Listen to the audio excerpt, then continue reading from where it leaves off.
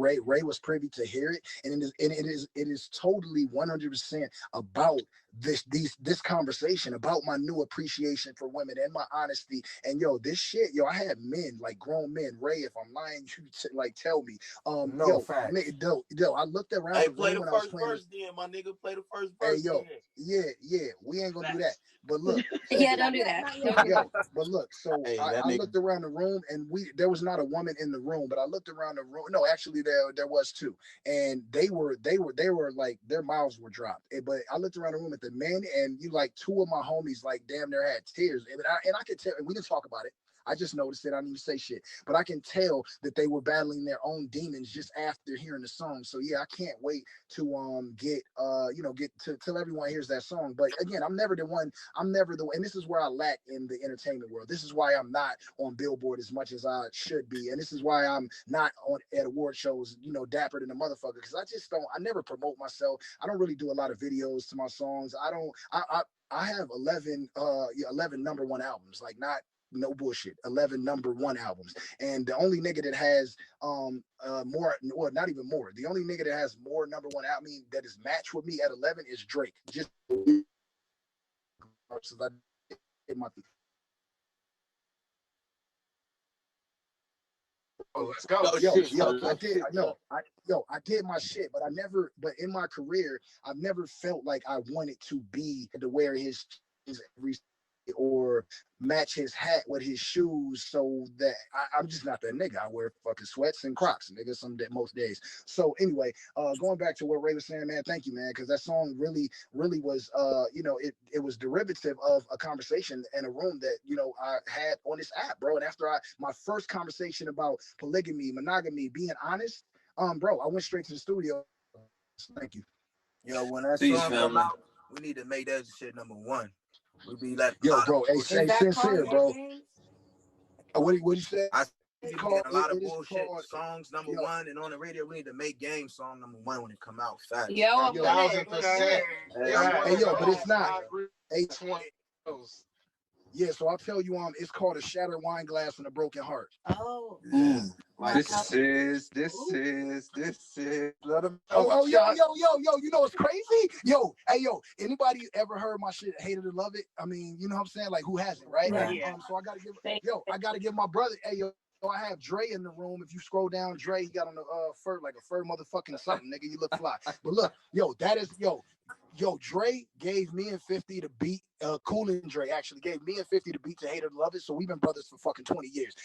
When I told him I was working on a new album and it was called Beautiful and Brazy, he gave me the beat to the song that we're talking about right now. Hey, yo, Dre, I love you. Oh, yeah, Dre did do it. Yo, Dre. Hey, Dre. I appreciate you. Hey, yo, Dre, when I fucking heard the beat, bro, I was like, I know this is right now. I have to write this right now. And as soon as I finish writing, I have to go to the studio and I have to record it. So I hit the team. I made sure everybody was on point. I made sure I had my waters, my protein bar, my wine bottle on the side. Like, this was a special night, bro. And then I was so proud. I finished, hey, yo, Ray, I finished that song, bro, in like 20 minutes, bro. And then I sent it to Dre and he was like, yo, this because he don't sugarfoot around my career either. He was like, this is the game. This is the Chuck Taylor that we've been missing. That's right. This is where you like, yo, listen, yo, Chuck. It's crazy. Dre, tell him, man. It's crazy you saying this last night. I was under and Just Blaze and niggas joined. I was like, yo, Just, I don't know if Chuck got at you yet. Yo, Ninth, I don't know if Chuck got at you yet. This nigga is in rare form. I hate saying this, but it is what it is. The man is in documentary mode. I don't like saying that just because, niggas like saying shit like that, but it's just the truth. I was like, we did a record where the man is talking about wiping away the tears. It's probably one of the most illest lines ever in hip hop, where the man said he made so many chicks. I was just like, God damn. And I was like, yo, this shit has shed so many tears. And I don't never compare nothing to no pop. Point for Joe Crack and Cali to be in the studio working on some shit. A bit of say, oh no, that's documentary Chuck. That's the documentary Chuck. Oh shit, Dre, you got the documentary Chuck. I'm like, yo, this nigga's in the zone. But I'm gonna tell you something, Chuck, because we bros. The first couple of days I was listening to you, and just me being me, I was like, man, I ain't gonna lie, this nigga game running a good one on this Clubhouse. You know what I'm saying? This nigga running a good one. I swear to God, I'm just listening. I'm like, yo. And then after the fourth day and the fifth day, I was like, nah, hold up. Now this nigga is being real. And then the other day on one of your rooms, a girl came out. I forgot her name. She said she's in Atlanta, and that on they had to rush her to the hospital and remove one of her ovaries and this and that, this and that. And I was just like, yeah, that's Tanera. That was me. Tanera, I was, yo, and I'm like, yo, I told Cool yesterday. I was like, yo, this nigga Chuck is really taking this Clubhouse shit, and I'm listening to him grow up. You a man, bro. You handle your family. To me, that's what makes a man a man. A nigga that provides for his family, make sure his kids eat. To me, that's a man. But you know, I know you, Chuck. So the last couple of days, just listening to you, I was like, yo, man, this man is really, really, really showing on a different level. And I appreciate listening to what you do, bro. You know, I'm in the other rooms listening to the bullshit, but whenever I need to get, you know, that food for the soul, just the music, I come to your room and let them know, listen, Hate to Love It was that joint, but don't sleep on fucking My Life, #1 in the motherfucking country, one of the biggest records ever. That was my shit. 100. I just wanna interject really quick because Chuck, I've known you for 16 years as well, and you know, Dre just said a man is a man who provides, but I think a man is a man who is a man of his word and a man of character, and a man is supposed to protect women. And I've known you for half of my life, and the transformation that I've seen you in the way that you're protecting women. Again, you're making sure that our voices are being heard. And I just think it's really important for everyone to understand that, yes, the transformation is for you, but again, the transformation is for the collective and it's for our next generation. So when you're talking about your kids, and you were asking Shaka, you know, tips about how these different personalities and your kids and things like that, like your kids are gonna be straight because of this transformation that you're doing. So many people's other are going to be straight because of what we're all learning and healing on here. We're talking about shit that we've been silent or angry about, and now we're starting to have more open minds, and we're starting to heal, and we're starting to listen to one another and be less judgmental. This shit is beautiful. Like when I first got in this app, I was like, it just sounds like a bunch of people complaining, or you know, another excuse to get ratchet, or a dating app. But like, no, like it just depends on what room you're in. Of course, you can have fun sometimes and do whatever, but for the most part, like I'm seeing so many people's lives change. And I texted you the other day that like even the way you're texting, I'm like you really are just, it's not just you being on the app. Like outside of the app, you're really changing. So bless Hey, up. hey, Yeah, game, really showing the difference between a celebrity and a star. There are tons of people that can be famous, but what you're doing in these rooms is showing people how to be a star. Yes. Right? Hey, yo. And that's really important. So, man, hey, yo, hey, brother Shagun, man, and you know I got all the respect in the world from you, man. We go back too. A lot of y'all in the room, I really, and you know, some of y'all seen a different game, man. And again, I had my growth process. I used to think that you know, the fuck 54 were, you know, the shit. But look, because she's in the room and because I was a part of her welcome party last night, I want to first welcome Amber, you know, to the app again, Clubhouse, and then I want to say that, you know, I was allowed to be in her room, and again, and I've known Amber shit since damn near the beginning of my career, and you know. We talked for a minute. No, it was, you know, never had an intimate relationship with Amber. For anyone in the room who was thinking like, oh yeah, maybe they know, it wasn't that. We were cool. We were friends early on, and then she went through, you know, her growth stages and relationships, and I went through mine, and through you know, through all of that in music. There was a point where I just felt I was disrespecting shit, people, and friends, and I really didn't care. And Amber was one of those people that caught some young game shit. And so while I have you in the room, and while I'm 41, and while you're married and grown with 2 kids, and being an empress in your household, and an astonishing And I just wanted to apologize to you for just doing the wrong shit that I did when I did it.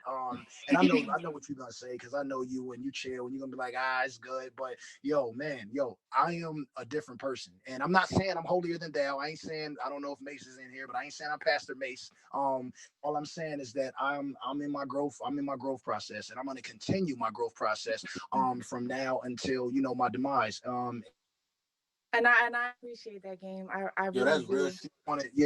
I just want. I really. I had a call coming in, but I wanted to shout Amber because I seen you pop in, and this is a large form accountability for their wrongdoings. And I'm still, and I said this before you came in, Amber. I am one person at a time, going back in my mind, because I can't physically do it, right? I'm going back in my mind, or if I encounter this individual or whoever that individual was that I did anything even remotely wrong to, I'm writing that wrong, because that is going to help me live in my truth in current day. No, I appreciate that game. I really do. And, I'll be honest with you, throughout the years, I mean, I'm some daughter too. You know what I'm saying? And now that you have a daughter, you can understand if a rapper gets on a very big platform and says mean things about your baby, it'll hit a little bit different. But I did come on here because, there's a lot of people throughout the years that have said mean things about me without knowing me at all. And it was very hurtful, but I do want to say I really appreciate your growth. And and I feel like when I was just listening to you hold accountability for your actions, and that's the first step to becoming a better person. And I wasn't expecting an apology, because I never really got an apology from anyone that came at me. But I don't know. I think I'm actually really overwhelmed with like emotion right now, because it's been a long time coming, and I really appreciate you for that. So thank you. Dope. And again, just hearing you, come behind me and accept my apology does wonders for me. Like today, you know what I'm saying? Because I'm a different nigga today. I'm waking up happy as a motherfucker for I don't even know what reason. I do know the reason. It's because I'm just being honest, open, transparent. My transference of energy, as Gigi would like to say, is just A1 these days. And again, it's not even just male to female transactions. These are with my male friends too. You know what I'm saying? I talked to my uncle yesterday, who I haven't talked to since my dad died, because I didn't like how he was, wasn't a real big brother to my father. And my father had, that was pain. Like, he was in a lot of pain over the broken relationship between him and his older brother. And my dad died without ever mending that relationship. And I held a lot of resentment towards my uncle. But I talked to him yesterday. We didn't even talk about that. I just talked about, we talked about like where he was in his life. And he's a principal of a school in Compton. And I didn't even fucking know that. And so, and he asked me about, what I was doing. And I talked to him about how I was starting to be open in these relationships and shit like that. And he was just, and then it went on and on. He talked about his wife and how they've been married, X amount of years, and how he's never been dishonest with her a day.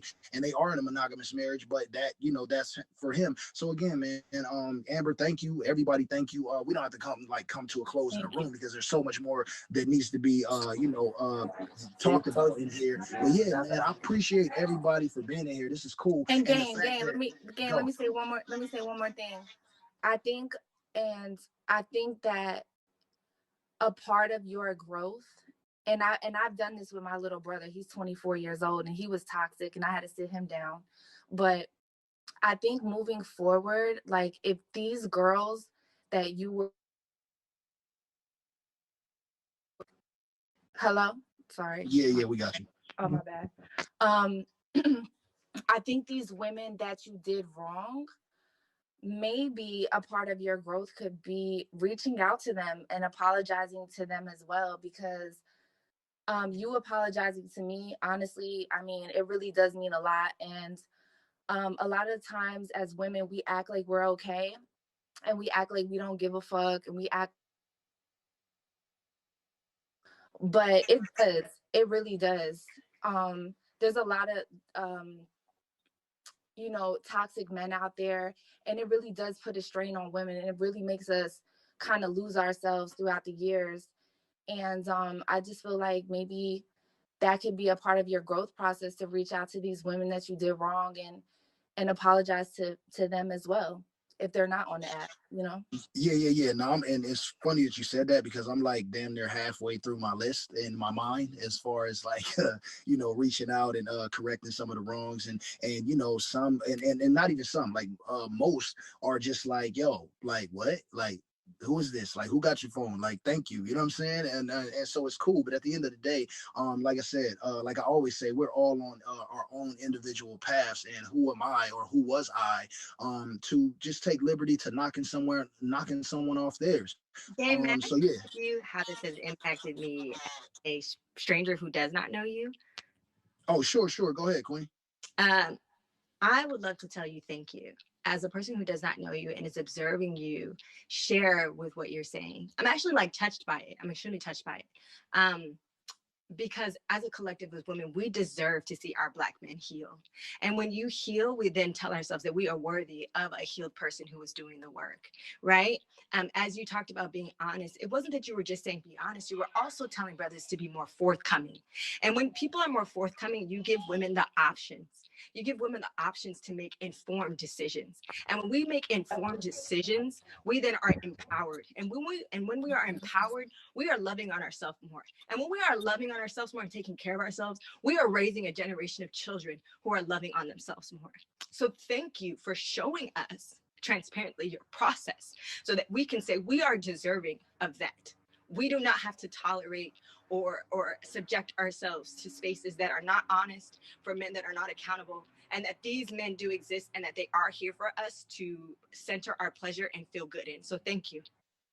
Hey, I appreciate you. And again, and Ashley, gang, bro, I ain't gonna lie to you, bro. Like, honestly, this right here, it means way more than everything else, bro. Like, seeing lives change and somebody crying, thanking you, like, bro, this means way more than a freaking concert, bitches, this, like, bro, like, I love this right here. You know what I'm saying? Like, I feel like all of us, everybody in this room, culturally, everybody needs healing, bro. You know what I'm saying? This is beautiful, bro. Thank you. Hey, yeah, man. Hey, you're welcome. And you know what, Ash? You're not alone, because some of these rooms, I go in, and some of these rooms I create, and I'm shit damn near in tears when I hear people's testimonials and apologies and transparency. I just, as you were saying that, and I started to hear, like you sort of tearing up. One of my best friends and my, a man is like my little bro, text me like, bro, like you starting to make me cry. So I had to bring him up, Sean, man, like, yeah, these are the conversations that need to be had. So I mean, had it. What the fuck is that? That need to be had, so that there's growth, man. Again, like, we are all individual people, but we are not all waking up every day, standing in front of the mirror and having these conversations with ourselves. And some people don't have the strength to speak in crowds. And so Clubhouse is amazing, because there is just your profile picture, and you can be a voice, and you don't have to worry about being judged. But yeah, man. Hey, Sean, bro, even though we always talk about life things, this is one of my dear friends that I do have these open dialogues about, and I do and it's okay that I shed a tear in front of him and tell him that that I did this, and I want to do this better. So yeah, man, just welcome to the stage, man. But Amber, Ashley, I appreciate you guys, man, and really everybody, man, for just coming in this room and just having these conversations. Because again, I create these rooms so that, number one, I can just help myself grow, and I always leave feeling 100% better than I did when I came in. And so this is fucking amazing, man. Thank you. Peace, family. This is 19 Keys. I want to say something. Oh yeah, let's get one mic. Yo, go ahead, bro, and then we'll go to the next brother. 19 Keys, right?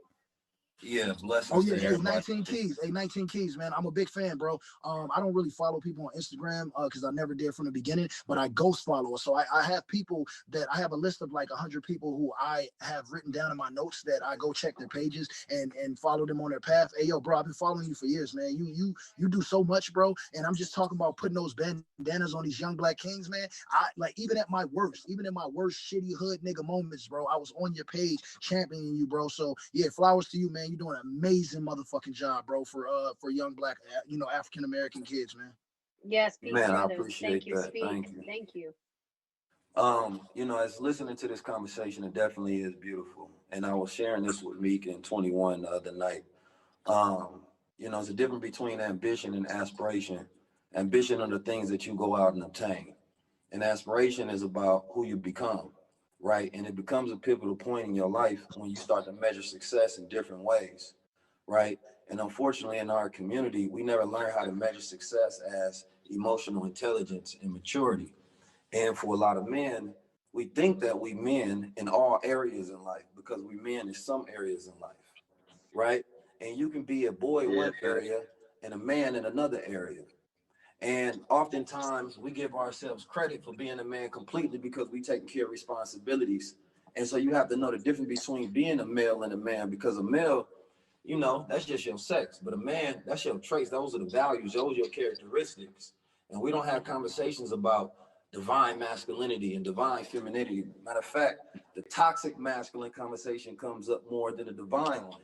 So a lot of people don't even have a standard to where they can correct themselves, and definitely don't have a circle of men to where they can have a conversation that can correct them, because oftentimes it's just confirmation bias. You talking to somebody that can reaffirm things that you already believe and make yourself feel good about the things that you're doing. So it's beautiful to hear the conversation, evolution and growth. And I wanted to leave with some resources, because this is definitely my topic of conversation. I like to hold men accountable. I like to hold myself accountable. I'm nowhere near perfect, but I always tell people you can be mad at who I was, but not who I am, because I'm constantly growing. I'm constantly learning. I'm constantly reflecting, right? And that's a characteristic of divine masculine, right? And also understanding that, that cheat code to becoming a real man, to higher consciousness, is studying and understanding a woman, right? And that goes into a very deeper layer because most men don't understand that feminine aspect of themselves, right? And they rob themselves of the opportunity to see the value in women. And when you were speaking on, the bandanas, those are the crowns, as I call them. And that ties into something I wanted to establish in this conversation, that the same way they banged on us, how to become niggas, how to kill each other, how to mistreat each other, you know, is the same way that we have to bang when it comes to creating standards of manhood in our community. You understand me? Sometimes we got to bang it on them. That was the reason that I created them crowns in the first place, because I look at the opposite as far as how environment is stronger than nature. You understand me? And you establish rituals, you establish signs, certain communication, and it creates a culture that indoctrinates, individuals that want a family. So therefore, they go jump into something so they can be a member of something, so they can have a feeling of inclusion. But when it comes to the opposite, we don't put that same sort of energy, that same sort of money, that same sort of intent, that same sort of ritual within it. So when I stop and I crown young men, it's so that I can put a standard on them so they can have a system of accountability. For so long, hip hop ain't had no system of accountability. You can be anything, say anything, and then you could become successful in that realm because it ain't no way to hold you accountable unless we create a standard. So what I want to say for everybody here, and this is something I speak about, is a black standard. If you consider yourself to be a man, a black man, then you have to think about those characteristics and traits that you got to uphold that come along with that territory. And then it's going to take the entire collective to consistently uphold each other when they're not holding that, because we can't grow. And of course, we can't just jump into a place where, okay, I didn't grow a little bit, so now I want to bang on everybody. We got to make sure it's real within ourselves, because there's going to be a lot of different inner work that we're going to have to do in order to get to that place. So when we talk about protecting a woman, of course, that first learn, we got to train mentally, spiritually, emotionally, right? Because when you feel attacked, then you want to attack other people. So you got to learn how to protect yourself. And that's when you start to get to a point where you can relinquish that responsibility to truly protect black women, right? So this conversation is one that can continue to go, and the resources that I wanted to give was, number one, I was talking with Queen Afua the other night, and we was talking about how, most men ain't properly been fathered, most women ain't properly been mothered, right? And she has her books that people can go tap into, Heal Thyself, Man, and the other book that she has, Talk about Queen Afua, Queen Afua in Brooklyn? Queen Afua, yeah. Okay, all right, cool. And then, for black men especially, and these are all books that black men and women should read. Listen to Shahrazad Ali, you understand me? And also she has the Black Man's Guide to Understanding the Black Woman. It's a great book. And you can watch our information on YouTube as well. For every black man, he should definitely listen to or read the book Message to the Black Man, right? That's something that has always been innately in me, is to understand that the rise of the woman or the rise of the nation comes with the woman. That's something that I was taught since I was a child, but I had to go redevelop and understand as a man. And what was the last one I wanted to give? Way of the Superior Man. I think that that's a really good start for anybody that want to further this conversation and investigate and do some research on their own outside of Clubhouse. So when we have conversations in Clubhouse, we can build and cipher on that type of information. Please, thank you. Appreciate so you, my much. brother. I just wanted to say, it's Abraxas here speaking. So I also want to say, like, the growth you're going through is crazy. I was in the audience listening, came from stage, I'm listening to what you're talking about, bro. This growth is unreal. But the one thing I'll say that the owners of this app, and they keep saying it at every single town hall, they say that this app is intimacy at scale. Like, I didn't really get it the first couple of times they told it to me, like intimacy at scale. But there's what, 1,700 people, 1,600 people in this room, and the conversation we're having is a conversation you would have behind closed doors with maybe just one other person. The amount of people, the plethora of people that you've managed to hit with what you're saying right here, the amount of black women you've uplifted, black men you uplifted is crazy. Like, I'll just tell you a quick story. I run a club. I don't need to mention the club's name. I'm the most normal person on this stage right now. I run a club on this app. And bro, somebody hit me up with a message saying that the reason they have not committed suicide is because of the club I run every day. Like, I can't tell you how that made me feel. I was like, wow, no, I get it now. I get this app. I get exactly what you were meaning about intimacy at scale. Like, this person has never been on stage. They just hit me up and said, yo, like, thank you for running that club every single morning, because it is the only thing that's kept me going these past couple of months, and just told me her story. So I also want to say, Game, keep doing what you're doing, bro. I see you. I salute you, King. Like, just keep going. Do not let up. Do not take your foot off the gas. Like, I see you. I salute you, my bro. 30,000 lives. Hey, yo, can we know what room you're running in the morning, so that if anybody is going through anything, they can chime in, and I definitely want to make sure that I pass through and here too. Thank you, my bro. It's called 9 a.m. in London, and every morning we just take the first 12 people that come to the room, we bring them up on stage, and we just talk. Like, there's no agenda. It's called this no agenda, only vibes. We just talk. And like, we talk on some uplifting shit. Like, what's really gonna change your day right now? And if you can start your day on some positive shit, it changes everything. So it's called 9 a.m. in London. Feel free to come. Feel free to swing by. I'd love to see you all there. Bet. Thank That brother's you. fire. Yeah, He is appreciate fire. you, man. Hey, Brad. That's the one with Wiley. Abraxas. Hey, say it one more time, K-Juice. Abraxas. That's the one with Wiley. Yeah, Wiley pulls up sometimes, or the UK heads pull up sometimes. So everybody just pulls up. It's all love. It's all love. For sure. I guess Say we. something real quick. I just want to just drop something real quick. I just want everybody to understand that when you're on a journey of growth, don't expect it to just be, all right, this is who I am now. Like, expect for the universe or whoever you believe in, your higher self, to test you. And it's going to feel like triggers. It's going to be like, there's going to be times where you relapse. So just, have patience with yourself and understand that it's a lifelong journey. It's not no one, bam, I read a book thing. It's going to take your entire life, because that's what life is about. Life is a school for your soul. All right, Ashe, have a blessed night, y'all. Oh, I love that being your piece. Because what you're saying is, don't let information be just something that you know, but let it be a part of who you are. And that consists of practice, continuous practice. So thank you. That's something that we have said over and over again, especially when we close out our rooms, specifically our Sunday service rooms, which first one we did was last Sunday, and that was incredible. I didn't think we could top that, Jason, but here we are. Application is so key. Yeah, application is key. And we can learn,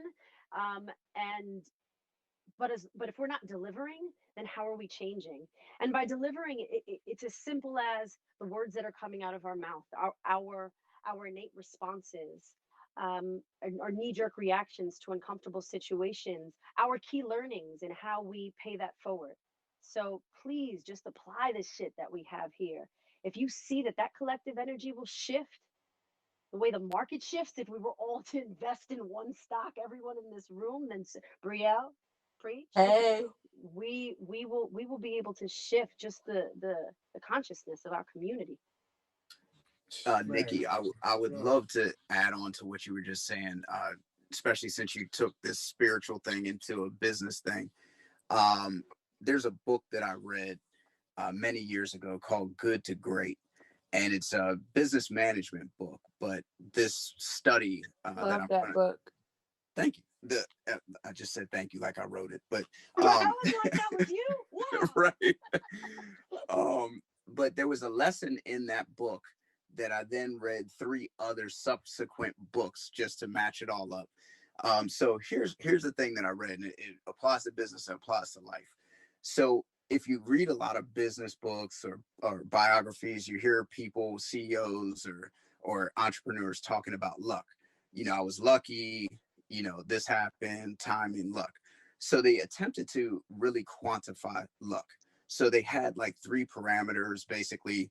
You know, the event, they looked at a batch of companies and they looked at good luck scenarios and bad luck scenarios. But those scenarios had to be events that happened independently of the business running. So for instance, COVID, that's independent of everybody's business. And it was a bad luck thing for some people, good luck thing for some others. So what they did was they looked at this batch of companies and they looked at the bad luck scenarios that happened to them and the good luck scenarios. And what they found was that they happened in equal proportion. It was exactly 50-50.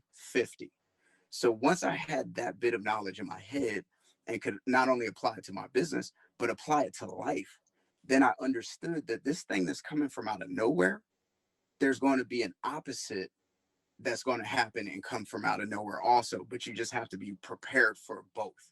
So when the good luck scenario comes around, you have to have in the back of your mind what we call productive paranoia, and you understand that that downturn is going to come. So be a little conservative, you know, then, or when you're up, you know, just personally when you're up, that's the time to give to people, like what everybody's doing on this platform. That's the time to give. And then when you're down and you hit that low point, you've already given so much and meant so much to so many people that comes back and helps to sustain you until you get back up to zero or your whole situation turns around. So I just wanted to share that with folks, just because now that someone has quantified that and they really studied it, that we could just kind of almost take that as a fact and move forward with that and move with confidence throughout life with that knowledge.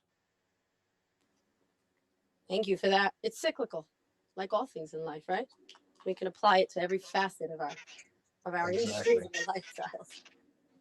Yeah, definitely, man. Appreciate you speaking. Anybody else got some words before I spin it? Because I got something else I want to say. I want to give a big up to you, Game.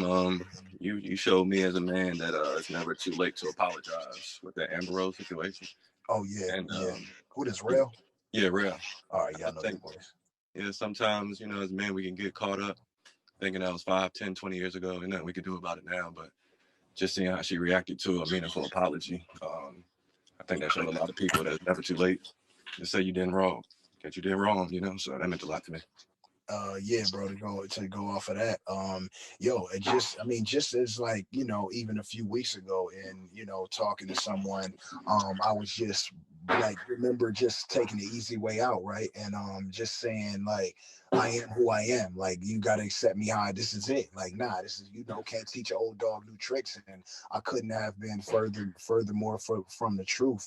Even as I walk today, man, I'm just man, this shit is such a spiritual release. And again, I'm nobody's pastor, preacher, like, you know, churches, you know, I got a church home, but I haven't been there in this entire, we in a panoramic, but yeah, I haven't been there this entire year, or haven't even, you know, talked. I think the last time I spoke to even my pastor, we were on a plane coming back to America from Africa. If you're not speaking, can you mute your mic, please, respectfully?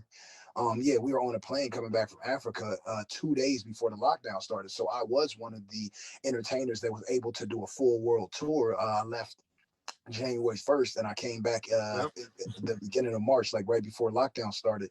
And so I was able to, you know, have enough to, you know, take care of all of my family's needs for this entire year. And, of course, without dipping into, my savings or what I had or things I had invested money into. So yeah, man, I just think that, man, just it 41 years, man. And again, I can just think how I was 26 and I was saying like, yo, I was talking directly to Jay-Z in my song One Blood when I was saying, you 38 and you still rapping, I'm 26, nigga, so is the Dubs. From the time that I wrote that into One Blood till now, which is 15 years later, it just seems like like a goddamn roller coaster to this point. I do not remember sitting down in between to let 15 years pass. And so I'll say that too, so that it translates to the younger people in the audience as like, man, you got to live your life. And someone in our Nikki was talking about our Sunday school, right?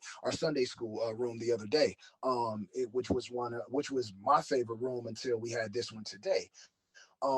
Someone said in that room, right, that they had a grandma who was ailing and dying on her deathbed in a hospital from whatever. But she said that she knows her grandmother in spirit and in mind, body, and soul. Like she's in tune with her grandmother, and they had an amazing relationship. But she said that when she walked into the room for the first time, her grandmother was in a comatose state, but she had her face was sad, right?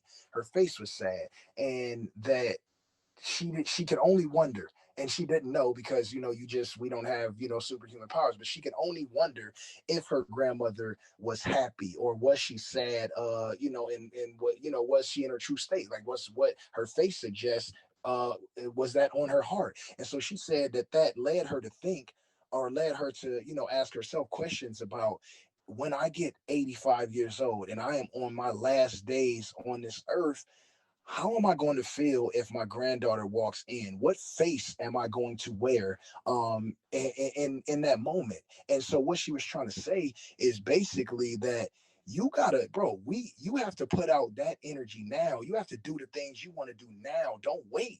Like if you want to skydive, by all fucking means, like go call them and go skydive. If you wanted to, be something that you are not, or that you have been putting aside to do that. Let's not live with regret. Like let's do everything that we want to do, so that when we come to that day, and not all of us are privy to live a life of 70 and even beyond.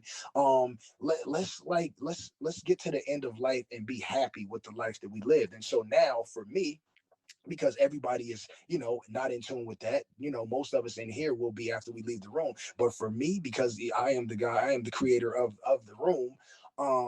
I like me, I'm living, I wake up happy. You can't come into my space, invade it with your negativity, and then bring me down. You're not going to be able to do that. So when I walk away and someone says, oh, you just running away from your problem, no, I'm running away from the bullshit, the negativity, things that are going to infect me and bring me back to a state where I know that I don't exist. I can't exist there anymore. And being the person I am today. So again, I just wanted to share that. And yeah, real. It's never too late, man. Like I said, this is I'm in day 9, nigga. I'm not coming from a place of a nigga that has been altered and changed and in a different positive space. If only for himself. Like nigga, this ain't no 2-year journey that I'm on. I'm 9 days into the new me, bro. And I can't tell you that I couldn't be happier with myself without judgment. This is me. I walk as a man. I stand as a man in front of myself and God, whomever my God is, and I am in 100% confidence of who I am today, and can't nobody tell me otherwise. Hey, So I just wanted to like before. I wanted to right now as Jasmine. And can I grab the mic? Go Go ahead. ahead. Jasmine, I'm in the same space you're in right now, man. Just getting ready, just like literally just focusing on self, because initially that's where it all starts from, is just self, and starting with self-love, and actually being responsible for all the situations that you put self in, regardless of if you're happy or you're sad, man. We can't blame others and everybody else for the situations or the feelings that we have, man, when ultimately it starts with self.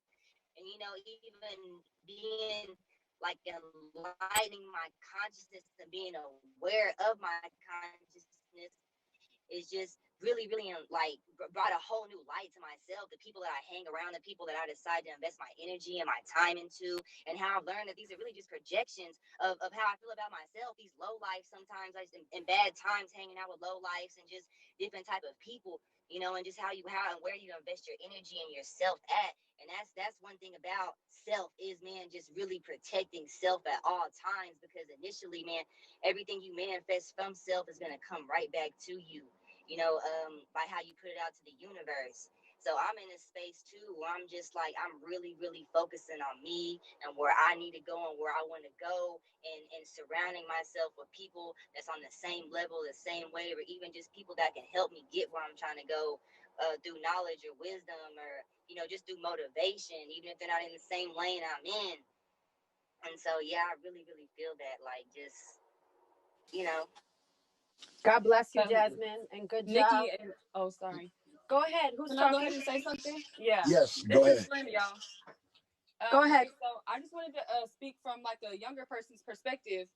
Just being in the rooms, and thanks to Jay and to everybody else that, you know, keeps it going. You know, I think for young people, which I've been working with and what I've seen, and just, you know, just always being around, you know, young, Black, intelligent, like, you know, kids, like the younger generation. I feel like this app has really given us, you know, the platform to speak on, you We know, out. like, You know, hold on. You know, hello, can you cuz. hear me? Yeah. Can Okay. y'all hear Mute me? your mic, please. You're not Oh, speaking. Go okay. ahead, Queen. All right, yeah. But I was just saying, I think this app has given some of us, you know, the courage to speak to people that we probably wouldn't have been able to speak to, and to stand and, you know, speak about how we look at things or view things, and also take, you know, from people who've lived longer than us. And so I think that with this whole platform being able, you know, for Jay to be like, you know what, Slim, like, people can see that you can, you know, you can speak well to this, you know, this demographic, or you can still take heed to what these women are saying or listen to what these men are saying. I think it's really just a new revolution. And since I've been learning, I don't know if you guys know who Ella Baker is, but Ella Baker was one of the women that started, you know, she was with Martin Luther King, but she was one of the women that started, you know, the children's defense, and like going into, you know, going into rural countryside places and teaching people how to read so that they can learn how to vote. And I feel like she really went to the young people, the college students, you know, in order to, you know, show them that they have the power to make change too. And I think that, you know, although we have social media and we have these other things, these platforms are also influencing the younger people, and they're also influencing those who are still, you know, confused about where they might want to go career wise, or maybe they wanted to be a rapper, but they're just not sure if they can still do those things. Like you touched on the room that we had the other day with Osiris. Like there's a lot of people who are, you know, who are at this crossroads with themselves. And these apps give you and this platform specifically has given me, and I know a lot of my peers, just the ability to take into what, you know, what they might not have been sure about, and hear somebody either twice as old as them or just as young as them or in between, same dynamic, and show that we're really just as, you know, we're not all different. You know what I'm saying? We're really way more similar than we would like to think. So again, I want to give everybody their flowers, especially JCN, just for, you know, giving everybody this platform. So thank y'all, and let's just continue to do this because it's great for everyone. And I just want to remind everybody. Before you close, man, everybody. Hey, yo, let the queen speak. Then I got you, brother. I promise Yeah, I'll my bring it bad. back to you. I was just trying to remind everybody, man, everybody believes in a higher power, a higher God. But when it comes to self, man, we are all the gods and creators of our own world. And yeah, we have the power to change, manifest, or make whatever we want to happen in our lives happen, man. It comes with effort, it comes with dedication, sacrifice, time, and everything. But ultimately, yeah, we are the creators of our own world. And it's like you can take your words seriously, and you can, you know what I'm saying, place people in your world that's going to benefit you or help you, or you can be a pawn in somebody else's world, playing whatever part you want them, they want you to play in their world, man. So everybody just needs to, you know, keep their foot on their own neck, you know, and keep control of your own world, your own, you know, create and manifest whatever you want to happen in your own world and make it happen by any means. Yeah, dope. And I want to bring it back. Hey, thank you for speaking. Bring it back to the brother that has something to say. Go ahead, my guy. All right, man. Like, hey, what I wanted to say is that, like, we've been talking about growth, right? And you've been saying that you're 41, but I want to let you know, bro, and I think you know that, but there's no limitation to growth. It's never too late to be who you might have been, basically. And I just want to say the same thing that I said in opening. This app actually allow us to see a different layers of your personality. We know each other for a while, we've been traveling the world together and all that. Actually, when you left, we were talking about the pandemic, but we left Dubai a day before the lockdown. So that was crazy. But this app actually allow people in the new audience to see different layers of yourself. And that's what I say, for people out here, it's very important to give the flower to people who really are impactful and to you, or mean something to you. It's very something. That's something that you definitely need to do. And all the people that are here, I see my brother downstairs, down there, N.O.R.E, for example, Dre, all the drama, all those people who actually mean something to you, or are impacting the culture, or impact you some shape or form. It's very important to get kind of give them the flower, while they can smell them. So definitely kudos to you, gang. And it's all love, as you know. I also just wanted to say that growth is not a beautiful thing. And, when we think about, as cliche as it sounds, when we think about the caterpillar thinks it's going to die, we do have to die to ourselves at times, multiple times in our lifetimes. And when we die, we actually are giving birth to something even more beautiful, which is that butterfly, so. And it's just like the lotus flower. It grows from the mud. Look at where it comes from, and then look what it becomes.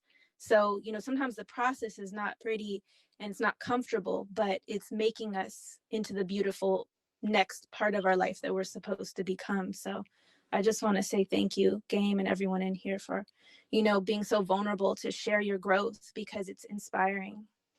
Jocelyn, that's a fact, man, because growth is so hard, it's so strong. You still have toxic people in your life, and demons that keep trying to pull you back. It is a hard transition to make. It really does take constant effort. I'm in the process right now myself, just letting go to old relationships, just dead relationships, whether it's friendships and them baby daddies you can't let go of. It's tough, man. Growth is a constant effort and it's constant change, but it is beautiful. Like you said at the end, it's a beautiful disaster. It's 19 Keys. I was with my brother Jake Rock for my brother Derek Grace's birthday party. He was sharing a story between Nipsey and Jay-Z.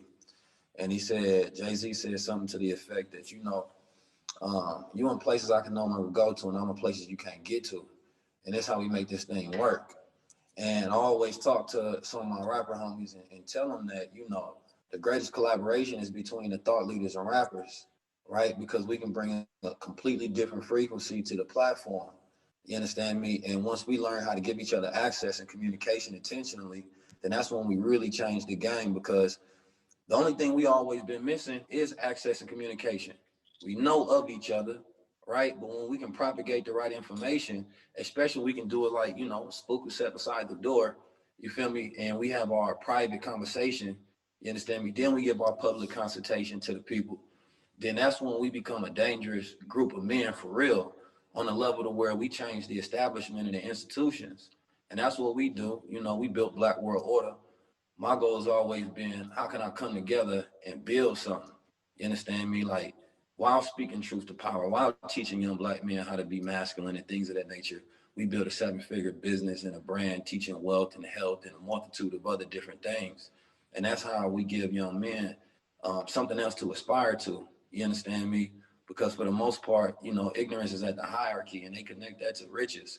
So when they see the opportunity, be like, damn, I can be rich and righteous. I can popularize consciousness or doing the right thing in a method to where it's not corny, because it's been a stigma and a connotation for far too long. Like, being a good Black man is like some corny shit, instead of really understanding all right, how can we move in a dangerous pattern where I can always be myself and I can still obtain the tools of wealth, you understand me, without having to compromise myself, without having to sell my soul to meet my goals. So once we learn how to collaborate And we don't need, facilitated conversations such as this one that come on the app, but we just have a strategic intention to be like, you know what?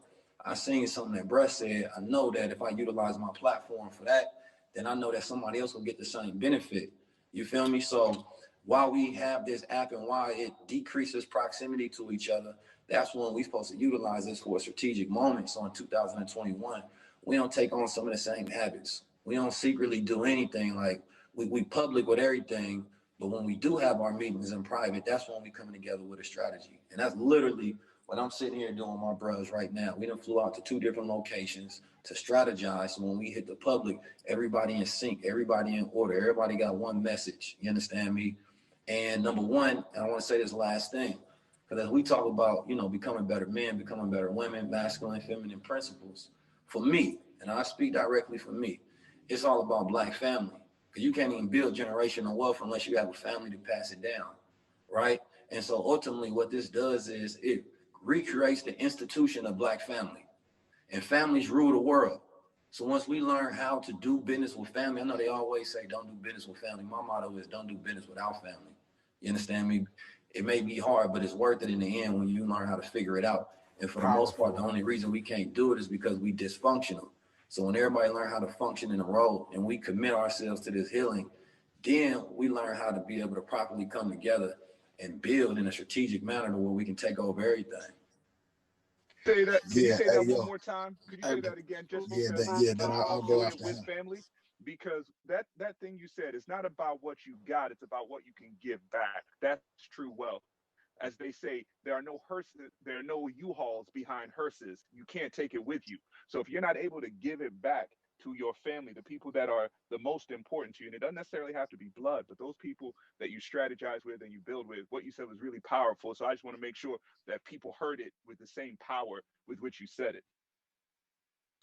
I always say a legend is an energy that never dies. You understand me? And I made the point earlier about aspiration and ambition. And I always tell people 25, 33, right? Nipsey was 33, Tupac was 25. And when you look at who they became while they was living, that's what they was admired and remembered for. And I was always taught that when the last man or woman speaks your name, that's when you're no longer alive. It's a lot of millionaires and billionaires in the graveyard that nobody remembers because they obtained a lot, but they ain't become much. So when I speak about family, I'm speaking about the continuance of a legacy, the continuance of a certain frequency that you put into the ether, and being able to teach that value and being able to pass it down. And if you want to come together with family, you got to audit. Do y'all got the same mission, vision, and values, right? And then you got to definitely connect and understand that you can't do business with everybody, but you can do business with whoever ready. And then you got to define what is family. Because, I always break down the difference between family versus relatives. Relatives are people you bonded with by blood, but family is people who reciprocate that energy when it comes to that type of relationship dynamic. So you got to even understand to not improperly put people in places, you understand me, to where you have a certain expectation. And then when they don't meet that expectation, it's going to cause a depression. So we got a lot of work to do when it really comes to, how we make this thing operate. Because every other culture has a standard towards wealth. And they definitely utilize family in order to get there. And our families end up working for theirs because they learn how to function in their roles. Yeah, hey, 19 Keys, man, you again, man, just a like mind for a brother like me, and definitely an intellect. And again, I told you I've been following you in your journey for years, bro. So I salute you.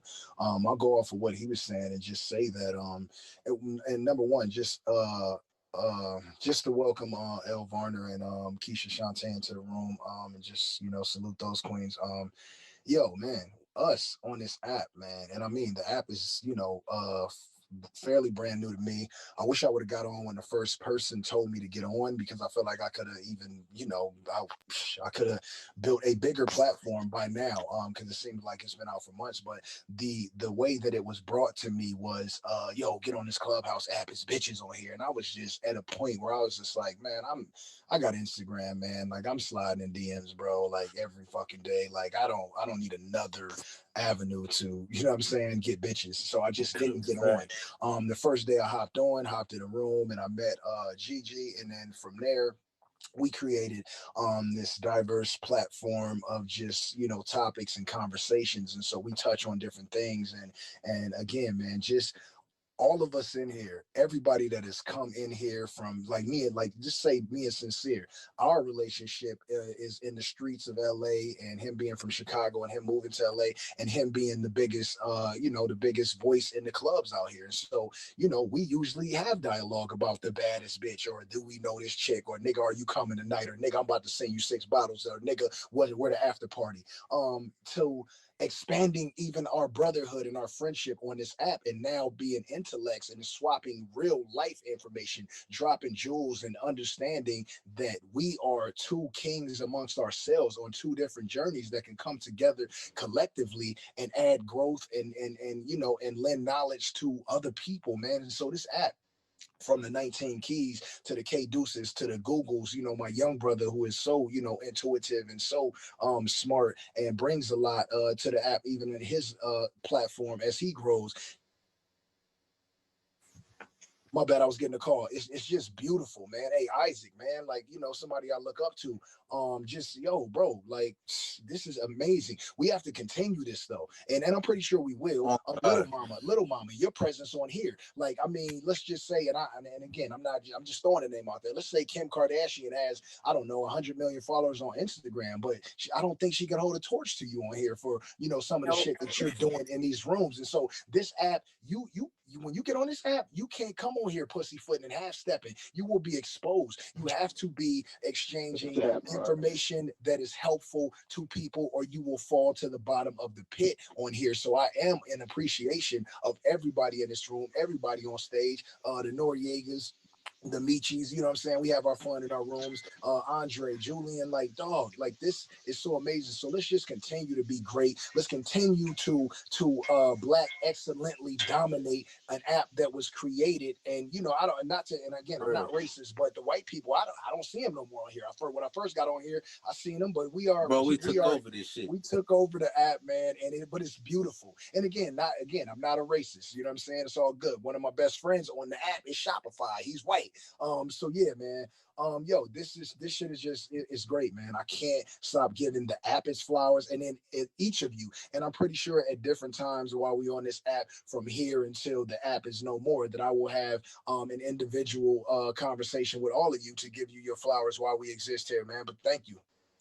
Hey, for sure. Not hey, but it's crazy, like you said, man. Like this app, I feel like it allowed us to know each other more than what we do business wise. Like like you said, like Sincere, like niggas, we just in the club together. You know what I'm saying? Like it is what it is, and niggas, it's just we be in the studio, but this right here allowed us to express what we going through and actually share what we going through and get advice from our fellow comrades in the business. You know what I'm saying? And from other people just in the world. And this shit, I love this shit, man. And like you said, we just gotta keep on continuing to spread the knowledge and adding value to other people's lives, like we talked about yesterday, for sure. Yo, and if I could just add something real quick too, I just want to shout out Game. Like, your rooms are always lit, but they also go from informative to not too reckless, but fun and inclusive too. Because like last night, even me on here telling my jokes, sometimes some rooms will get uncomfortable with my shit, but I appreciate you creating a space where we can all have a good time. Thank you so much, and I just want to say hi to Gigi. We lost Gigi for a moment to her real life versus this metaverse life. But Gigi, you were given flowers, and I'd like to take a moment to say exactly what I said to you on text. You met Game 9 days ago, and I feel like I inherited a sister. And while you two have your relationship and your dynamic, and I am so happy to be on this journey with you guys, curating these spaces for us to just grow, heal, learn. I just love having you as a new friend in my life. 9 days compared to relationships that I've had for 20 years. It's all about energy, and I've learned a lot of about that from you. So thank you, G. Seriously. Oh, Nikki, I love you, baby. And I wanna also tell everyone that we're gonna continue these conversations, and they'll be different, and they're gonna live in different spaces, not just on this platform, but we're gonna figure out how we share a lot of this information and knowledge across other platforms, incorporating some other social channels. So make sure to follow us. Make sure to follow Gigi.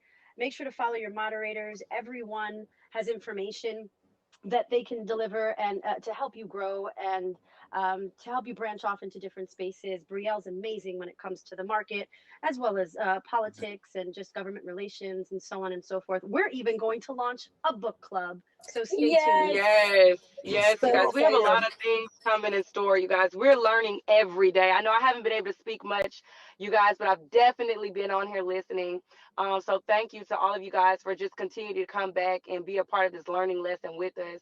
One thing we always like to say is it's very hard for us as men and women to come together and speak about some things. So this platform, the game, Nikki and I have had a pleasure of putting together, definitely allows for conversations for men and women to come in one room collectively and communicate as a people. How often are we able to do this in our everyday lives with our partners, our friends, or whomever? So this is amazing. I learned so much. I've grown so much, and I can only say thank you guys. And oh man, I love you guys so much. Can I say one thing? Thank Can you I say one thing? Real quick, GG, Hey, GG. Can I yo. say one thing before everybody get out of here? Say your No, name. we. Hey, yo, Oh, bro. that Noriega. We not going nowhere. But go ahead. Yeah, we still here. Hey, Chuck. All right, go ahead. Yeah, Chuck. Go ahead, Noriega. No, this is. Hey, Chuck, where you at? Oh, I'm right here. I thought N.O.R.E was talking. All right, go ahead. Hey, we've been rocking, man. Listen, these things have been going on so long. This LT. I think we're gonna have to talk offline. They're gonna have to work something out for us, bro. Yeah, that's that. LT had a room going for the past 48 hours. Hey, yo, LT. I was in there. It was a good room too. Hey, real quick, LT, nigga. I went to sleep last night and I peeked in your room and then I did. I was like, I just listened for a second. But I was dozing off, so I dipped out of there, nigga. I woke up and yeah, nigga, I dipped back in, nigga. You was still talking. Yo, you are a monster. You are a monster, bro. Hey, no, this is us, man. I'm telling you, we go back and forth. They can't hold us down in here, man. But we're gonna have to work something out, man. Yeah, ever since you got out of Clubhouse jail, my nigga, you been on one. Hey, come on, man. We out here fierce, man. Y'all doing y'all thing too. We gonna pass back and forth. Yeah, You know and that's the beauty of the app, man, is that as we create these new friendships and some of them old, we can support each other, man. And that's why, every time I get on the app, right, and I'm gonna just tell y'all this, and you might want to add it. Some of y'all probably already doing it, but every time I get on this app, before I create a room, and I usually create the rooms in my notes, and then I hit Gigi or Nikki. Today it was Luna. I come on here and I look at all the rooms, and I even go all the way to the bottom and hit web, and I think it's explore, and then like, I want to see the 10 rooms that existed before those rooms to make sure that I'm not stepping on anybody's toes, man. So if you can have like if there's a such thing as like a clubhouse etiquette, you know what I'm saying? Let's just have that so we're not stepping on each other's toes. So you're not pulling anybody out of someone else's room on the same topic, so that the information gathered over there is not split and just shit like that. But yeah, man, I'll toss it to N.O.R.E. I just want to tell everybody that, man, because I make it a point to make sure that I am not near anyone else's topic. Facts. For sure. Before he Noriega. Oh, I don't know where we went, but go ahead, Queen. Oh, this is Nicole. I was just gonna say, Nikki just hit me and told me that you recounted my story, and I was so mad I didn't hear it. Oh yeah, about your grandmother. This was the story about her grandma. From Sunday school. Hey, yo. In her head, and I mentioned that when we had asked, I hope this was received. I said, "Yep, he received it." Hey, yo, Nicole, man. Hey, yo, I shit. You know what? When you were muted, G. Hey, yo, can you hear me? Yo. Yeah. All right, so look, Nicole, I'm so excited to even talk to you today because when we were in Sunday school, I didn't want to interject or cut off your story because it was so warming. It was so warming. It was so heartfelt, and it was it was sad at the same time. But then it was uplifting. It was a lot of different things as you told the story. But where it struck a chord for me is my father is one of the smartest people I've ever known, and one of the smartest people on earth for me. But he was also an absent father because of his drug habits that landed him in and out of prison. But one of the jewels that he dropped on me, and he would say this shit religiously. He would say, "Son, I want you to know, the worst thing to live with in life is regret." And this nigga was telling me this shit when I was 4 years old. I don't even know how to spell regret, nigga. And number two, I didn't know what it meant. And he was like, as I grow older, he would just continue to say it. And the second thing he would say is the worst thing. He would say the worst thing that you could live with in your life at the end of it is regret. And the worst thing that you could ever do is disrespect a black woman. He was telling me this, but he was fucking whooping my mama's ass. So that got lost in translation. But still, he was smart, and so he dropped these jewels. But yeah, so when you were talking about your grandmother, it took me back to when I was 9 years old, when my parents were like broken up, and I was in a foster home, and my dad couldn't see me, but he mailed me a card and shit. And the nigga literally, this was Christmas, he mailed me a card, right? And it says like "Merry Christmas from your dad." And this was like, we got taken out of the home because domestic shit and whatever the fuck my mom and dad were going to. Bureau of Child Welfare came and took me and my sister's brothers, and split us up, put us in foster homes. So my dad, the first fucking Christmas, and matter of fact, I was 8, sent me a Christmas card, right? And it came in the mail, and I opened it, and I thought like, I kind of blamed him for ruining our family. So I just was so excited to get a Christmas card. I thought like shit was about to like be amazing. I opened it up, it was like "Merry Christmas, son," and it was $1 in there, like $1. Like, and at 8 years old, like, I mean, it was $1. I could buy like a fucking, maybe, I don't know, a bag of chips if I wanted, or a motherfucking a piece of gum, and like, I don't know, maybe the gum was 25 cents. I could buy 4 gums, but basically that wasn't shit. And so it at 8 years old, that traumatized me, because I was like, this nigga still don't give a fuck about me. This nigga sent me $1. Like, I would have rather him wrote something and not said anything. But anyway, going further, further into my life, like, even though he was absent, at one time or another, he gave me jewels. And so when you told your story the other day, I was so I shed tears, like literally shed tears, because it just so much emotion overcame me, and and so I stayed quiet, right? And so ever since then, I've been sharing your thought process, your story with people, and just forcing them to sort of challenge themselves to be happy and to live and to do every single motherfucking thing that they think that they should do, to get everything that they think they deserve. Because me, myself, like, after hearing you, I don't want to be an old ass nigga feeling like I should have did this or I should have did that. And another thing is, I don't want to be an old ass nigga in the hospital with nobody coming to see him. So I need to get out. I need to be heard. I need to touch people. I need to, salute people, give people flowers, and just, normally I just stay to myself. I don't say much when I'm out. But now you got me out here, sis. You got me out here vocal as a motherfucker, hugging strangers, dapping motherfuckers, even with the COVID. I'm doing pounds in the motherfucking Trader Joe's. I'm taking the pictures with the fans, but keeping my distance. But I'm here. And I'm alive, and people see me, and I see myself without a mirror, if you can understand what that is. And that is a strong statement. To be able to see yourself without looking in a mirror is some really deep shit. So Nicole, thank you. You really, really, really fucking turned me up on Sunday. Wow, that's amazing. And I have to tell you, when I got on this app, I kept getting, because like I told you guys when I started, I tell everybody that story because it was so life changing, and I kept waiting for the right moment on this app. I'm like, I gotta share this because I always share it, and I'm so happy I shared it that day. But to piggyback off of that, or what I said that day, like when 9/11 happened, I was living in New York City, and one thing I hate about what happened is I don't remember, like, I don't have a visual picture of the Twin Towers in my head.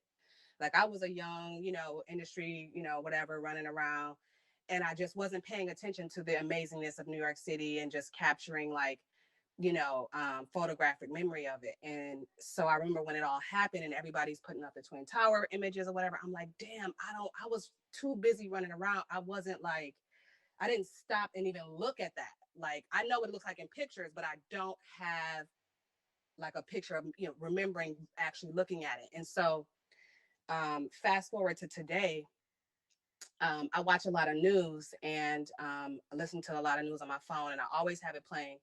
And so I got this dog like a year ago, and so I walk her every day. And I always would have my news playing or whatever. And recently I stopped and said, no, stop.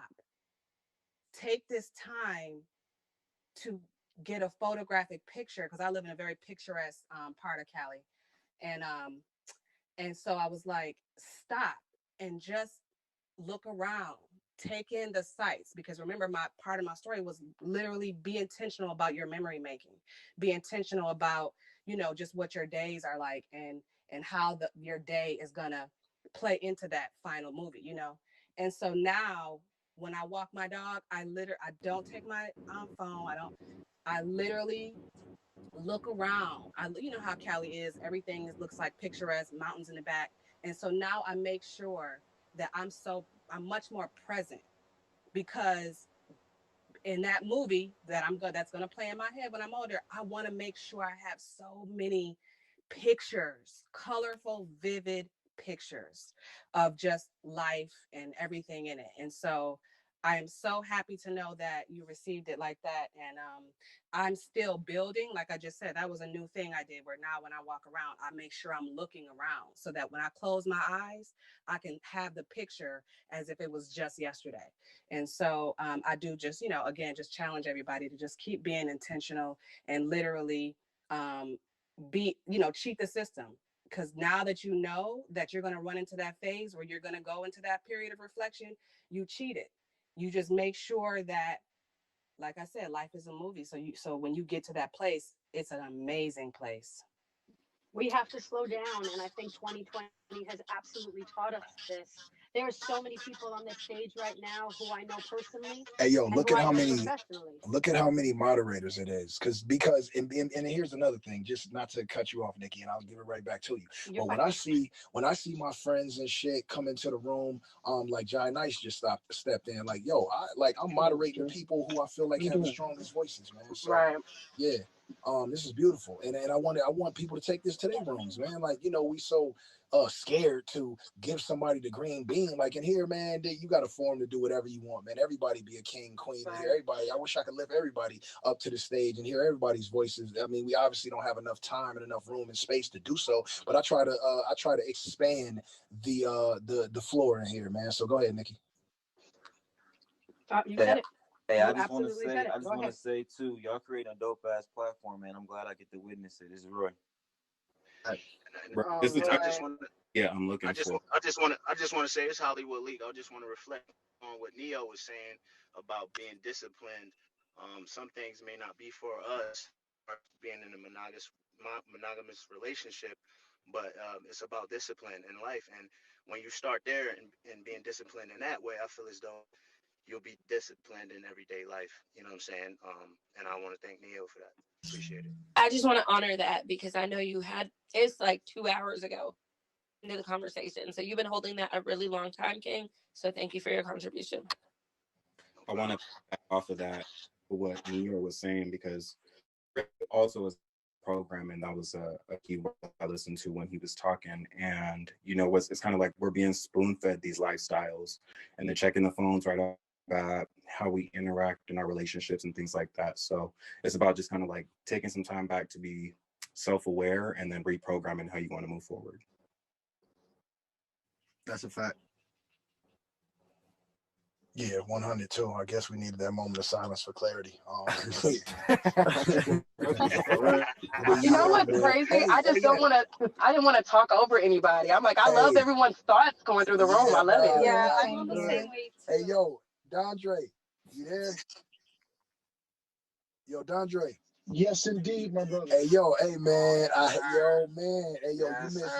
Hey, yo, you about 2.5 hours late. Hey, yo, you missed some good shit, but you didn't miss it because I'm your brother, and I collected things from the conversation that happened today, and I'm gonna share them with you. Today, so that you get the message that you might have missed, man. Hey, yo, in this room today, bro, I was you today.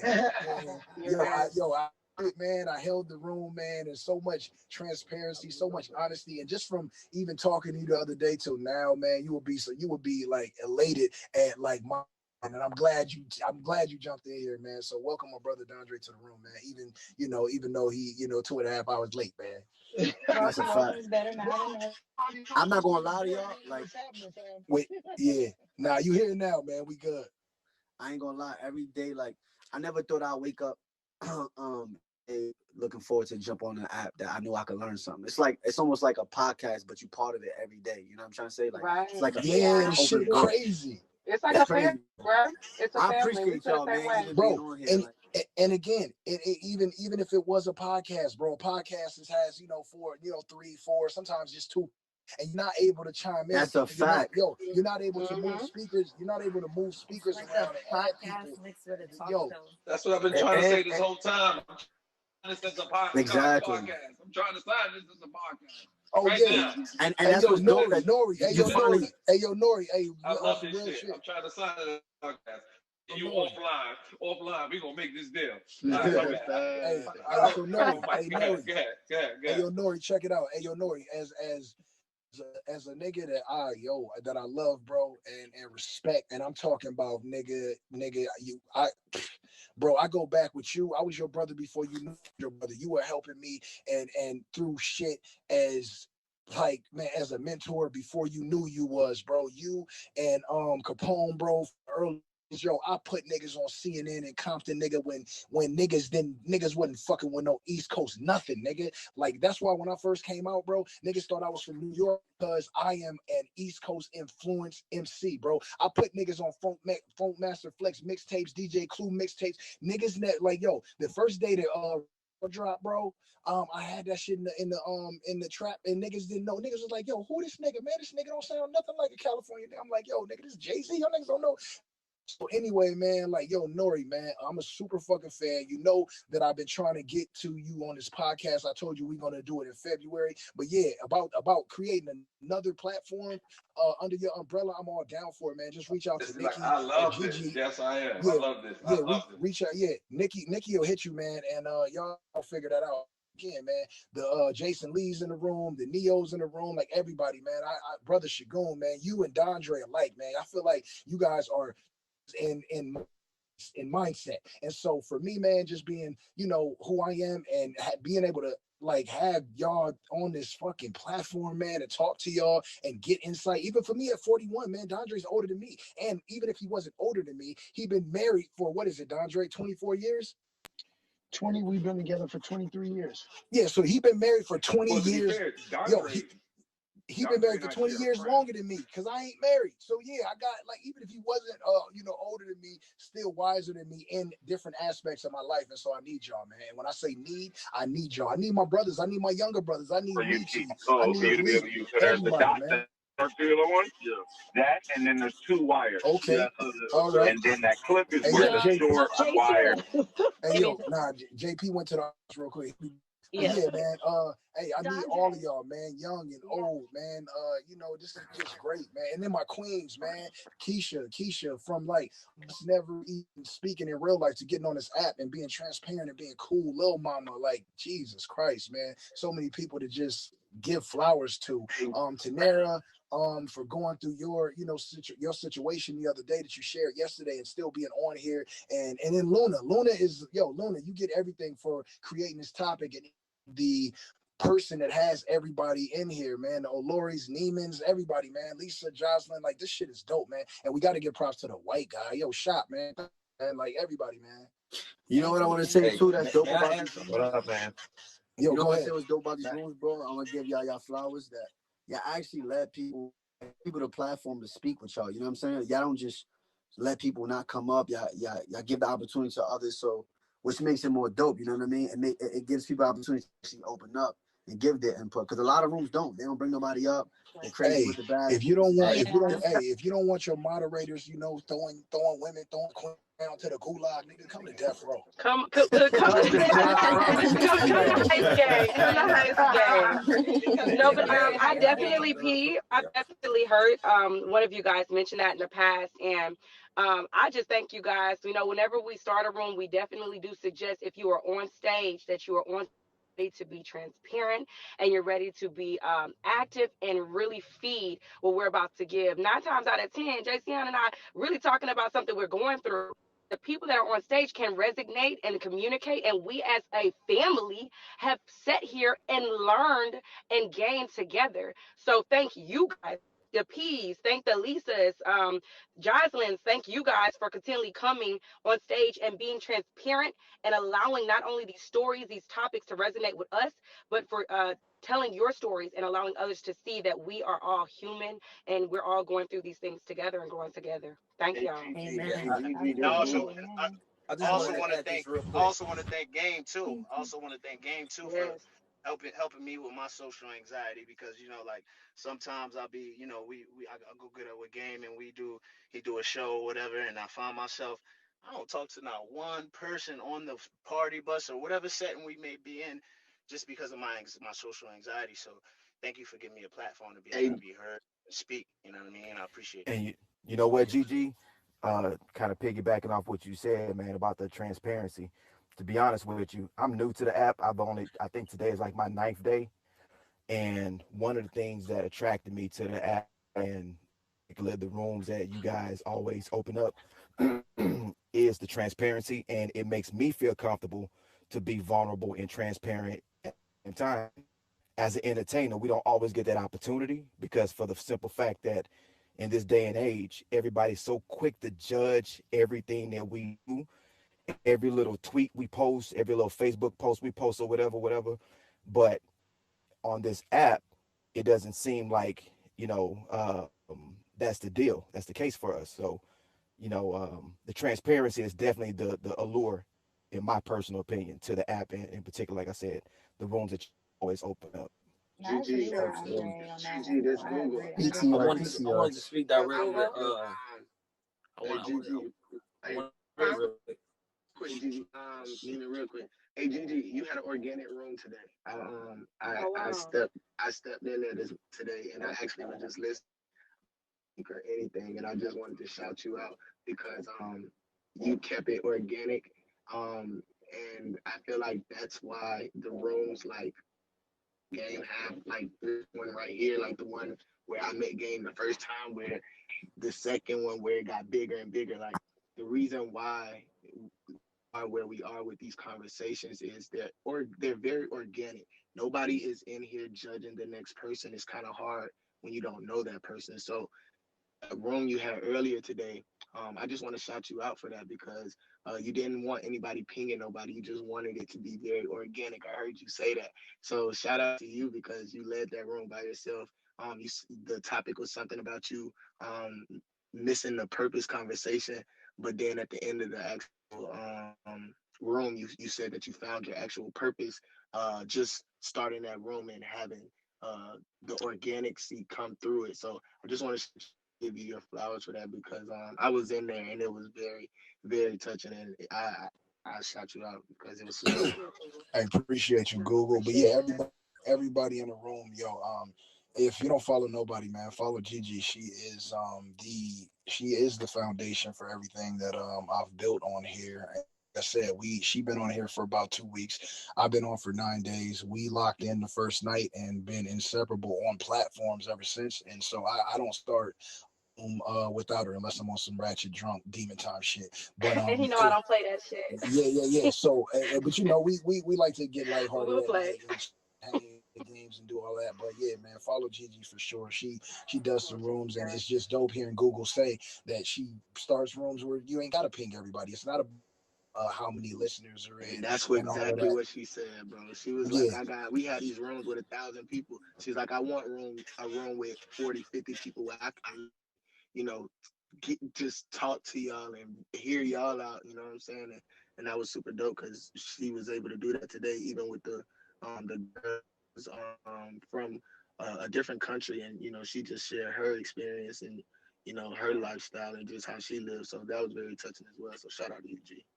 Thank Also, you. also, this Oh, this well. this allows this allows guys on another level to hear how women really think and feel and talk because Mm. we're normally not into these conversations. I mean, women don't allow us to be. So for this type of to be open for everybody to actually be honest Like honestly, your shit game, this whole thing has been the most entertaining for me because outside of it being funny, somewhat ratchet in certain cases, like it's nice to hear women speak on real shit because it educates men. It helps us because that's I think the biggest building block when it comes to relationships. Men don't understand women and women don't understand men.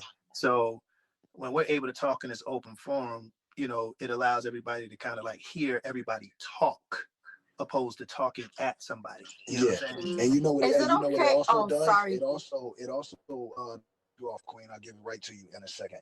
It also disbands the theory. Who was that? Who was that speaking? Just now. Naomi, sorry. That's No, Naomi. not you. Before you, before Oh, you. Sean. Oh yeah, Sean. You know what it also does? It also disbands the theory which is brought up in like domestic dispute verbally. Let's just agree to disagree because I fucking hate that because you don't get anywhere when you just like when you leave it like that. You know what I'm saying? It's like no, like what after you argue or with your significant other, right, or a friend for in excess of 30 or 45 minutes, sometimes hours for people, like you all of that, right, all of that exchange of dialogue, and then at the end it's just like, oh well, let's just agree to disagree. No, on here, like I said before, all of you queens in the room service a unit, a collective unit of mothers, daughters, sisters, best friends, all of that. So it's like conversations that aren't safe to have with your significant other because of the dishonesty, mostly by men. In my case, it's just dope to be able to talk to y'all. Like all of y'all can be a girlfriend for me if I had questions. All of y'all could be a mom if I was on that type of vibe and I needed some type of maternal advice. It's older women on these apps, it's younger women on these apps. So you guys service a purpose, of way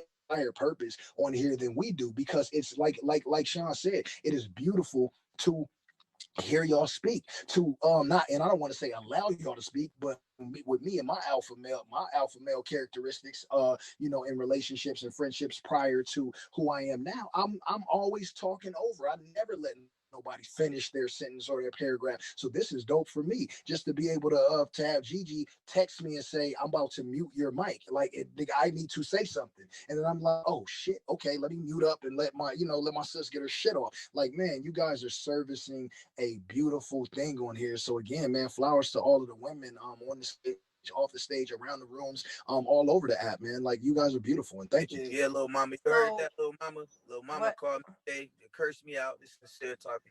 She cursed me out. Then at the end, after 45 minutes of talking, she told me, let's just agree to disagree. And listen, is mama still in here? Because she need to, you know what I'm saying? We need to, goddamn it, we need to have this. I don't see her. She right there. She right above She's me. here. Oh. Yeah, she is. She under me. Yeah, mama cursed me out today. Some shit yesterday in this clubhouse, whatever. But it's love. I love you, sis. And we're gonna have to get on the phone again so we don't have to agree to disagree, and we can really find some common ground between our dispute. You know what I'm saying? Yeah, shit like this is dope. It's dope because man, the thuggies of niggas can express themselves and not seem like they playing themselves for no shit like that. This is the cool shit. You know what I'm saying? Because contrary to what people might believe, men, especially black men, with all the bullshit to deal with and the stuff that we have to deal with on a daily outside of being in a relationship, we do have feelings. We just don't know how to express them at times. We don't know how to create the dialogue for us to feel better and for us to heal. And a lot of times the only people that are closest to us are the women we have. You know what I'm saying? The women that are closest to us, because y'all understand that there's a struggle there and that there's things that we have to go through and talk about and walk through and hash out. And y'all patience is what's necessary. It's needed. You know what I mean? This is the reason why men are men and women are women. You know what I'm saying? We facilitate and we help each other in ways, in spiritual ways that may not always able to be articulated, but it's necessary when we know it and when we feel it. You feel me? That's a fact. Okay. For me, Can I I just say want to something about make the sure topic? I've been wanting to say something about the topic. I don't know if you guys still. Yeah, that's me. Oh yeah, of course, you would. Okay, does a man need to have money for the relationship to work? As far as that goes, I feel like finances is always going to play a part in his delivery and his personality. So it's not all about 4 hours later. Yeah. Right. I'm like, are we Well, I'm sorry, I just got in the room. I didn't wake up and just I didn't wake up and hop on. Yeah, I just got in the room. I'm sorry, but yeah, I was saying I think a man's finances plays a part in the way he treats you and his personality and everything. So sometimes it's not just about, oh, can he buy me this? Can he pay my rent? Can he do this for me? Sometimes it's about is he in a position to have a a certain type of conversation, because sometimes a man's finances, when it's low, sometimes he's bitter and he takes it out on his significant other. If anybody has been through that, because I have. That is so true. So I ain't gonna lie. I've been in a predicament. I've been in a relationship where the man, because I dated rich, I dated poor, I dated middle class, and I dated a guy, he really just did not have it like that. And not to shift the room and make anyone sad, we'll get back on the fun in a second, but he was physically taking it out on me every chance. And sometimes he would say it to me like, I'm not in the mood right now, I don't have this right now, don't make me fucking punch you, stuff like that. And then I dated other guys who didn't have it like that. They were bitter and they were being, taking their. So just wanted to say that. All right, cool. Naomi, And I wish yo, you were here for the beginning of our conversation. it Where was we were able to amazing. take a deep dive into why that happened. So Hey, yo, she needed to be here, clip notes. but she needs to be here. But for some reason, Naomi is always fashionably late. If you PTR her picture, you can see that she had to get dressed before she came home. And then again, I was hoping that wasn't gonna be one of your 7-minute stories, because I was gonna have Bree, because Bree be checking that shit at the door. So yeah, man, thank you. Okay. Can I say something real quick? Apologies. Yeah, go. Who that, brother Neo? Yes, sir. Go ahead, I wanted to speak. Excuse the noise in the background. My kids do not give a damn. They really don't. They really don't. I wanted to speak on. Naomi just said something about. Hey, Neo. Hey. How you doing? Hey, we nothing, Naomi. Just let the brothers speak. Okay. No, she said that a man's finance sometimes has depends on the way he treats you, and I think that that's true to a degree. I mean, mind you, I've met some of the most enlightened, intelligent people in the world. But then at the same time, we do live where we live, and we do live in the times that we live in. So yeah, in a lot of cases, a man's finances is going to play a part in his confidence, the way he carries himself and all nine. However, I still feel like letting that be a reason that you do or don't date someone kind of puts you in a bad position, because I've seen you say that a man with money is going to be a little bit more confident. That's not always the case. It's some cats out here trying to money the clown away, and it don't work like that. Like, money does not make you a better person. Money does not make you swaggy. Money does not make you confident. If anything, it exposes things. If you was an asshole before you had money, wait till you get some. Oh wow. Exactly. You know what I mean? So I feel like it's more about. I don't think that letting that be a factor in why you chose this person is always the smartest thing, because you could wind up with that person that just needed an excuse to be an ass, and now that he got some money, where there's his excuse, and he gonna take it out on you. I just feel like that shouldn't be always be the case. Money amplifies who you are. More so speaking on my experiences. Maybe there's another girl here that had a different experience with someone whose finances wasn't up to par or whatever, but my personal experiences with men who wasn't financially all the way stable, they were all horrible experiences. And if that's what made maybe I need to stop dating that. And even after I said I need to stop dating that, I still gave it a chance. But now at this day and age, I don't think I'm gonna go back to that, honestly. No offense to anybody. May I ask you real quick? Just real quick. Yeah. My name is Bashir. It's a blessing to be up here on this with you all. And I just wanted to add to two different things. One, I want to thank the game for speaking with his heart, for allowing that to be the way in which he's guiding his thoughts. Because a lot of times when we coming into the knowledge of who we are, when we coming into the knowledge in general, especially as men, we tend to always speak off of knowledge and things that we know, and we don't usually lead with that heart. And I feel like our women, for a long time, she's always been pretty much so leading with her heart. And I want to go into kind of what Neo was talking about when it comes to certain men when it comes to what I believe this world even represents for us as beings on this planet Earth. To me, this is just my doctrine and my understanding.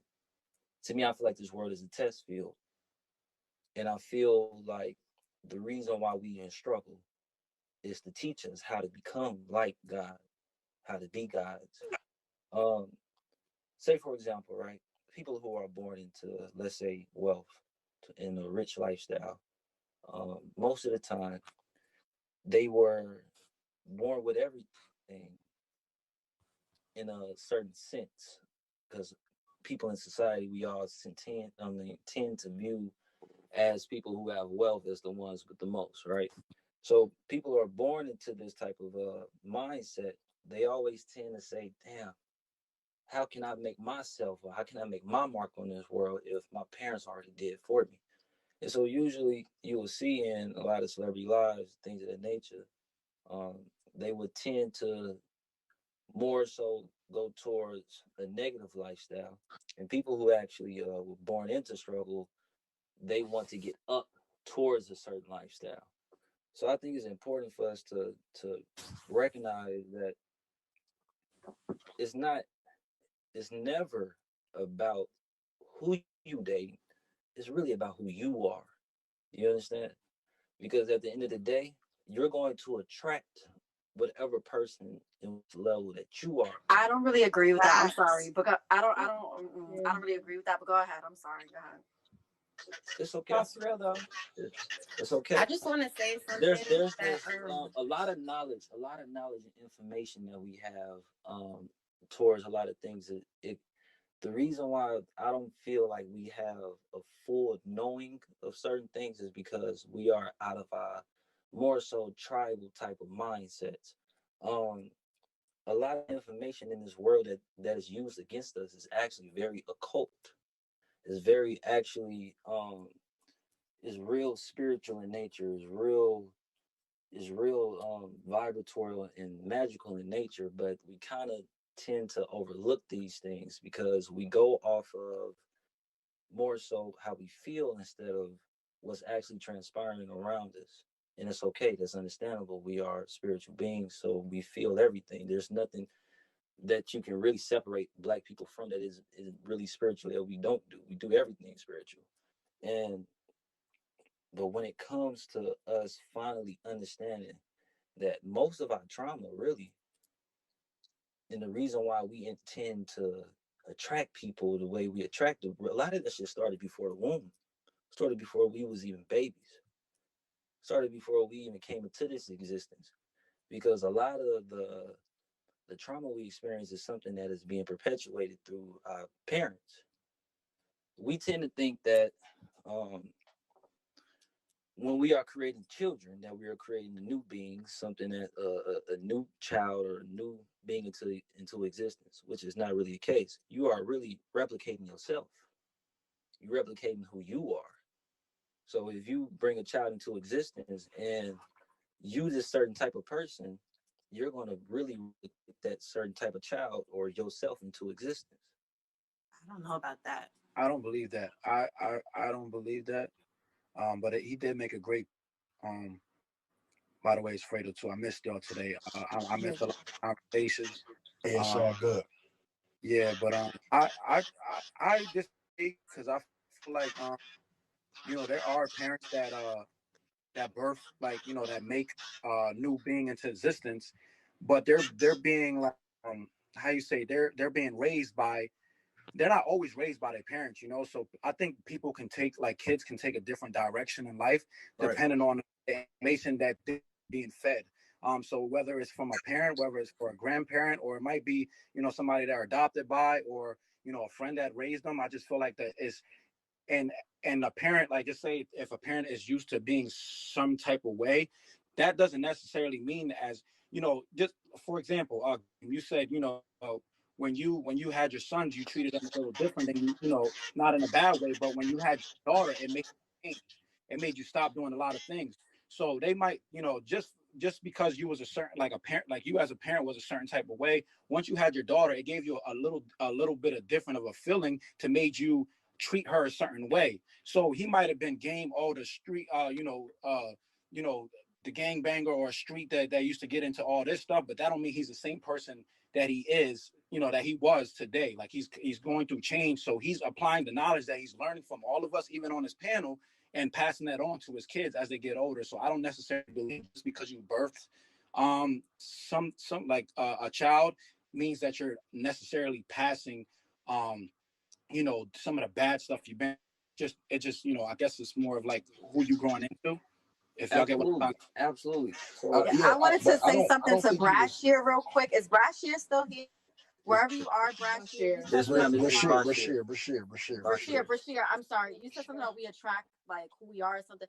Honestly, like I'm not a convicted felon. I'm not a millionaire, at least not yet.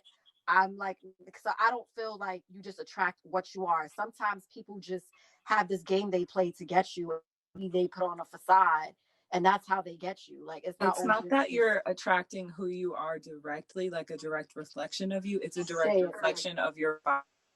Right. Exactly. And I think that, Yeah. I think that is what Leonard just said is a closer, is closer to what was trying to get across. Yes, sir. I believe. And something like what Bashir was saying. Bashir is young cousin. He's the younger brother of 19 Keys. But just to elaborate more on what he said, just on a part of it, is that it's kind of like what I was saying to you guys earlier. If you guys ever read a book called it's by Eckhart Tolle, N.O.R.E, about how the soul has a mission, and that is to become itself. When Bashir said become like God, basically Earth is a school, if you could see it in this way. Earth is a school, and that is the reason why you go through and that is the reason why you go through so much stuff. You're like, damn, why do I keep going through this stuff? That is building your character and is actually good for your soul. It's what I'm saying. And it makes you more solid, more whole, and you become a better person every time you get past something that you go through. Every time you go through shit. I understand you went through a lot of shit. You went to jail, right? And I'm sure you're a better person today than what you are before you went in. And we all been through stuff. That stuff makes you a better person. And that doesn't apply to everyone. I think no. I'm gonna bring it all back around. I'm saying as your struggles do make you better if you learn the lesson, because everything is a lesson. And if you do not pass that lesson, if you do not get it, that lesson will be repeated. And we can get a little bit it can be tied into religious, like Buddhism will believe that you'll reincarnate, or like you'll keep experiencing the same thing over and over again. You'll basically, for us women in here, to keep it on track with the topic of the conversation, you will keep dating the same person over and over again, whether that person, same person, until you stop attracting that type of person. I hope that doesn't go over your head. And if not this lifetime, then another lifetime. And I was going to say too, from what he was saying, I agree that you are what you attract, because I think that when you know what you are and who you truly are, you won't accept certain things. Them red flags become a red flag. You won't accept those things anymore. Like I've been there. You know what I'm saying? So you are what you attract. Like, if you don't truly know what you want, you'll put up with whatever, because you're just still trying to find yourself and find what you're willing to deal with. But if you know what you are, I agree with that. You won't jump into certain situations because you will observe it better. You know what I'm trying to say? You will really take that. You'll take everything, the foundation of a woman or a man, into consideration. You won't just jump in.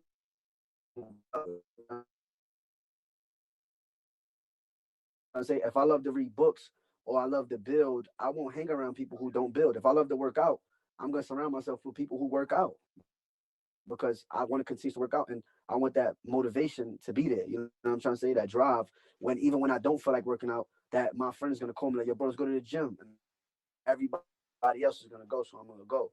So it's just like, I think what he's saying is it still applies to even as lessons. As you learn your lessons, as life goes on, experience who you are.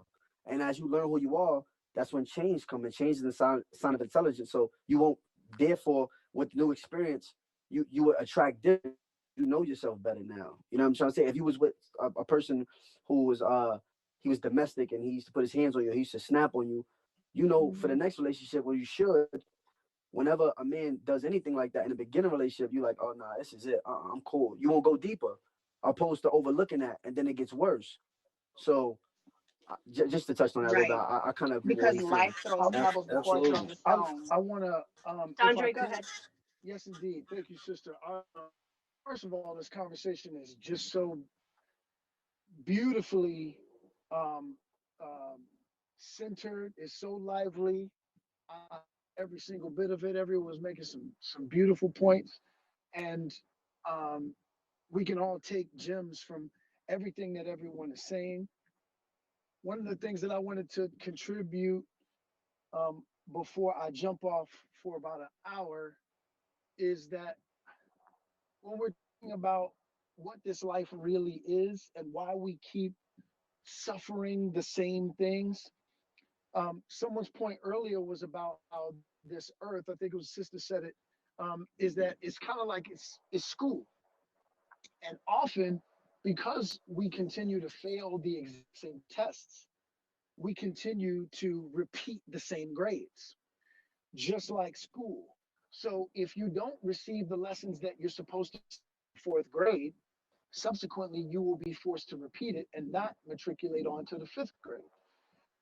And often our life is very much like that. It reflects the things that we pursue. I've often told folks that, back in in the day when they would race greyhound, that they would turn these greyhounds loose and these greyhounds would be running around the track. But they weren't just running around the track, they were in pursuit of something. It was an electronic rabbit that was in the middle of this track.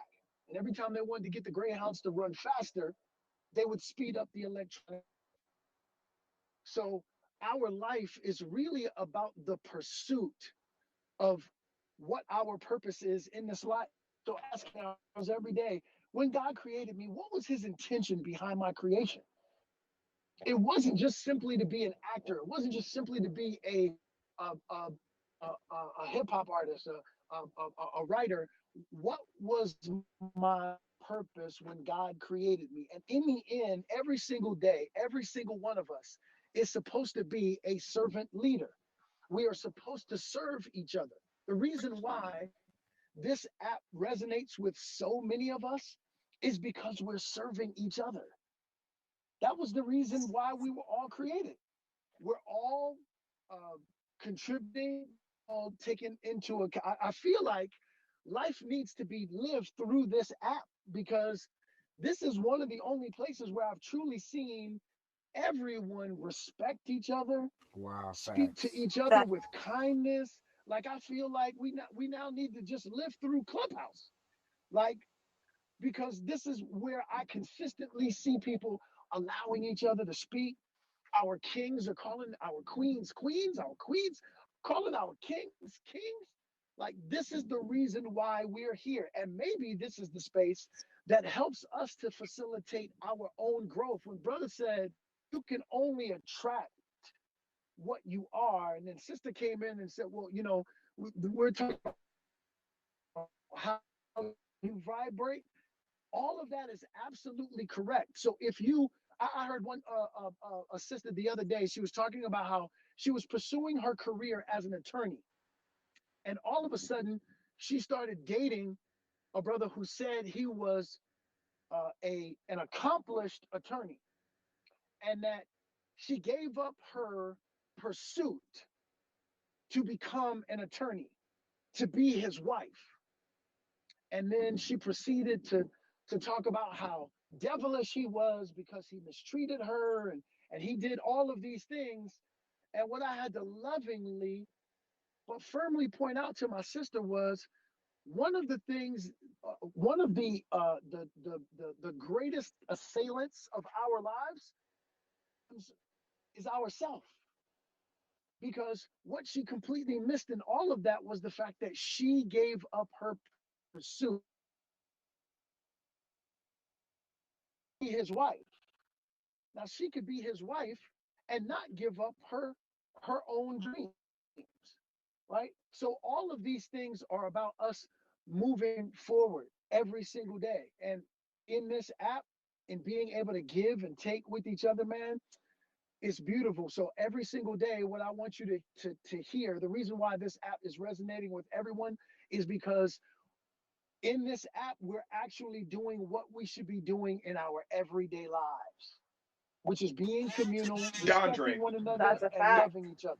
Facts, I would man. like to add this Jesus. point. Come DeAndre, on, can I man. throw you this Beautifully curveball said, for a brother. Hey, second? yo, hey, one mic for DeAndre, Brother Shagun. Hey, one mic for Brother Shagun. Go ahead. DeAndre, can I throw you this curveball for a second? And we know each other a little bit through our friend KS, right?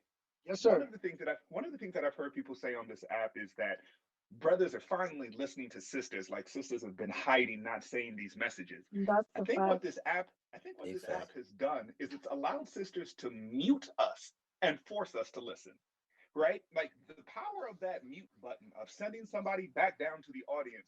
Women have been saying a lot of these things for years, decades.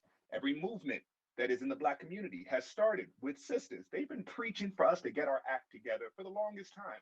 And we've always Yes. found an excuse not to listen or to do something different. And then this pandemic happened, and we were all forced to sit still and we were forced to hear one another.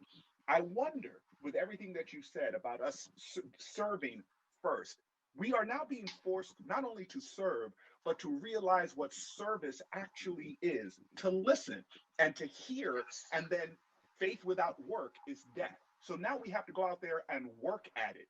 And I'm listening into these rooms that Game and Gigi and Nikki invite me into, and I'm listening to these conversations and things that you've said.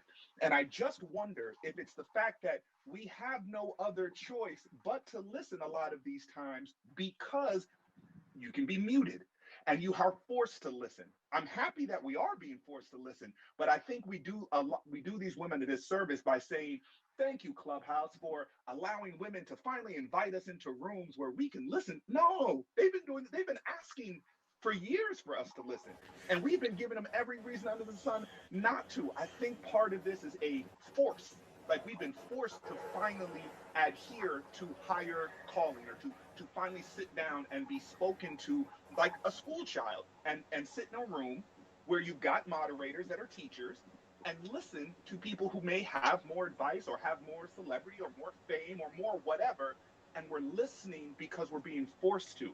Whatever the reason, I just don't want it to be passed off that it's Clubhouse and that that these women are now creating rooms and they're having conversations that we men are stumbling onto. I think we're just being up. They just have the power to mute us now. You know what else I think it is, brother? I think Well, you. let I me think. let. I Oh think no, you're no, wait. Let absolutely. me. Go on, bro. Just wanted to.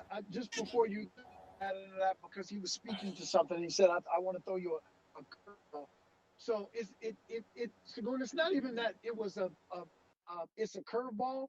What God and the universe did with this pandemic, and I'm not saying in any way, shape, or form that God sent this pandemic. What God does is he uses things to help facilitate other things. So this pandemic is actually being used to facilitate us being able to come to humanity. In the end, like take for example, look at the masks, right? Now your identity has actually been taken away from you through this mask. Now we're supposed to be forced to treat each other equally because now you don't even have the benefit of your identity because now with the mask, we all look somewhat alike and we're supposed to be Wow. forced, right, to treat each other equally, whether you are black, brown, yellow, or otherwise, right?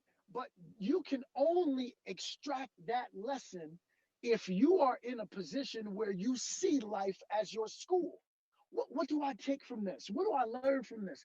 When something devastating happens to me, what's the first thing that I do? Do I immediately point to the fact that it was someone else's fault and they committed this egregious act against me? Or do I now go to school with that and write a thesis based on that experience for the sake of my elevation, right? So this pandemic really should be about the sake of our own elevation as human beings, right? That Clubhouse isn't a genius, but what Clubhouse is now a conduit for God's work because what it's doing is it's allowing us to collaborate with each other. It's allowing us to work the muscle of listening and responding and loving. That's what Clubhouse is. It's a conduit. Agree. Yeah. I sure hope That was the purpose of this app Yeah, anyways. and look at the diversity amongst, we all come from different walks of life. Some of us older, some of us young, some of us in entertainment, some of us not, some of us celebrities, and some of us, just normal everyday people. Man, the beauty in this shit goes. I mean, I can't say enough about it.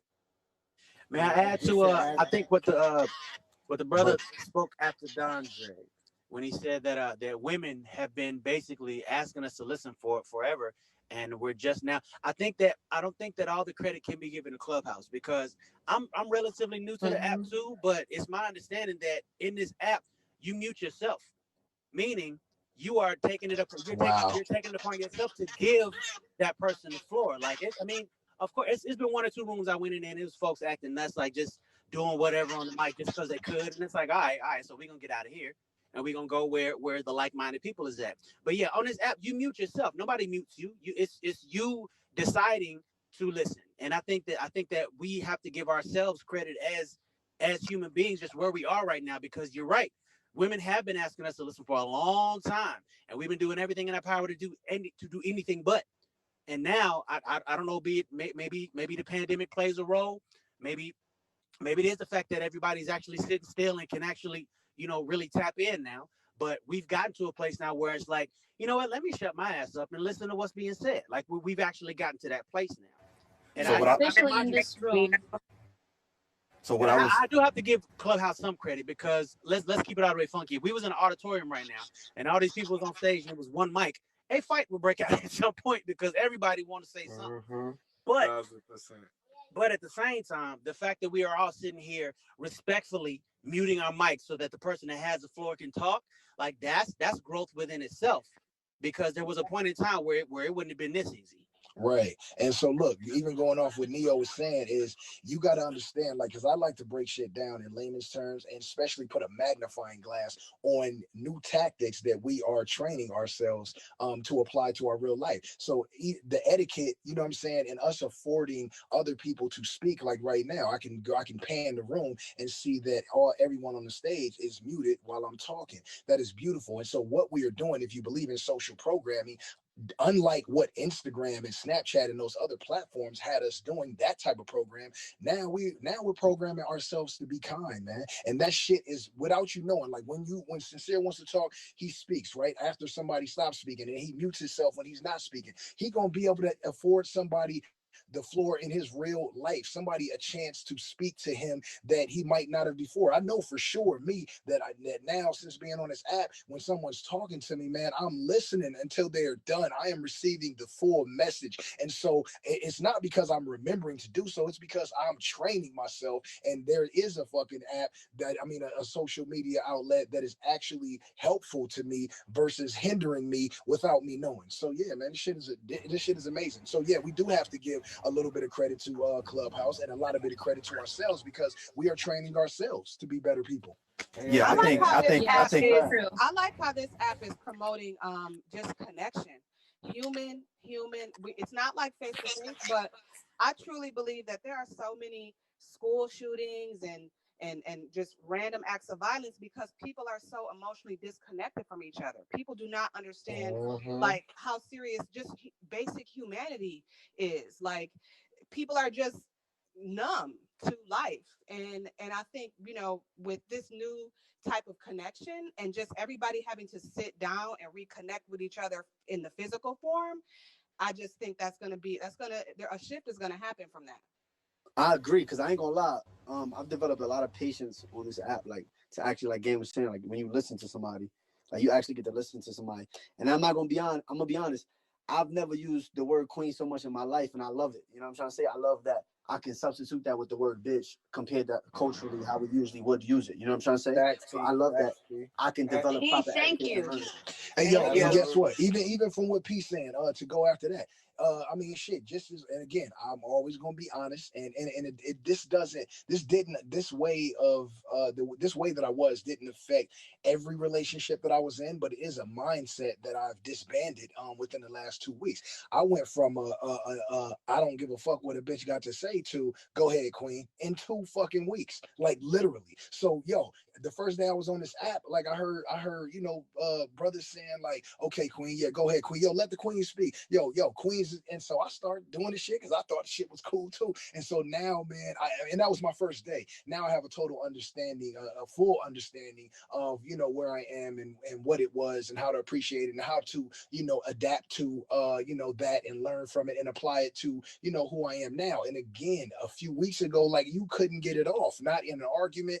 not in a regular conversation, because I always felt I was the smartest person in the room. I should interject. I have more information than you, and let me cut you off. And that shit was that was trash. And I am almost embarrassed of the person that I was even 2 weeks ago, if I can say so. And it's just my growth, and I'm being hard on myself because I need to be. Because if I'm not, who else is? And so yeah, man, I'm growing, and I think that's dope. So yeah, queen, adapting that, and like even in some women that I've like, or some women I've talked to, whether it be my friends or somebody I've started a new friendship with on the app, even in saying queen, I get the king back, and that empowers me. So yes, man, let's continue to uplift each other, male and female alike. This shit is beautiful to me. That's a fact. We can set the new standards with this, and I'm not gonna lie. Like, no, Hey, we yo, are setting the new standard. Yes. We are the new hey, yo, standard. hey, yo, We gang, not just to add to.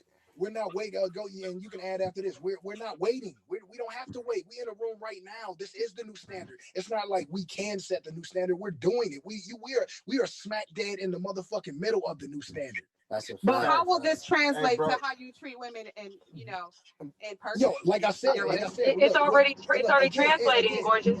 it's already. It's not an overnight thing. To respond This to is more respond to the interactive to than respond to Instagram. the queen to respond to the queen. How will this translate into our real lives? We are smack dead in the middle of that, because like I said, we are in training right now, and these habits, they will, without you trying, they will advance off the app into your relationships and your friendships, and you know what I'm saying, in your family, as we progress daily as as learning humans. I promise you, without trying, these will be implemented into our everyday lives. 1000%. I just want to add real quick, I just want to add to what Gang was saying real quick.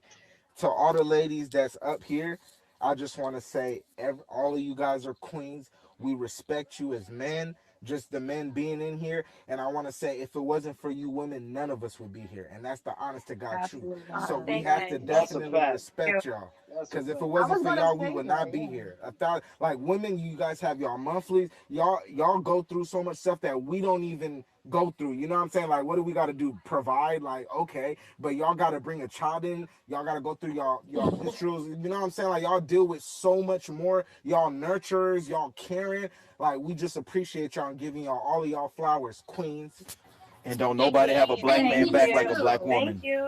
Thank you. Thank you. Thank you. Are you guys aware of exactly why women are queens? I'm sorry to cut you off, queen. I promise I'm going to be quick.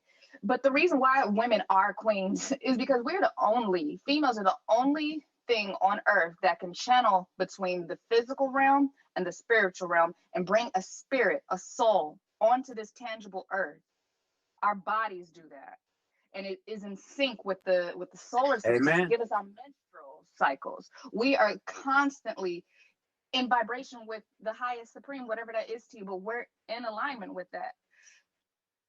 The floor queen, all you better go. Oh, I was just gonna say that I truly do enjoy these rooms, Game G and Nikki. I really been enjoying y'all these past few like couple of weeks. I appreciate y'all for if somebody else gets to hear G, because that's my best friend, and I get to hear all her intellect all the time. So for you guys to Who's introduce. that, Chazai? Yeah, it is. Hey, all right. for you guys to just introduce to introduce everybody Hey yo, going forward, I want to again urge that before we speak, if we could just announce ourselves so that everyone in the room knows who it is, and so they know where they're getting the information from or who they're hearing. It's just polite. It's nice. It goes a step forward as far as introductions and creating some type of friendship or anything on the platform. So before you speak, just like once you get the floor, announce yourself, and yeah, thank you. You know what? You are so right. Because, I'm from Houston, and when we walk into a room, we speak to everybody. So shame on me. But Gang, yeah, gang, like you're gang, gang. saying, I appreciate, the voice that y'all have been, what y'all been doing lately. It's really good. Just being able to listen in and to insert every now and then. Keep it going. I love it. That's all.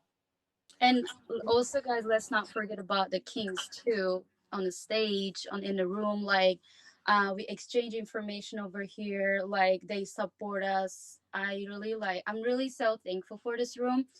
And you guys usually start early, and whenever I wake up, I'm like, okay, so the room is on. I just like join, and that's how I start my day past few days. And I really thank you guys so much. I want to add to what Gigi said and also the game. Before I came on this app, I was like, because I'm an alpha woman and I don't listen sometimes, and it's either my way or the highway. But when I came on this app and I started communicating with like different men and like listening to like their perspective and stuff, like it really made me wonder and really made me think, like, sometimes as women it's good to listen and to hear what like the men has to say and so forth. So this app is definitely leading us in the right direction. Yes, totally. I Can I agree. can I say one thing real quick? I was wanting to say this earlier. I don't want to make it seem like I'm bringing up old shit as far as the topic that just passed, but I wanted to say this because she kind of touched on it a little bit about listening to men because she's an alpha female and that wasn't her norm. So I think what a lot of it has to do with is yes, we've heard women. I'm talking from the guy's point of view. We've heard women say these things and give these insightful commentary throughout our past relationships that we've had. Of course, we've had, but I think two things that play a big part is one, how the information is being delivered.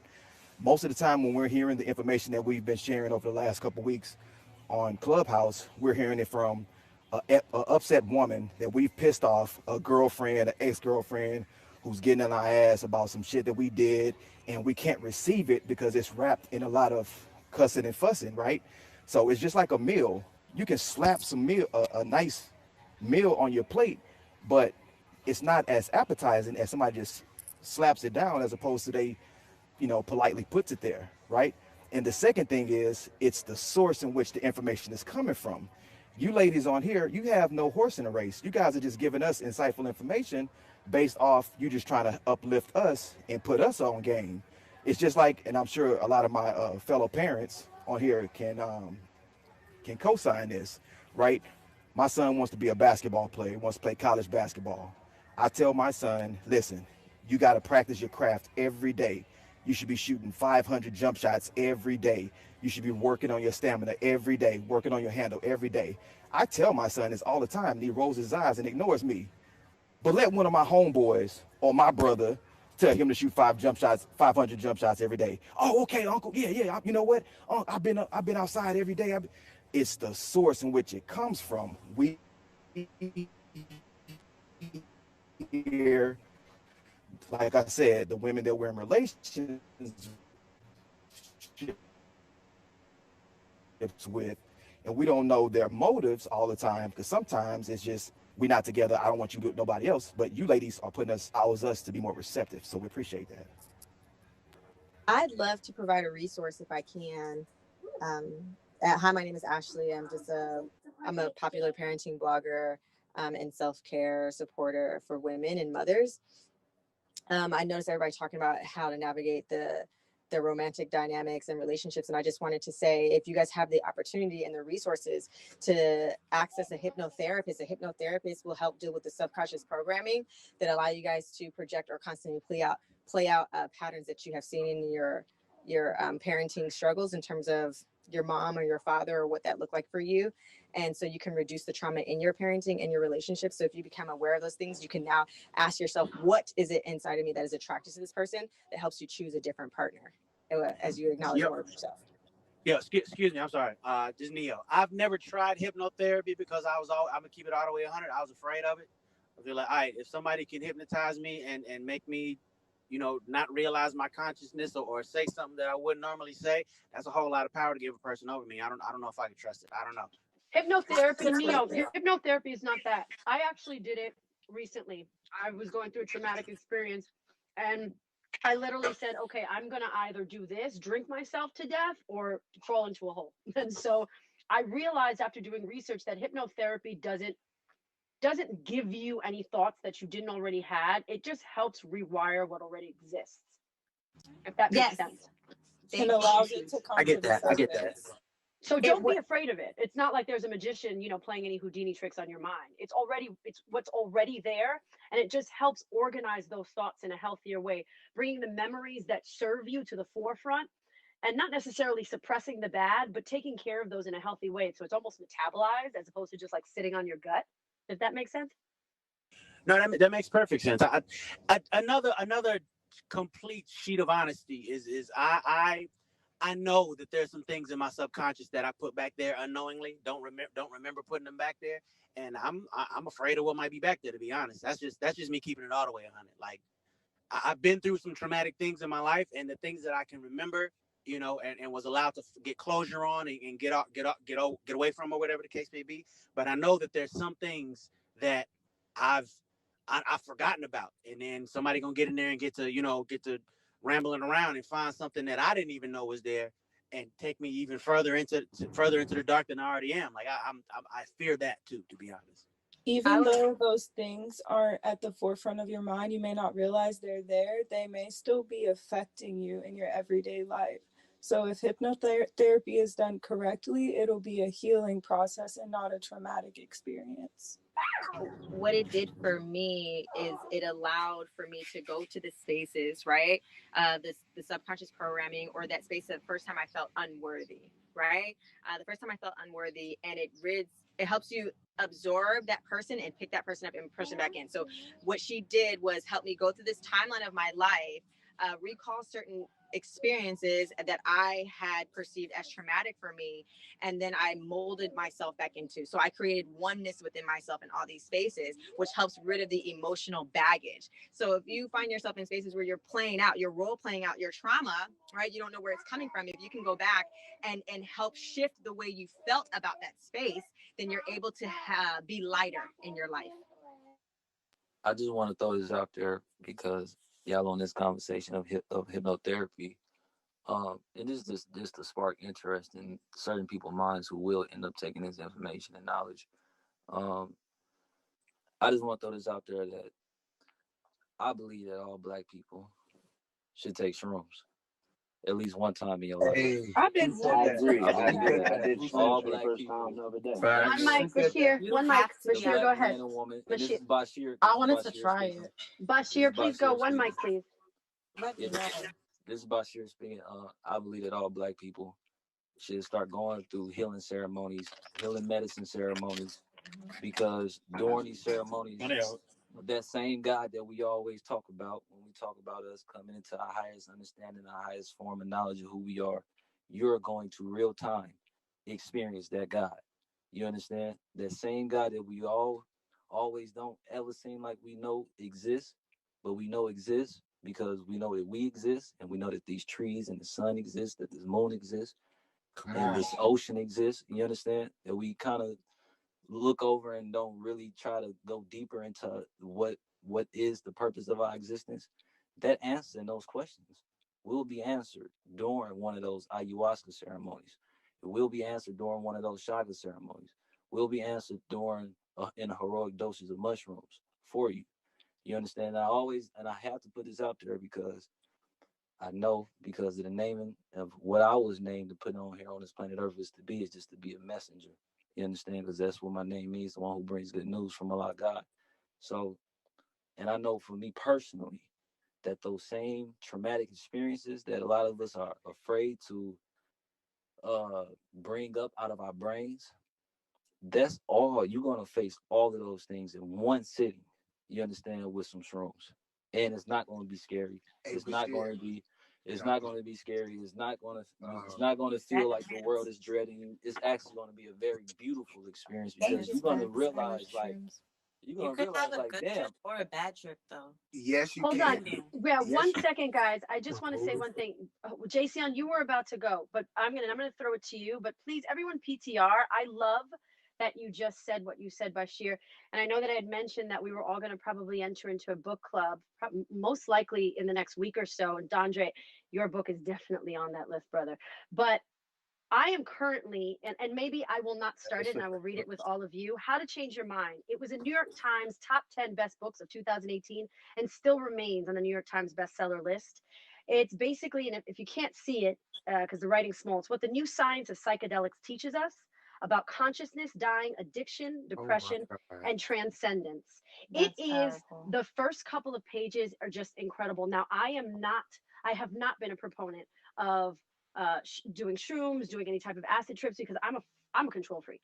And so, the couple of times that I have tried coke and I've done I was a hot mess and really literally wanted to jump out of a window because I felt crazy in my skin.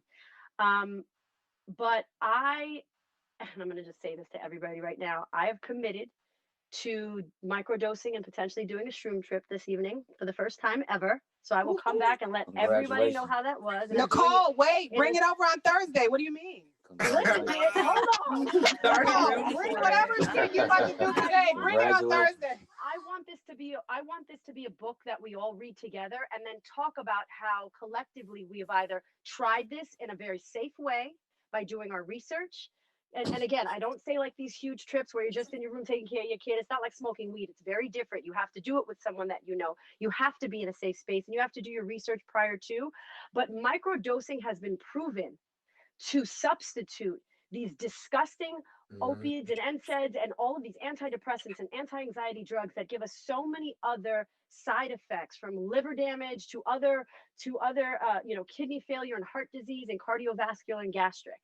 And so I was just excited that you just said that, Bashir. So Hey, it's Nikki. please May I keep it? PTR. Nikki, Just let And me add let me on to I add. that. want Let to me So add. that way I Let me can add make sure really that quick people, because because I am giving this, information, I want to make sure that as I'm giving it out, I do give you the proper procedures in order to be able to take this type of medicine, because that's what it is. It's not a psychedelic. I want us to get away from certain hypnotic rhythmatic words that we use that actually keep us from traveling to the correct destination. So say for example, right, we use words such as conspiracy theory, we use words such as um let's say hoax, or whatever certain types of words that keep us from actually going further within our research, within our knowing of who we are, and finding out these are the things that's actually going to help us and heal us. When it comes to, and what I would love for everybody to know about plant medicine, not the synthetic things like acid and stuff like that. I'm not talking about that. Those are actually more so psychedelic. When it comes to plant medicine like shrooms or ayahuasca, these are real life experiences. These are not hallucinogenics. You're not hallucinating. You can have 100 people, 200 people take the same amount, and I guarantee you, all 100 people will give you the damn near the exact same experience. They can recount it. It's not a hallucination. What I want people to understand is when you're going through these journeys, yes, only first, this is what's very important. Only do these things around people who you trust. Only do these around people who you love, who you have this open heart communication and dialect with. Second thing, you should fast. Fasting is very important. You shouldn't eat heavy foods. You shouldn't eat a lot of meats. You should eat a lot of fruit. You should go a couple days eating fruit and drinking a lot of water before you go into these, because these are actually, again, these are healing medicines. These are things that are given to us by the planet Earth, and these are things that have been in our ritual traditions, in our shamanic traditions for millions of years, and they will always respect it. You understand? One thing, always pray over that this healing ceremony that you're about to partake in, because that's exactly what it is. It's a ritual. You're about to go through a healing ritual.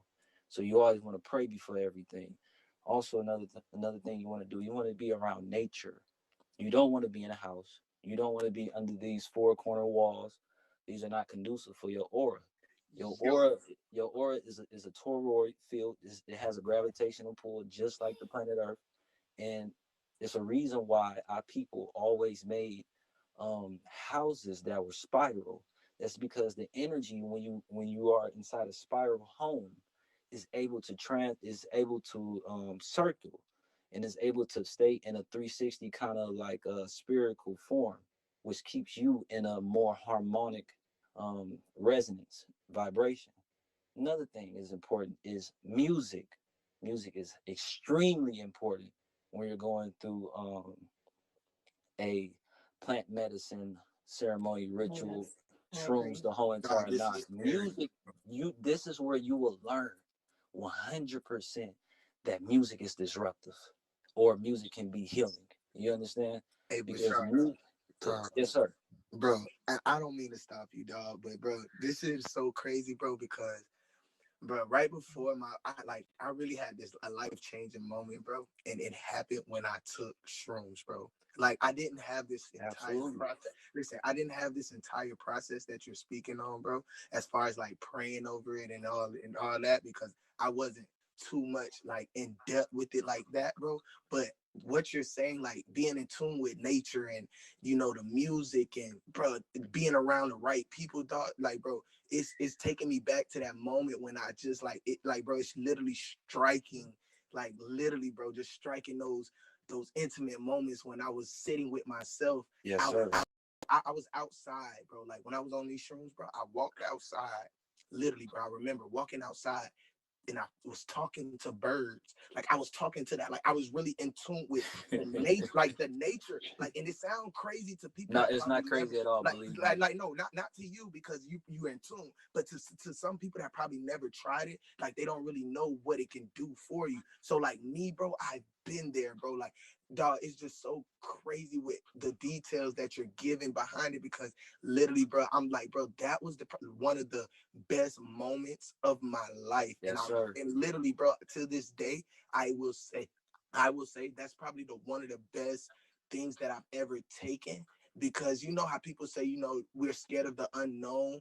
Dog, yes, I was scared of the unknown at one point, but bro, when I took those shrooms, my life took a full 360. Exactly. Like, bro, I looked at everything to the deepest aspect. Like, it wasn't just I was taking the information that was given. It was like, nah, bro, it's way deeper than this. Like, bro, you have a third eye. Like, you have a third mind. Like, it's so much more to the world than what they give you. And dog, that bro, the shrooms did it, dog. So I just wanted to love get my the direction of the really quick. Yes, I love the direction of the conversation as like, a publicist. I am just gonna say as a disclaimer for the room, I know we're all adults in here, so in no way is Gigi, Nikki, or Jay is game endorsing or telling anyone to take shrooms. Like that's not what's happening in this room. So I just want to be really clear to the 1,200 people listening that this is not something that Nikki, Gigi, or Game endorses. We're just giving everyone a platform and the freedom to speak and talk about different things that resonate with them and how they came to their conclusion of like higher power or the transformational change that Game has like been talking about. But it's not something. Yeah, that's like a lot though. That's kind of a little heavy for the room. Oh my bad. Oh, I don't think it's heaviness here, and I think just like any other rooms, we're all offering information based on our own perspective. Whether you're in a room about the market and investments or love, yeah, exactly. It's our experience that we're sharing. And literally, like he's going way more in depth in it. Like I said, so it's just extra information for me and like confirmation. That's all. Yeah, totally. I'm totally on board. I just wanted to like throw that disclaimer out there because I hadn't heard it in a couple. And just so you know, Bree and her standpoint of keeping these rooms, like safe and making sure that the right information gets to the right people and the wrong information doesn't sort of, sustain, just a negative effect on people. Like, these are all just, experiences, information, and I'm open to all of it. Whether it applies to me or not. I think what what Brother Bashir is saying is relatively true. And I know people that have taken shrooms and have enlightened themselves and that are and like that coincides with their fitness and their nutrition. So he's giving good information. Bree is just having our back because we do run these rooms, and I don't want anybody saying he took shrooms and killed their cat and it was Game's fault. So anyway, but my thank you, Bria. so I had a question for Bashir. Bashir, because bro, I'm fucking bro. I'm almost 6'6", bro. I'm 6'5", you know what I'm saying, in a couple inches. And I'm also 256 pounds. So look, my nigga, I've taken shrooms on 3 or 4 occasions, right? And I've upped my dose every time because I find myself waiting for it to happen. What do I do? Do I just go back and say, you know what? Okay, shrooms is not for me, and I get back on my nutritional thing and my fitness thing, and then I look for other ways to sort of bring me closer to the creation of man, or do I up a dose again? Because my nigga, I've never experienced shit that you're talking about. And hey, yo, look, me and my nigga, I got you. Hey, look, bro, I got you. Bro, me and my nigga Chiller, who is Drew, you still in the room? Yeah, I'm here, dog. Hey, yo, me and this nigga, me literally, and again, this is why when people speak and they bring this information to the room, why it's helpful. Me and this nigga Drew, and like you said, a strong point that Bashir made was like, do this shit around somebody you trust. Yo, this nigga Drew is like my best friend, right? So nigga, if I'm gonna do this shit, if I'm about to do some shit, right, and I don't do drugs or and I know it's not a drug, but nigga, if it alters your state of mind, my nigga, it's crack, it's cocaine, my nigga, crack, nigga, to me. So I'm like, yo, if I'm gonna try some shit, you know what I'm saying? I'm gonna try it with my nigga, because I know if anything go crazy, zombies coming this motherfucker, I'm gonna be back to back with my nigga. We gonna be straight. We back to back. Check it out. So check it out. I didn't say, you know what, I'm about to do shrooms and I'm about to fuck a bitch. It's gonna be psychedelic, and now I'm nigga. Now I'm Isaac Hayes, motherfucker. No, I sat with my nigga on the couch. My nigga, he sat on one side so I could see him, and I sat on one side so he could see me. And nigga, we took the shrooms, my nigga, and we were waiting. Nigga, I was looking at that nigga, he's looking at me. And we like 2 hours passed, my nigga, and I'm like, Drew, you good? He like, nigga, I'm straight, nigga, you straight? I'm like, my nigga, I'm good. And so, nigga, we end up falling asleep, nigga, 5-6 hours waiting for this shit to do something. That shit didn't do shit. Right. You should have found me. Really? I get it from the right person. One mic. Hey yo, and let's just assume that I'm the game, right? And that I do know who to get the shrooms from, nigga. This wasn't no motherfucker get it from the nigga down the street. Like, I got it from a nigga he the shroom nigga. You know what I'm saying? Like, this is his thing. Get it from a lot of factors. You just didn't take enough of it. Shop. Yes, we fucking did. And when it didn't How work, much? I took four fucking chocolate shrooms, and then when that didn't work, bro, I went back and did 4 more, and then that was the first time. That was the first time. Maybe it was the chocolate. Hey, you gotta put them in the tea. Hey, so look, if somebody said tea, so my second time, my nigga, I did it in the tea, nigga, and I took like a goddamn big gulp, nigga, like 7-Eleven Slurpee size, my nigga. Was it the actual plant? Chuck, was it the actual plant, or was it the second time it was at its most natural form. And again, bro, I went, and this time I was by myself, because I was like, nigga, I'm just like, okay, let me take my little, my weapon off, put that shit in the safe and shit, and let me just sit in my room and just stare at my motherfucking ceiling, bro, until something happens. And then I'm gonna get up and go in my backyard and go on like a scavenger hunt. But bro, nigga, nothing, bro, nothing. I dare you again, Bashir, I'm gonna get with you off app, bro, to just talk about my experiences and see where you can help me. And again, I'm not asking anybody else to share my experiences or try what the fuck we talking about. Like, do you on your own time. Like I said, we all on our own journey. But yeah, I do welcome this shit into the room, because Bashir didn't know that I had these experiences, or that mine wasn't working, and maybe he knows something I don't know, or something like that. But we're gonna get into him, bro. Hey, Chuck is back. One mic. Thank you, guys. Let Shaggy speak. Off of my experience, Hey yo, and Shaggy is literally my motherfucking go-to for everything weed or shroom or something like that. He's not the person that I got the other shit from. That was another homie of mine. But go ahead, Shaggy. I'm gonna tell you, it's really It's really the dosage. Because you see, me and you about the same height. You may be a little bit way a little bit more than me, but we're about the same height. It's the dosage.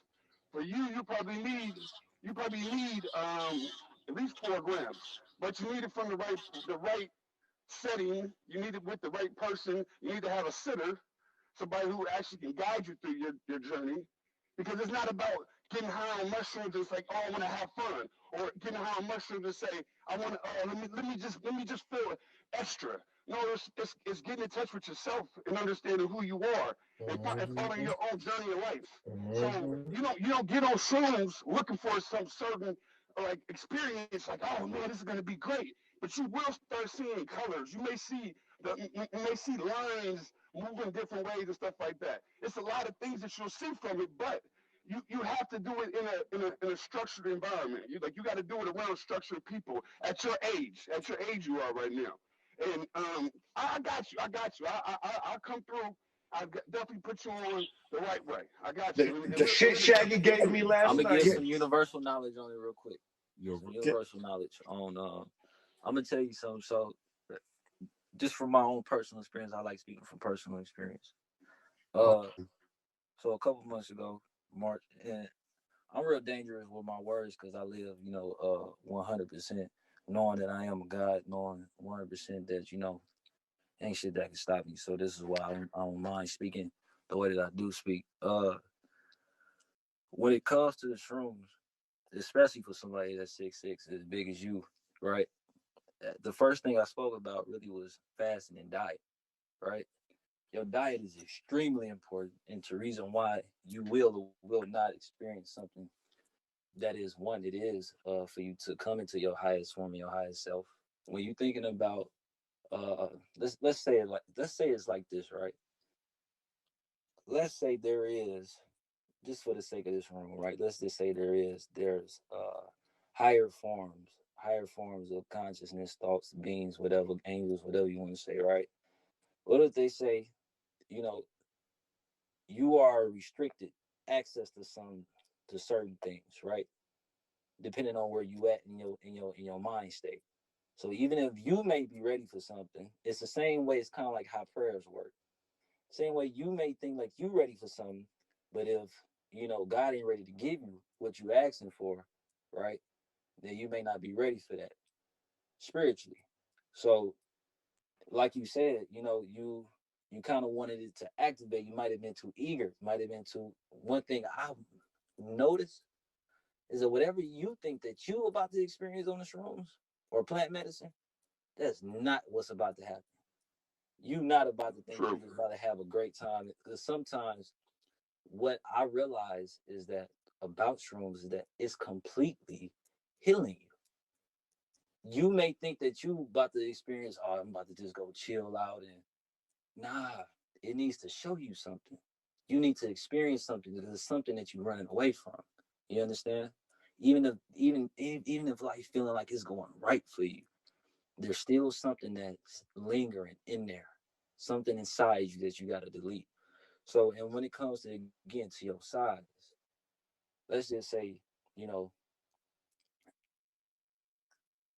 I don't know if you detox. I don't know your life. I don't know what you do. But if you do detox, say going forward, right? Let's just say you detox, because all disease starts in the colon. And if you want to clear out any disease that you have in your body, you have to clean your colon first. And I want everybody to realize this. In order to cleanse out any disease out of your body, you got to start with cleaning out your colon. That's first, right? And this is going to be, let's just say this is universal for down there everything, right? So, boom, you fast, you get that out the way. You cleanse your colon out. Second thing you do, fast, right? Fast for a while, you start eating fruits. I've seen you do like the 30-day challenges where you eating good, working out, fruit, things of that nature. I've seen that, you know, on your platform. So I know that you would have the discipline to do it. You feel me? Sometimes we do need to digest spiritually, not just physically, because I'm gonna let us know something. Your diet feeds your deity, which feeds your entity. You understand? Let me say it one more time. Your diet feeds your deity, which feeds your entity. So whatever God that you believe in, you could tell what type of God you believe in just by the food you eat. You understand? And which is pretty interesting for us. I want us to realize something about how these energies and these, when we talk about these deities and entities, how this shit really works in the real world. So say for example, right? Who do you think, and this is just a question that y'all can ask and y'all answer in your mind, right? Who do you think is more peaceful? The person that eats a lot of vegetables, they get a lot of sun, they out in nature all the time, they don't eat any meat, they eat fruit, or the person that's always eating, the wings, chicken wings every day, they stay in the house, they cooped up, playing the game, holding on. Who do you think is more peaceful out of those two people? You know what I'm saying? So, and to go back a little bit deeper into the shrooms, the reason why it will or will not activate can simply just be because small factors like your diet. You got too many. Sometimes you could have too many like chemicals in your body that are not conducive for the shrooms to activate, because the shrooms are only going to activate what's naturally already within your body. Do you understand? So whatever you experiencing on shrooms is what's inside you. It just heightens your experience. It heightens your experience of, like, say for example, a lot of people experience like that. Their eyesight gets sharper. Their ears opens up. They able to hear better. They able to hear sound better. They able to feel the vibrations of the energy around them better, because these are all fields of light and energy and vibration that exist all around you. But just like how when you buy a new car, right, you start to see your car everywhere. You start seeing how more people drive this car than you ever thought before. It's because now you're aware of it. See, what the shrooms do, it makes you aware of yourself and actually what you are, like the powers that you actually have. These are the things that you was activated and tapping into when you was a child. And this is why I believe that children are the voice and the vessels in which God actually speaks through naturally, because children are always open to that portal. So Yep. when it comes to us knowing reasons why, let's just say that the reason why it didn't activate for you, the game, is because I needed to have this conversation with you in order for you to go now in the future to do the adjustment. And now when you take like 5, 6, 7 grams, boom, now it's gonna activate for you. You understand? So that's how intricate the universe works, and the reason why some shit do work and doesn't work. So because this conversation, it was meant to be had in order for you to now move forward. I love that. Yeah, hey yo, and you know what? Just hearing Bashir talk and looking around the room at some of the faces. These are, I want you to know how spiritually healing everyone in this room, everyone on the stage is, even the people that are listening, man. I can feel your power. You know what I'm saying? And I ain't talking about no weirdo like, yo, the energy is in it. Like, nah, man. Like, seriously, like, we are living. And today, so many people won't make it through today, and there will be funerals tomorrow and all of that. But we are here now, living in our truth. And I mean, this is amazing. I want you just to look around the room when you get a moment and notice that, like, usually these are conversations that grandparents have with grandchildren and that older people have collectively. Collectively, when you drive past that Starbucks and you see two older gentlemen, maybe 70 years old, playing, the chess outside. These are the conversations they have. So be proud that we are getting this knowledge in enough time, like, so we can take it and still live full lives, man. Like, this shit is so fucking amazing, man. So hats off. My Dodger hats off to everybody in the room, just giving every single person in the room, whether it's a listener or speaker, their flowers, man, just for dropping all these jewels, just for inheriting and understanding and listening to the jewels. And then and even people that haven't spoken on the platform, bro, we gotta give it to them too, because they're gonna leave the room and have already left the room. We've been in this room 4 or 5 hours or something like that, and they're gonna go give the information, man. And so it's gonna keep on keep on helping people one at a time. So we got to keep these rooms going. It doesn't necessarily have to be me, Nikki, or Gigi's platform. Like I want to go in other rooms and hear, you know what I'm saying, hear different shit too. So man, this shit is so beautiful, man. It's beautiful. Yeah, Chuck, I have Chuck, a Chuck, question. Chuck, can you let my Thank you, guy God. Hawaii Mike I talk appreciate about it? that. I What'd have you a say? question for Bashir, and real quick. I don't know, Game, if you remember, like when you did Mike podcast, like Tyson podcast, he told you about the toad, right? And he asked you if you took the toad and all that. Bashir, I wanted to actually ask you if you knew about the toad and if you actually took it. You know, because I never took it, but I was from the outside looking in, and I was there when he took it, and it was a crazy experience for me. And because the first time he took it, it was just crazy. He went like crazy. He ran through a wall. He opened his forehead and all that. Anyway, that was a crazy shit. So I was like, man, I'm never gonna do that. But the other time, like it was more peaceful, and the way he described it to me, it was like the death of the ego, So I don't know. Yes. Tell me, yeah. Right. That's exactly what it is. Hey, You Chuck, can can you let my experience. boy Mike Hawaii Mike talk about that? He knows a lot about that subject. I was about to pass it to Hawaii. Yo, Hawaii, I brought you up. Hawaii's a longtime friend of mine, Yeah. and he's actually the person who told me to read this book. Yeah. No, we know and are good friends with Hawaii Mike on and off the app. So yeah, he can have the floor. So I just want to follow up a little bit on what Bashir was saying. So mycelium, right, is the oldest and largest living organism on this planet, right? It is nature's internet. It's how plant life speaks to each other. It's how it feeds. It's how it just communicates overall, right?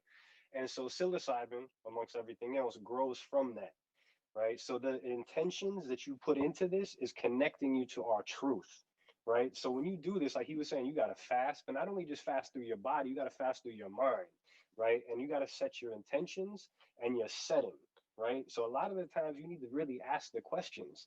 What am I looking for? What's blocking me? What am I trying to work on right now? And then on top of that, I've heard a lot of suggestions, and I've done this, is how can I be of service? Right? How can I give back to nature? Because we are all one with nature. So how can I give back to this, right? And then it's going to teach you. It's going to give you that experience, like Bashir was saying, what you need, not necessarily what you want. So sometimes when we're just sitting there, we don't do these things properly, it's not going to have that same effect.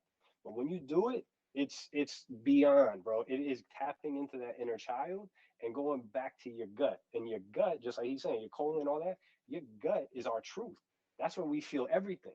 When we feel off, when we're scared, when we're happy, everything's in our gut. Our health, everything is there. And that connects you to that, unlike anything else on this planet, because it's our truth, right? This earth gave us everything. This universe has everything that we need for survival. Us humans, all these houses we build and all this extra shit that we have is completely unnecessary, right? So this reset is giving us an opportunity to kind of step back, reassess, and be more intentional with how we move, how we participate, how we share, and how we take care of ourselves. Say, really do what he said, everything of that, create a setting for yourself. It could be in your crib, have things around, from your water, from proper snacks, from all of these things, and go into it with intention. Get a sleep mask, because when you put in the dark, it takes you to a completely different space. And try to really, if you can, eat it direct. Just take it and chew it, like with intention. Because a lot of the times we'll add things like chocolate or other things. And if you really can't feel it, try teching, right? And teching is taking lemon, right? And you put your mushrooms down, you put it in lemon and submerge it in lemon, and that will help activate it faster, right? And get it to you. It will also help with, if you're eating a larger amount, will also help with the nausea that you may feel from it. Absolutely. Right? But really go into this, like, you, because again, it's a teacher. These are all teacher medicines, right? And then you start graduating to ayahuasca, the grandmother, you go to peyote, the grandfather. And I've been really thinking about going back to Africa and trying Iboga. Like, that shit's been calling me. And so all these different continents have all these different medicines, these teachers, right, that will get us there. And so it's like intention is I cannot express how important that is to have the intention and your setting proper. Yes, sir. Thank you Where for do that, you get? Hawaii. Thank you for Where do that. you get? Sorry, excuse me. Where do you buy shroom? Who sells shrooms? Aisle 3 at Walmart. Hey, Right. I know. We'll leave that Hey, for an hey, offline hey. conversation. Right. That's an offline I think it's hard to find in here. You That's also gonna be want a to whole be. nother conversation. You also They want to be. look. You want to be You very don't find them, they careful. find you.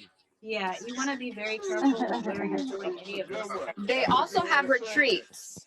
They have retreats where there's a shaman there that guides you. I have not been to them. They're like deep into Mexico, South America, but they're everywhere. There's retreats that you can go to, and you'll be in a safe place, in a safe environment, and yeah, and That's you can the like best pray way to to the do I've it. spirit. actually, I know someone in Atlanta who has a lot of them. So anyway. yeah. Y'all need to act like we ain't on Clubhouse. Hey guys, one mic, please. Yeah, I want to stand on.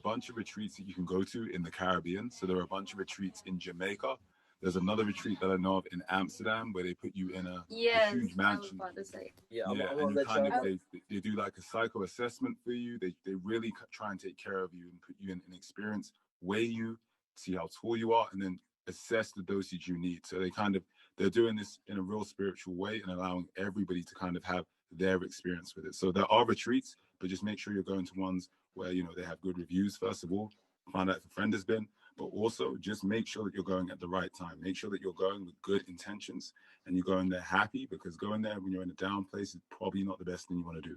So true. Yeah, it's really not.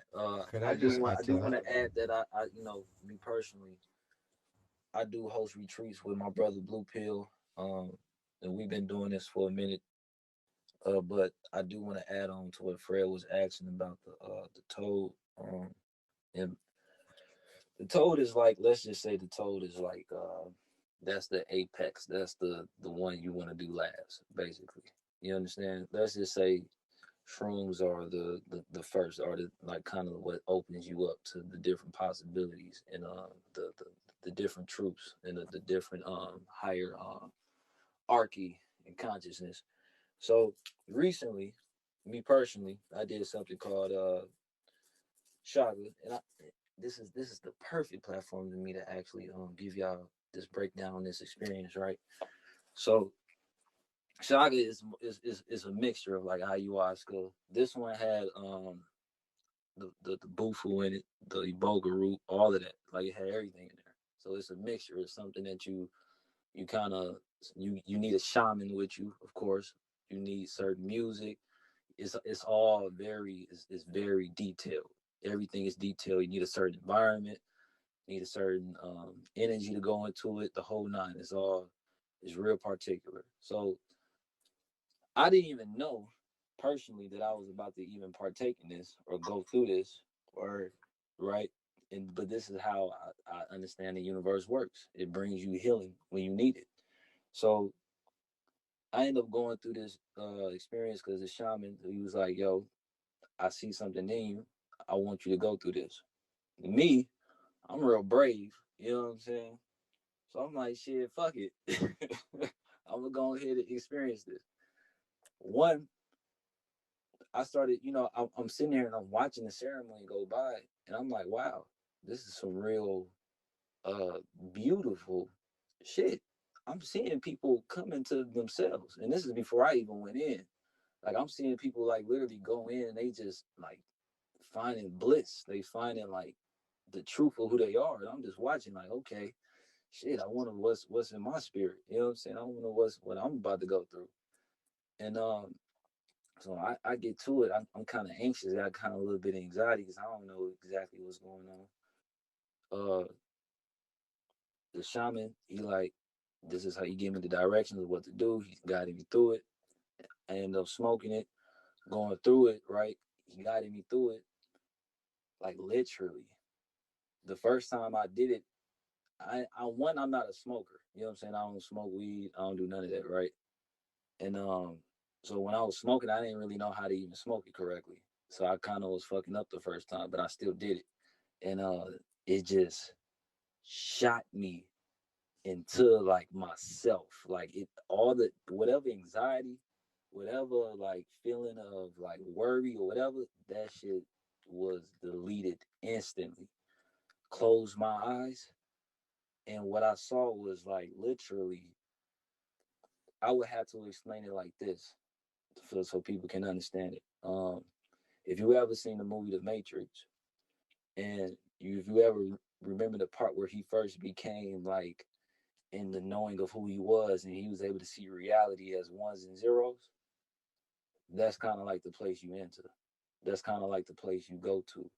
And as I'm experiencing this, it's almost like what it showed me was like how I died in my last lifetime.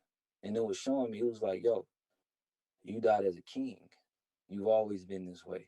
You understand? You've always been a god. You already know it.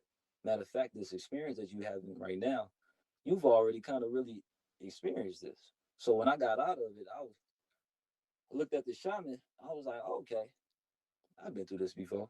He was like, precisely. I was like, it makes sense. But he was like, look, I needed you to go through this because I want you to come back to this tomorrow. So he invited me to go through it again. So I'm like, okay, all right. This time I go through it again. I'm thinking I'm kind of about to experience the same thing, right? Nah, I was wrong. This time I actually went in with my crystals. Oh yeah, another thing, y'all, crystals are extremely important. I'm not going to that right now. This time I went in with my crystals. I went in like I would go in kind of like with my shrooms, right? This time I was breathing correctly. This time I knew how to smoke it. So this time I did it correctly all the way through. And so when I jumped in there, because everything was in alignment, I'm breathing correctly.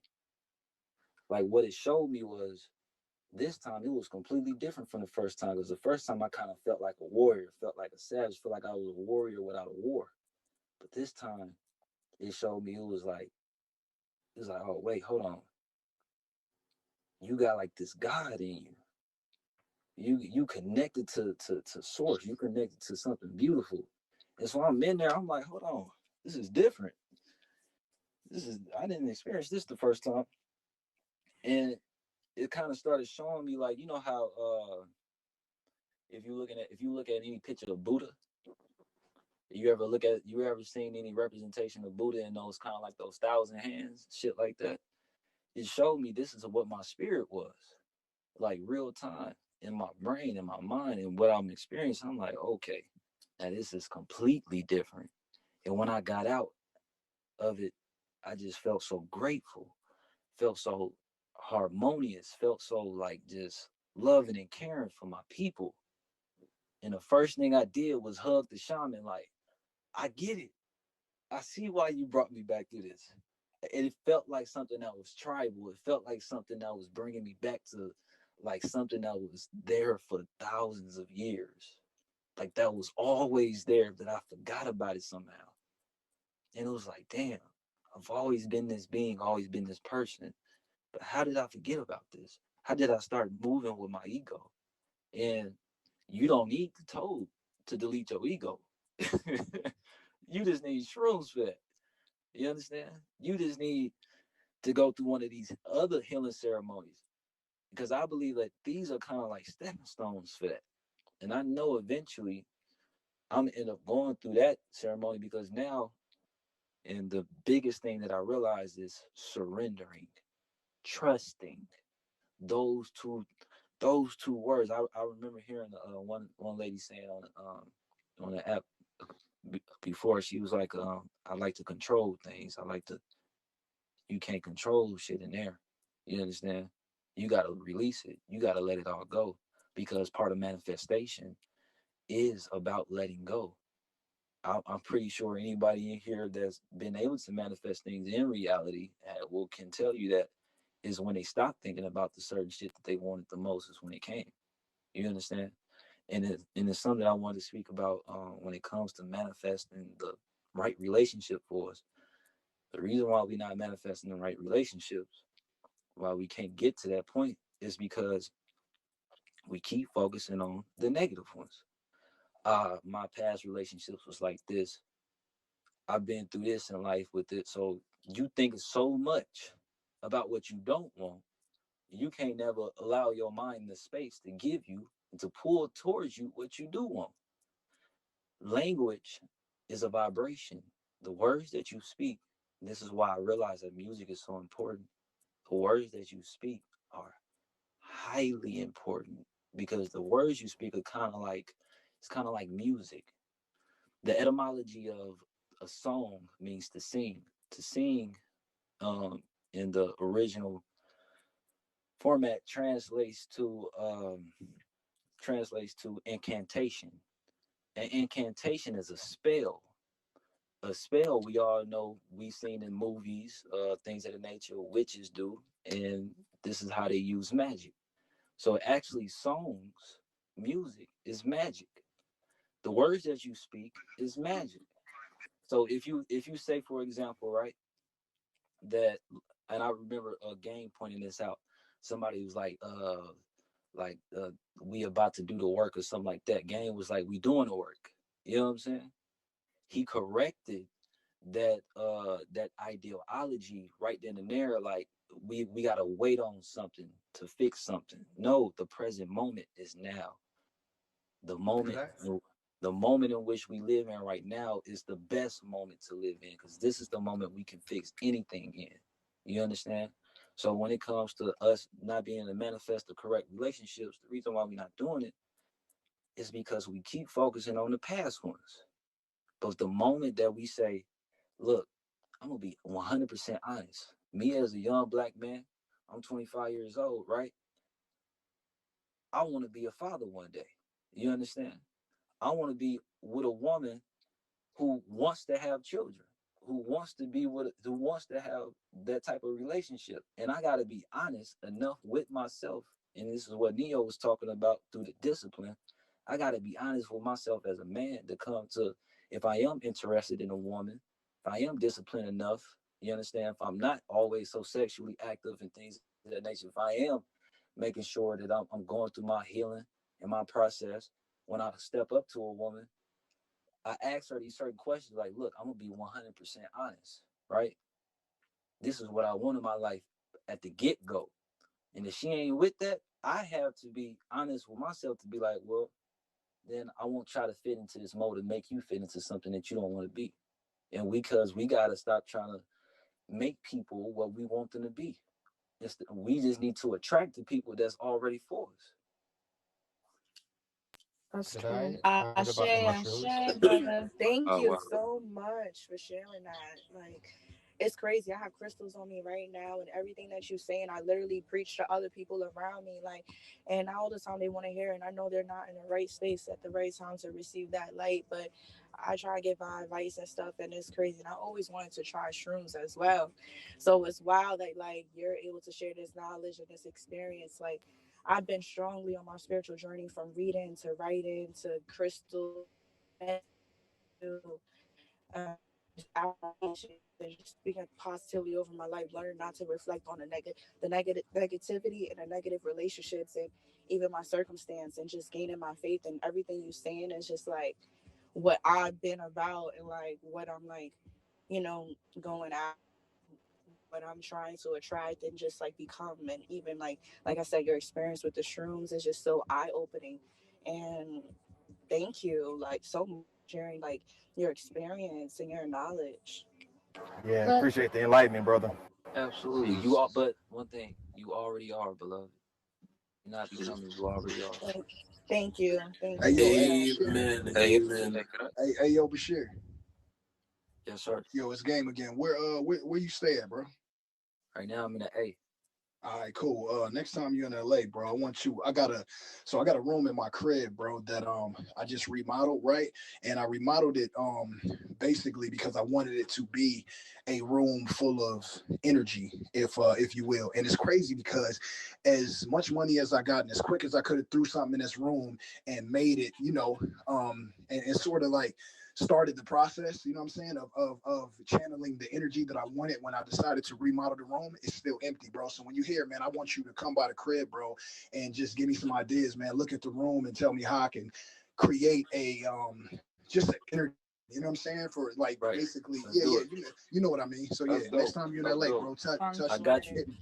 It's funny Game. Yeah, that's dope. it's hella interesting you mentioned that because I literally was just doing a I was literally doing my own room and this lady she was like she's into African spiritualism dancing and she's worked with a lot of different musicians in their videos because she owns like this company that that supplies that for people's videos and she was telling me that she wants to offer me that anytime I come to LA just hit her up and she got me and I told her like literally well that's cool because I'm literally about to come out there to LA soon to work with my producer so it's all in alignment and I appreciate you for Yeah, and it's just seeing it and crazy. It's just crazy that like me, man. Like we like minds, man. And you more intuitive, and and on your journey, and I'm as I can match it on minds, but just to intertwine both.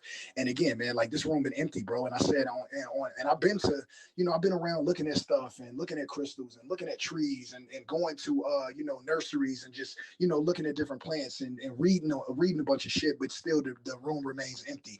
And it was probably waiting on this moment, man. So again, man, it's dope. there you go see look now you tapping all the way in you understand Well, he said one particular that he mentioned was timing. Wow.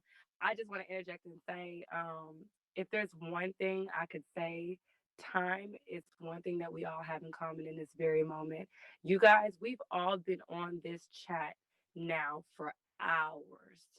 And granted, if we would have came on it at any different time or been doing anything else in our lives at this moment, we would have never been available and connecting at this moment. So what you said on really resonates with absolutely everything. This moment, the things we have going on in our lives. Um, wow, y'all on station is very new to me. I'm a true listener in this moment. I was just on the back end messaging Jason and Nikki. I was like, I'm a true listener. This is a teachable moment, opposed to me sitting up here and really having a conversation. I'm actually able to learn so much from you guys. So thank you so much for sharing that, Bashir. I've learned so much. And thank you, Nikki, for being so damn transparent tonight and letting us in on your experience. I can't wait to hear more about how it goes for you tonight as well. Yeah, if I don't get back on this app, someone's come looking for me tomorrow. Game, are you familiar with, or is everybody in here familiar with the Japanese concept of feng shui? I am. I am. Yes. Yeah. yes Yeah. sir yes sir So that started in Africa, and there's a book that you can get called Per Ankh, Arranging Your House in Accordance with Ma'at. I'm sure there's some people in here that are familiar with Ma'at, the 42 pillars of Ma'at, the laws of the ancient truth. Yes. Can you say Yeah. Ma'at Yeah, the original Ten yeah, Commandments? No. right. The book. So the book is called Per Ankh, as in Ankh, Yeah.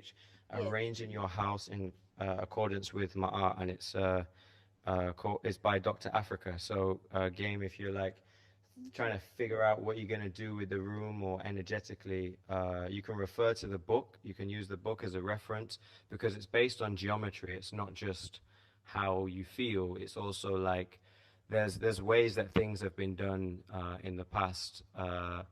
For instance, structures that have been built in alignment with the stars, like the pyramids at Giza.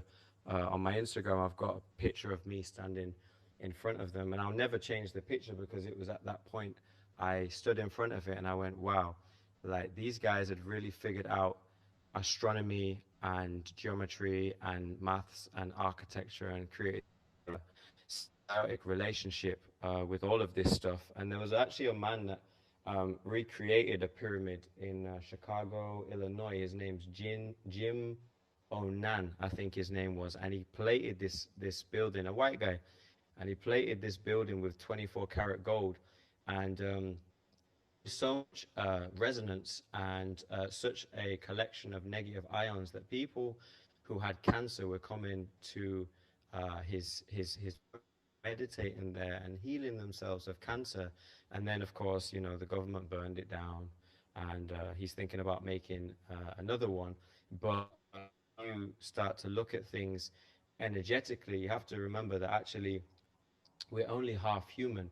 The rest of us, I'm bringing this into the conversation about mushrooms, the rest of us is actually microbiome, which is like your gut bacteria. And there's one human cell, sorry, there's one biome for every one human cell. That's why they say that your gut is your second brain. And since I became plant-based about 7 years ago, and I haven't drank since I was 17, so I'm 33 now. My life has changed significantly, but when I was in the military, I was witness to lots of trauma, as you would expect. Like I spent my 19th, no, I spent my 20th birthday in Iraq when I was there with the British Army, and a lot of people don't realize how many soldiers actually killed themselves after leaving. We call it theater. In the USA, there was actually 5,000 U.S. troops that died in service in Iraq, but there was over 25,000 that killed themselves afterwards and during because uh, people can't live with trauma, and unearned privilege is something that people can't live with. And also, people can live with mistakes, but they can't live with regret. And there was a lot of regret and also a massive karmic debt because 1.5 million Iraqis were killed between 2003 and 2010 in this war. Like one of my boys I was just in LA with actually, and um, some of my other friends actually healed their post-traumatic stress syndrome by taking mushrooms because DMT naturally occurs in the body. It occurs in abundance in the lungs, and it stopped the if I go from the I suppose the objective to the subjective, it stopped my I had this massive amount of rage in me, and rage a lot of the time is attached to you having problems with your organs. So like every organ has a emotion attached to it, and we try to say that, we're emotional beings, but we don't understand that actually our organs are responsible for particular emotions because you're not your thoughts, your awareness of your thoughts. And in ancient Kemet they used to say that your thoughts were a sixth sense, you being aware of your thoughts. But now we're polluting our bodies with so much trash that we're actually destroying our microbiome and manifesting all of this uh, bad bacteria. So like I'll give you an example.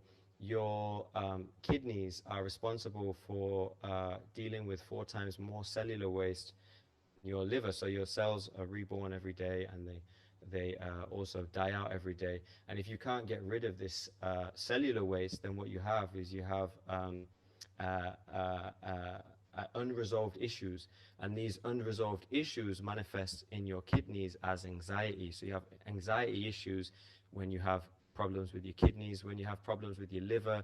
Your liver's three main jobs is to heat you up or to cool you down, so to regulate temperature. Is also to create enzymes that allow you to break down food, and it's also to get rid of waste. Also, your liver is responsible for creating enzymes that allow you to process thoughts as well, so they get sent up to your brain. So if you have problems with your liver, you end up having depression, deep rest. So you need a deep rest. People who drink a lot, they end up having mood swings, and they end up depressed because they need a deep rest, because the biggest energy system, the biggest energy debt in their body, which is dealt with by their liver, which is temperature control, isn't being dealt with properly. So you end up having mood swings. Your heart, the emotion for your heart is associated with fear. If you ever have palpitations or you ever have heart problems, you get scared, right? And all of the organs in your body have that. And I was having problems sleeping properly, and I was having problems with this massive rage which is actually attached to ego.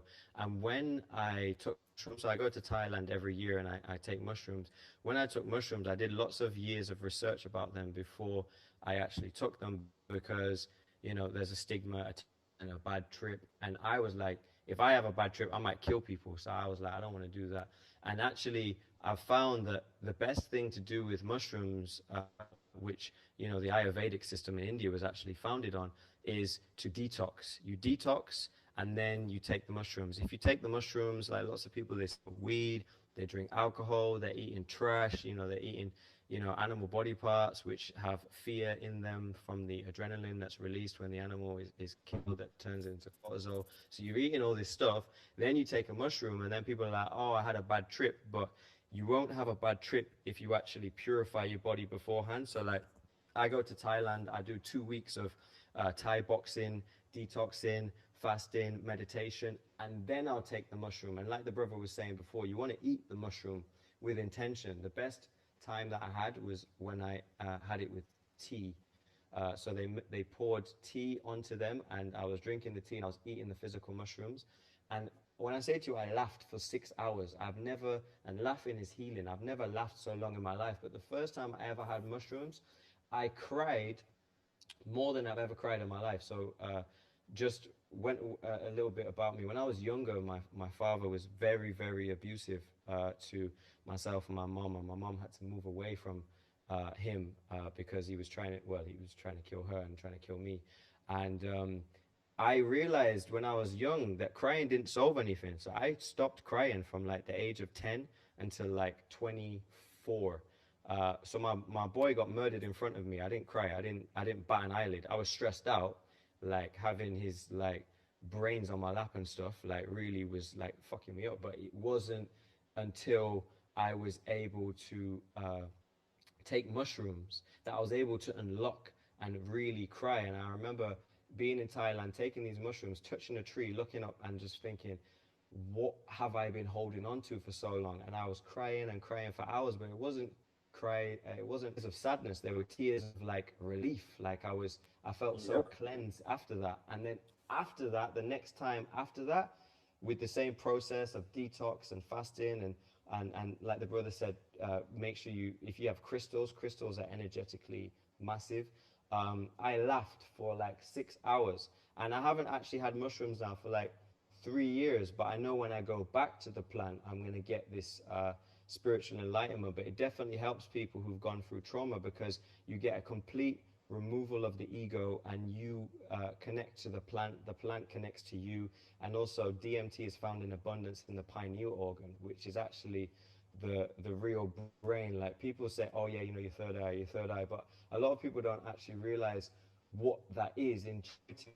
Is your transmitter, your receiver. That is your way to portal consciousness. And if you continue to think that that you create your thoughts, then you're going to continue to hold on to ego. As soon as you surrender and as soon as you submit, you start to really realize that actually this vessel is just a prisoner of the spirit for a short amount of time. So try to keep it as healthy as possible, because the vessel is infinite. So everybody, I would say, take mushrooms. I've never had ayahuasca.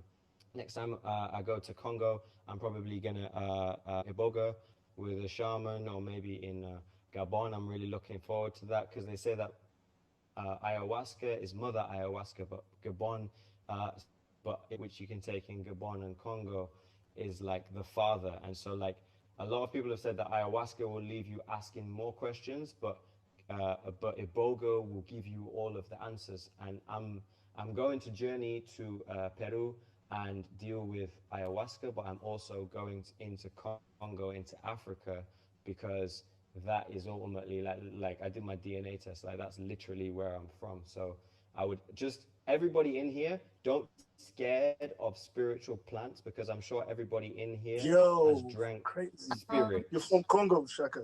You didn't tell me that, right? My sister did the test, and I'm Congolese more than anything, and then I'm Ghanaian and welcome to the tribe, Nigerian. my brother. Welcome, bro. Do African ancestry. Add on that. Don't do the other 23andMe. ones. I was afraid of that. No, African ancestry, because they'll take your DNA and do shit with it. Like that whole Planned Parenthood thing. I don't be trusting them. I ain't gonna sway the conversation onto vaccines, but I've seen what motherfuckers be doing in Congo with Ebola. Don't trust them. Don't trust them. Don't trust them. Hey, I have a question for you that I wanted to ask you earlier, actually. You know how you were talking earlier about polygamy, in Africa. What do you think? How does that tie into soul ties? Now, I know you're very versed on this. Soul ties. I figure like spiritually. So uh a lot of the psychology behind sex as pertains to uh 2020 and as pertains to contemporary society is based on trying to keep the woman oppressed, so sexually oppressed.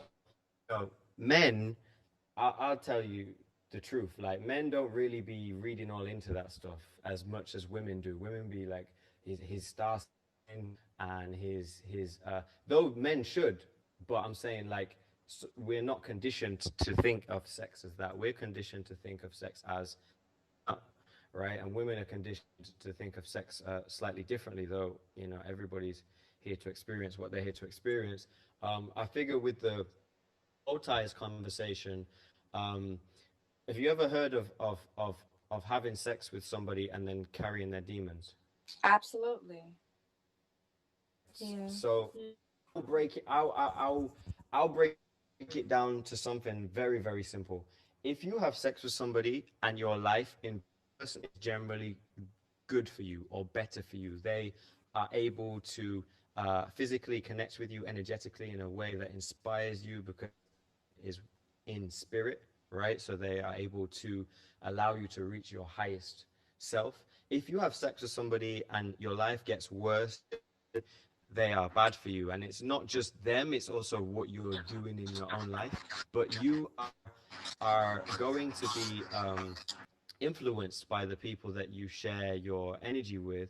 And as apart from the fact that there's the opportunity to have children, get sexually transmitted diseases, etc., there's also this. I don't know if anybody's been in this position, but has anybody in this room had sex and afterwards you just been depressed as fuck? Yes. Yes. Yeah. Absolutely. Yeah, I know brothers have had the same experience too, because like you bust your nut and then afterwards you just like can't even speak to this person. Why did I do that? And society told you that what you're supposed to do is you're supposed to have sex for pleasure. The purpose of sex shouldn't just be for pleasure, though it should be used for that. You have three different types of sex. So I was going to go into this earlier, but I'm going to go into it now. There's three different types of sex. There is sex for procreation, to create life. There is sex for regeneration, to be able to heal your organs. You and your partner can heal each other's organs because your uterus, a man's penis, have meridians on them, energy centers along them, and you're able to. So if you're ever having sex and you're in a sex position and it doesn't, that has to do with the fact that that's not the organ that you need massaging. Because remember, this guy is inside of you and he has access to all of your organs, right? With Venus. So when it doesn't feel right, there's a reason why it doesn't feel right. And like when you're pregnant, your baby will be in your uterus kicking, but it's not kicking because it's stretching legs. It's kicking to like make your liver deliver more vitamin A or some shit like that. It's not kicking just because it's bored. It's actually healing you because the placenta is not yours, it's the baby's, and the baby wants to make sure that you can do everything that you can do. But tangent, so you can, when you're having sex, you can actually have sex to heal yourself. You and your partner can have sex to heal yourselves. But when you are doing the third type of sex, which is recreational sex, you are trying to recreate procreation, right? Which doesn't really make sense. The recreational sex isn't sex that I would say entertain too much because it is an energy drain. Because regenerative sex regenerates you. Procreational sex creates life, and then the other sex is just like we have recreational eating, and then you have people who are like, I eat because I'm fat, and I'm fat because I eat. Or you have people who recreationally drink, and this is depressive drinking. A lot of people didn't realize how depressed they were until they were sitting in their house in lockdown, just drinking wine after wine after wine after wine. People realize in that time that they're alcoholics. So back to the soul ties thing, able to have somebody's energy connect with your energy and lock onto that energy. So like you can have sex with somebody, and that person now, I'll just like biochemically, when you have sex with somebody, you're exchanging microbiome. This is the same thing that I was talking about. That is, there's one microbiome for every human cell. So like if you're really out there working hard, working out, and eating the best that you can, but your partner's eating shit and you're still fucking them, then you are going to not be able to achieve the goals that you're trying to achieve, because they have their microbiome in your body, which through a process of quantum energy exchange, they can communicate from the person to your body. So the person can literally, like for instance, when you have a child, there will be cells that there'll be stem cells of your child in you the rest of your life. So that's why mothers are energetically connected to their children forever, because they still have cells inside of them, just like twins, for instance, will know if their twin has a problem in the world, because you have quantum energy that's stored in your microbiome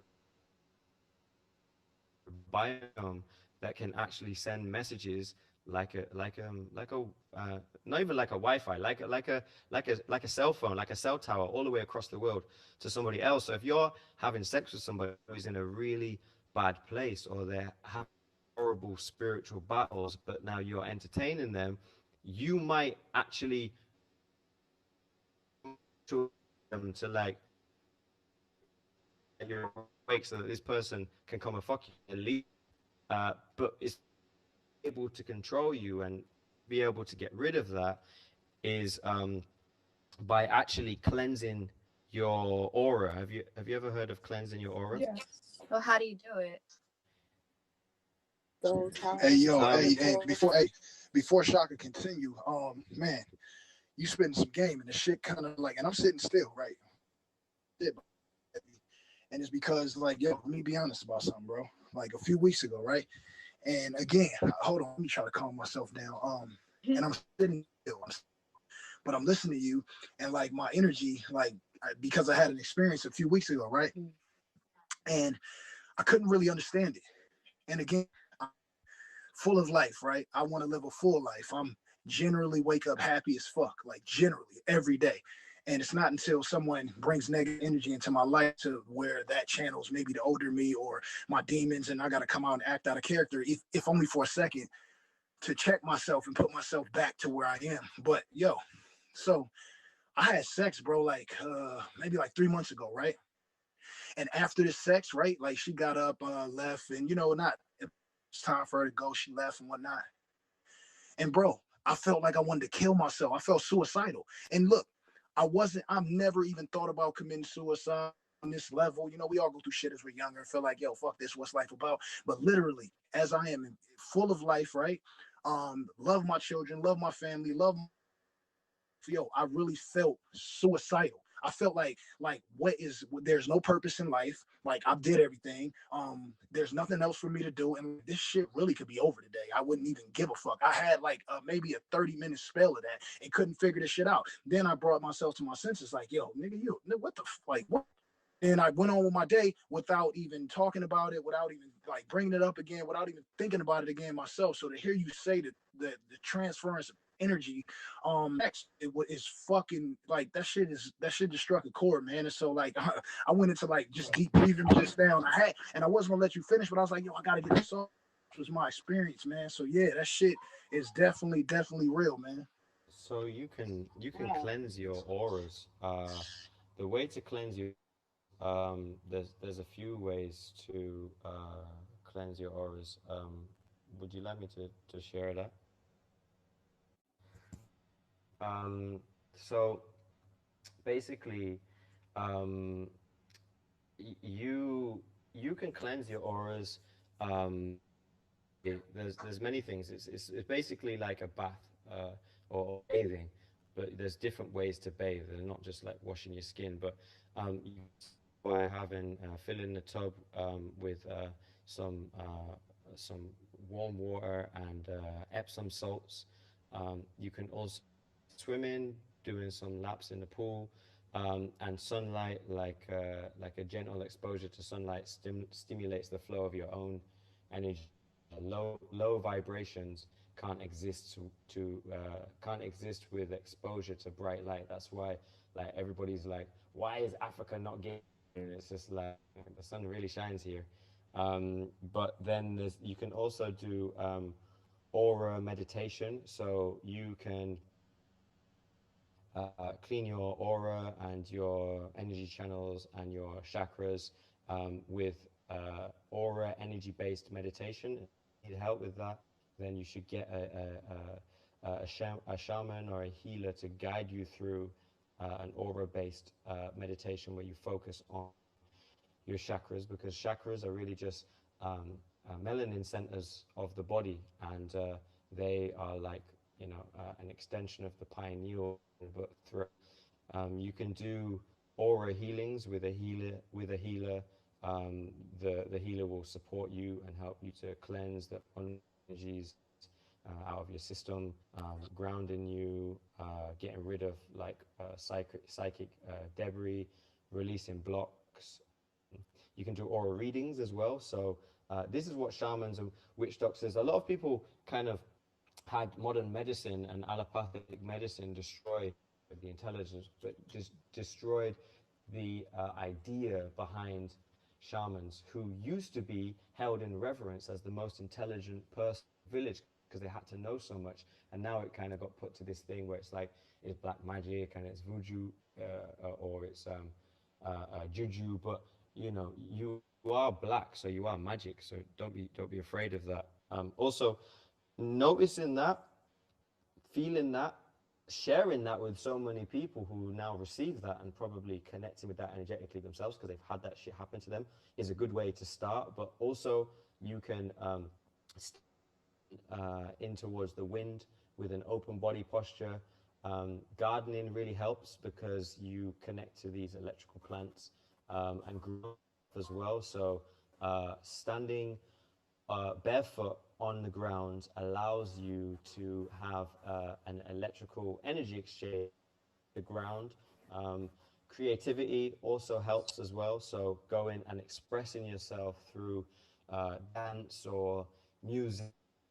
And, there's many ways to be able to cleanse your aura, but everything you should do with intention, and just make sure that you're kind of present and understand why that happened and understand why you don't want it to happen again and don't let it happen again. Because the other thing is, when we have a lot of sexual partners, we are actually dealing with a lot of people's energy, and some people are not strong enough to allow to stop that from messing them up, and they pass that energy on to many people. Like, I know when I've had sex with a woman who's had many encounters with other men and is having many encounters with other men, like she got like 2 3 people on phone call, and I've also been the same.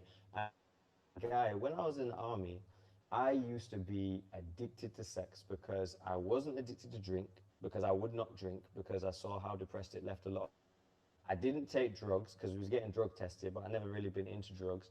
And so the only kind of thing that I had was boxing and sex. And I had so many, I had sex with so many women. It was like in like a few days, it was like 5 6 women, and I just remember like one just depressed as fuck, thinking, what the fuck am I doing? And the only real reason I was doing it was so I could tell stories when I got back to the army.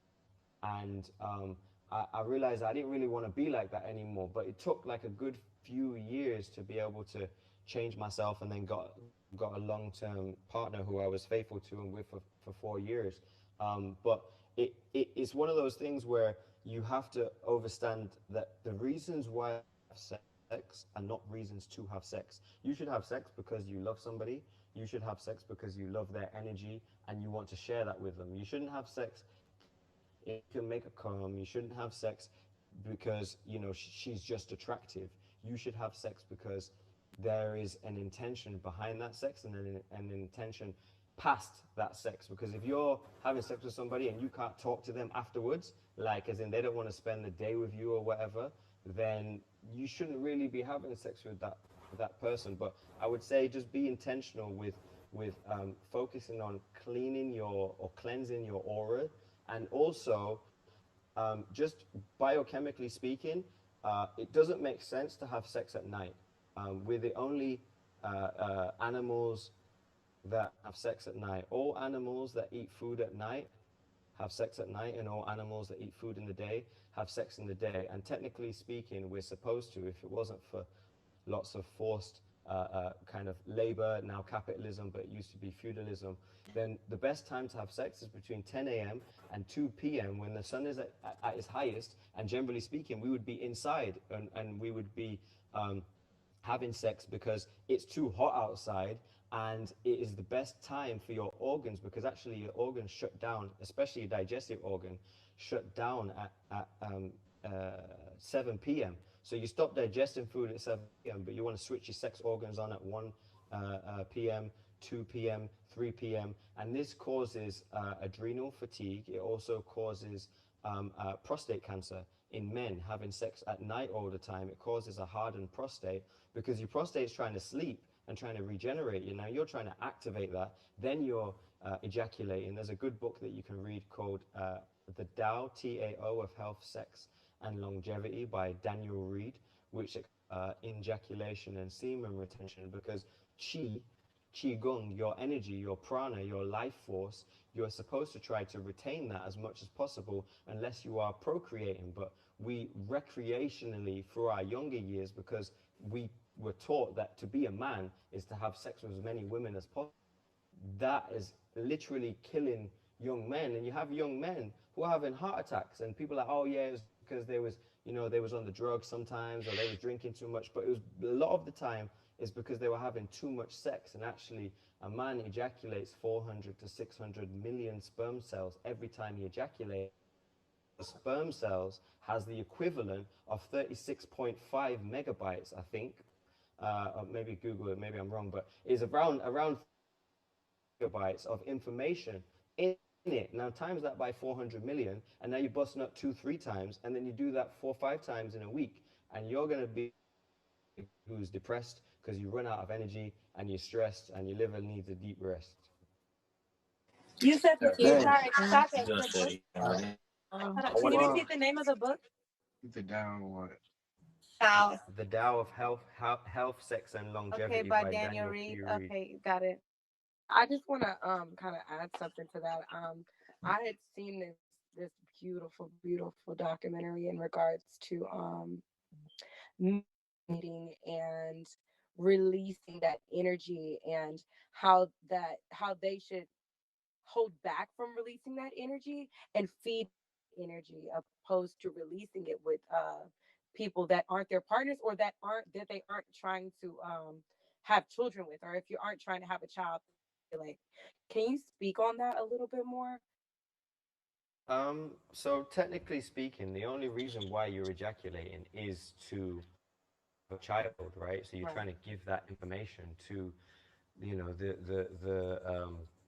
the fallopian tubes, and then you have is the largest single human cell, and the sperm is one of the smallest. And when they meet, there's a spark of light, and it's actually but they call it the spark of life. And you are trying to spark life into a condom, right? Or on someone's back, or on someone's head, or let me not get too graphic, but you know how, like, you ain't trying to put that anywhere that's of any. So what you can do is you can actually, a lot of men can't do it now because their prostates are exhausted because they had too much sex, but you can rechannel or recycle or redirect that energy into yourself. And if you are able to, so you can actually hold like the base of your penis, but you're supposed to do this with a partner. So it's not something that, you're just going to do the first time. It takes months, a year to be able to do. You're bringing yourself to that point of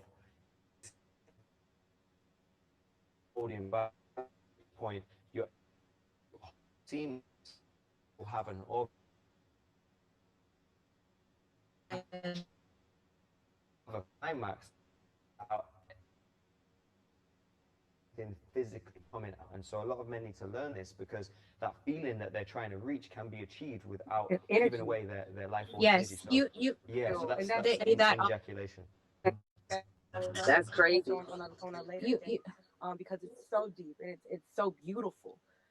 Who was that? Oh, I'm sorry. It's me, Kay. I was just adding that you can learn a lot of that through studying Tantra, Tantric sex, and starting breathing.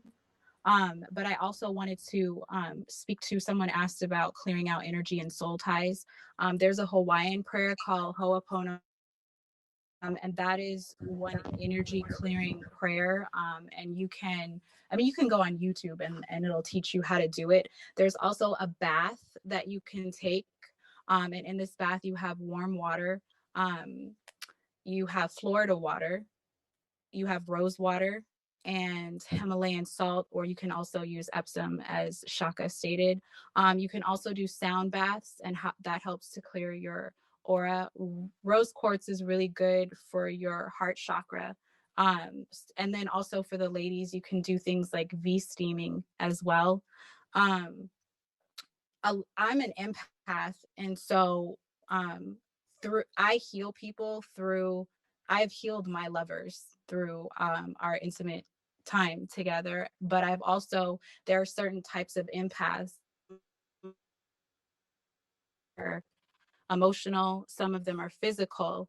I tend to be all of those, and so whenever I am with someone, I do take on whatever they have energetically. And so in my last relationship, the person I was with was very depressed. I'm a very happy, joyful person, and I found myself becoming very depressed, having a lot of anxiety, and even was on the verge of being suicidal. And I couldn't figure out why. And I thought like, oh, he's just bringing me down, or maybe he's super negative. But it's also because when you're really intimate with someone, you can, if you are an empath, you can take on those traits. And I think I'm reading this book that's also really helpful to, I don't know if there are other empaths in the room, I'm sure there are. I'm reading a book called The Empath Survival Guide by Judith Orloff. And it talks a lot about us actually having a different neurological system. So people are telling you, oh, you're sensitive, you need to toughen up. That's actually not what it is. It's something that's different in your brain, that's going on neurologically. So a lot of the people, and men can be well.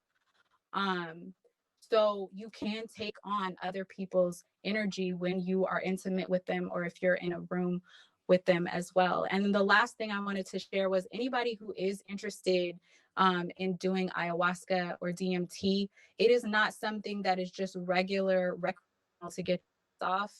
It is very spiritual, and I highly recommend watching this documentary, Molecule. You can actually find it on YouTube, and it will kind of give you a beginner's guide to how spiritual it really is and how serious you need to take it, because it's not just like you going to smoke some weed with your homies or whatever. Like, it's not like taking ecstasy or any other drug. So I just want to impart to people, like, to know how serious it is. Do your research.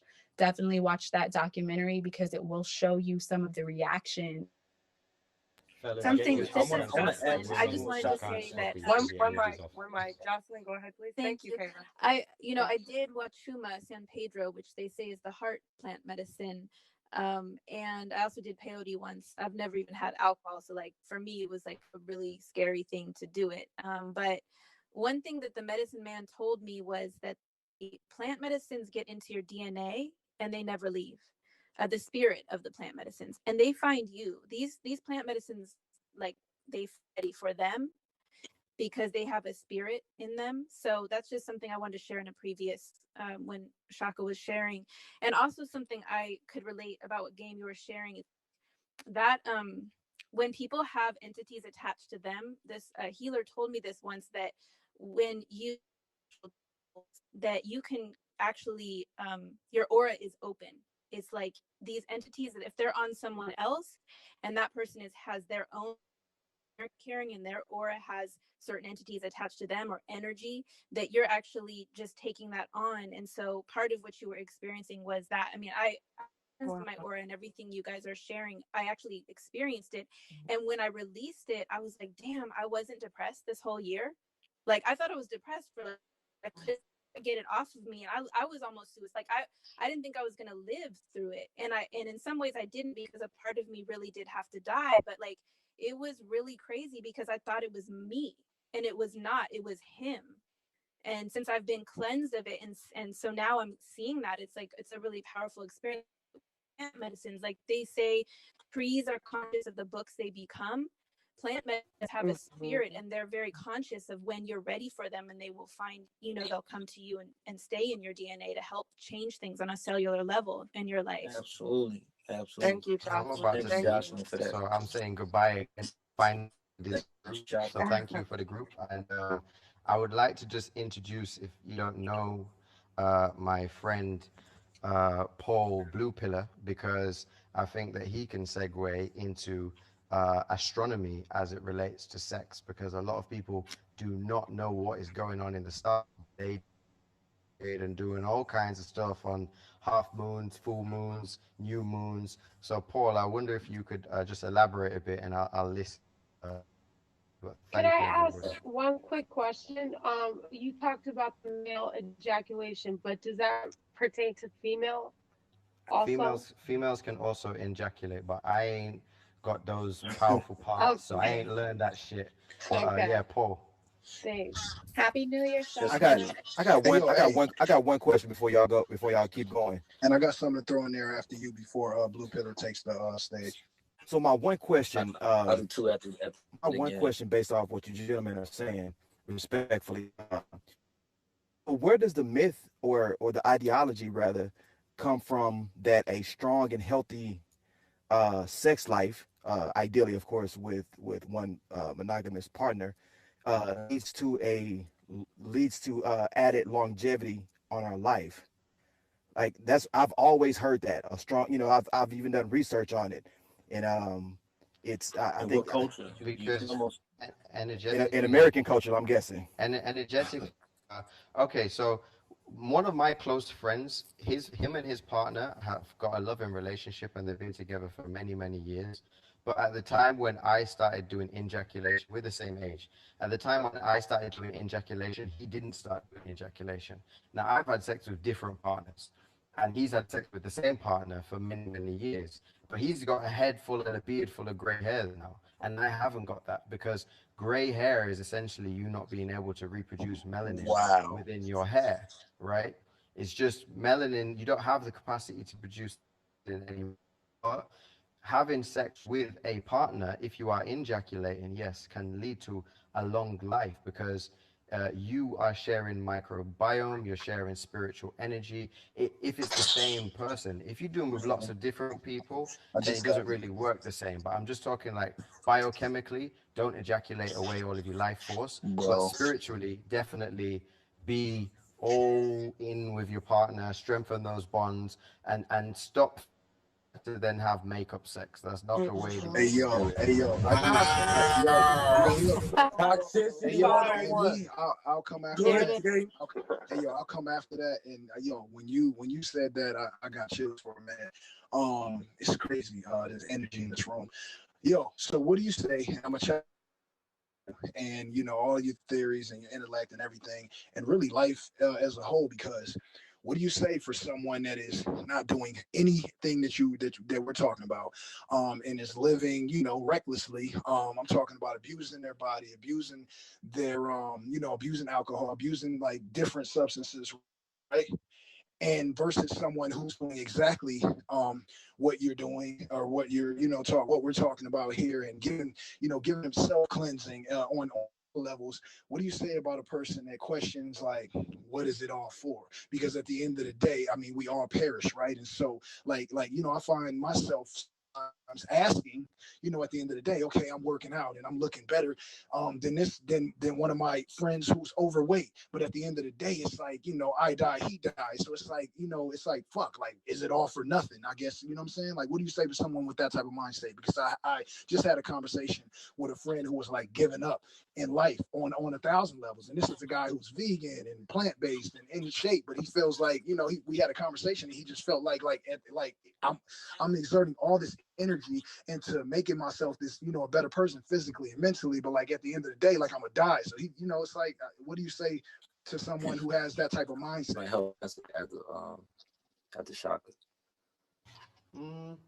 I feel like you know, there's no such energy can't be created and it can't be destroyed. It is just channeled, right? So we will our ancestors used to believe migration of the soul. That's why when they was taken on ships, a lot of them would just say fuck this and jump into the water and drown, because they would rather again than be bonded and shackled forever.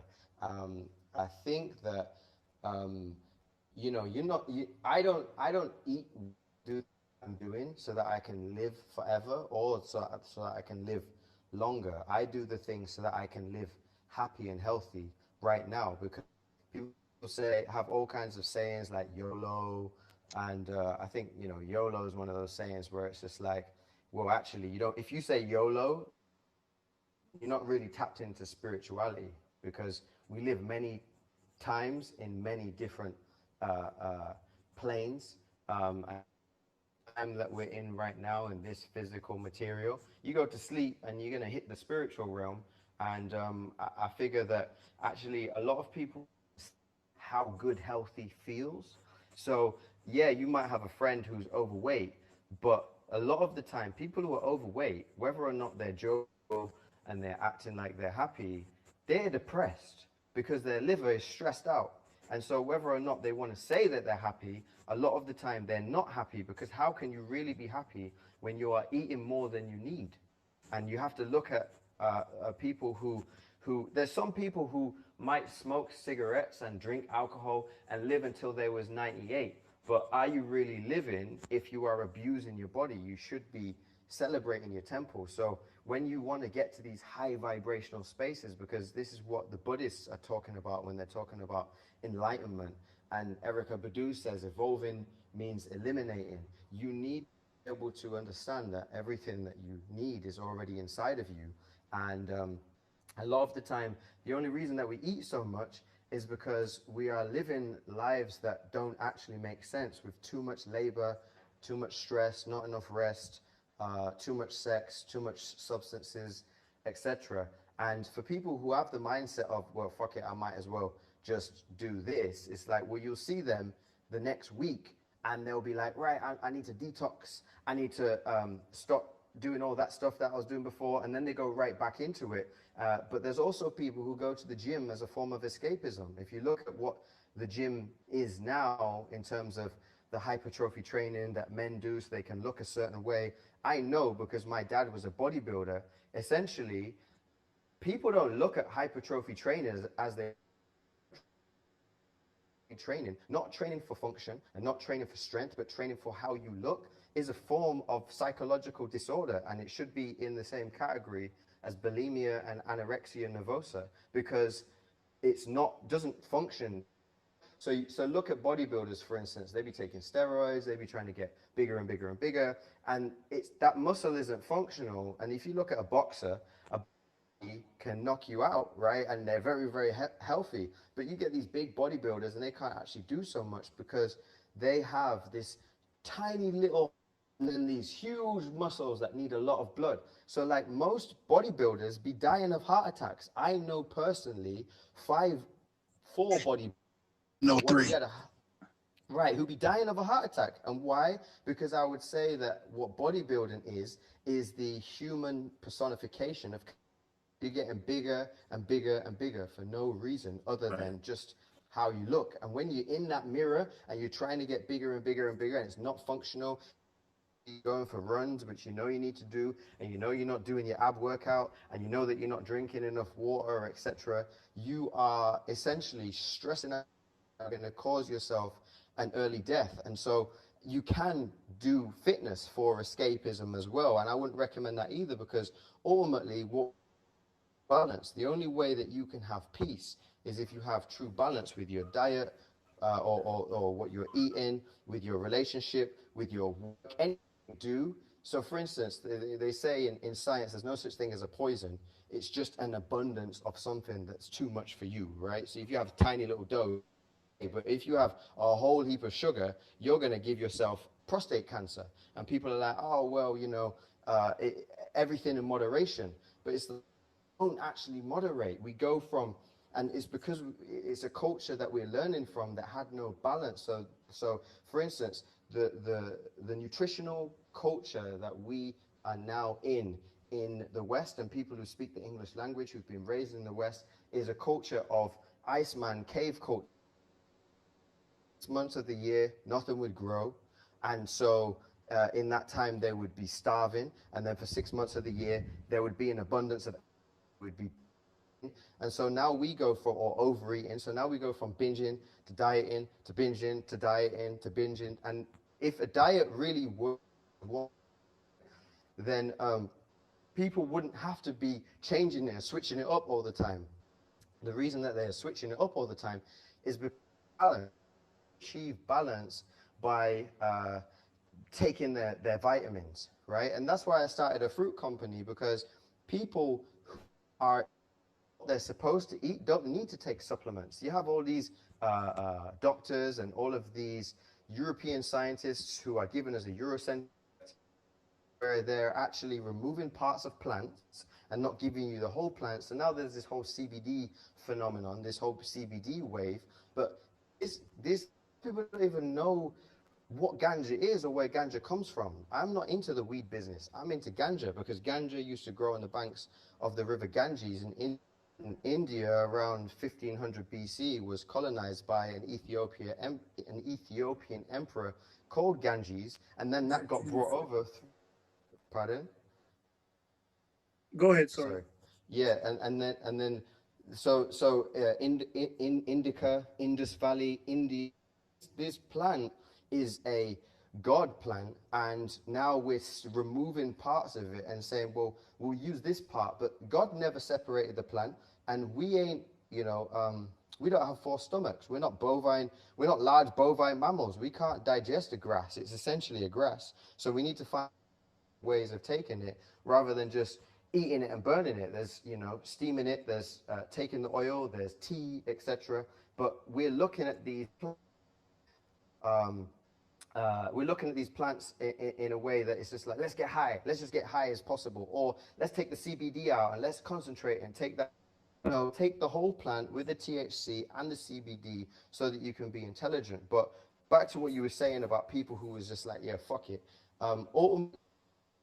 Those people are people, I believe, who don't have the discipline to find balance and to find peace, or they're having a spiritual battle, because anybody ever says fuck it never really means fuck it. Like, a lot of the time there's something deeper under. We are addicted to drugs, we are addicted to fast food, is because we're trying to reconnect to something deeper, and the only thing that we're trying to reconnect to is our own spirit, right? And we know people be writing these quotes on Instagram, I want to love as deep as the ocean, and I want unconditional love, but motherfuckers be coming with a bag of conditions, and they ain't as deep as a puddle. So I don't understand how they're trying to get this love that they say that they want, when they haven't actually done the inner work to be able to love somebody else, because you can't truly love somebody else until you love yourself, and you definitely can't love somebody else if you hate yourself and you're destroying yourself. So everybody knows what healthy looks like. Not everybody knows what healthy feels like. And when they do get like really within their fitness and their health, and they're able to moderate, get proper rest, be able to have sex with one partner, not every single day, but like moderate that shit, then they'll be able to find true balance, and then they'll be able to find true peace. So ultimately, I figure that people who have that type of attitude have a whole heap of peace, and I would hope that they would find it. But now I'm really gonna go, and Paul, please, the stars, because I love it when you. And I love it when you line that up with the stars and what the stars are doing. He knows exactly what the stars are doing at any given day. So that's something that's important, because we use the stars because we were the first astronomers. Indeed. We have a full moon tonight, guys. After you go, Paul, I wanted to veg you back on with Chaco. Peace, love, and light. Oh, go ahead, Bashir. No, I'll let you go first. I want to chime in after you go. To add on to what Shaka Bars was saying in terms of ejaculation, a wonderful book for y'all to read is anything from Montauk Chia, right? About the microcosmic orbit, because in essence, that's what he's talking about. The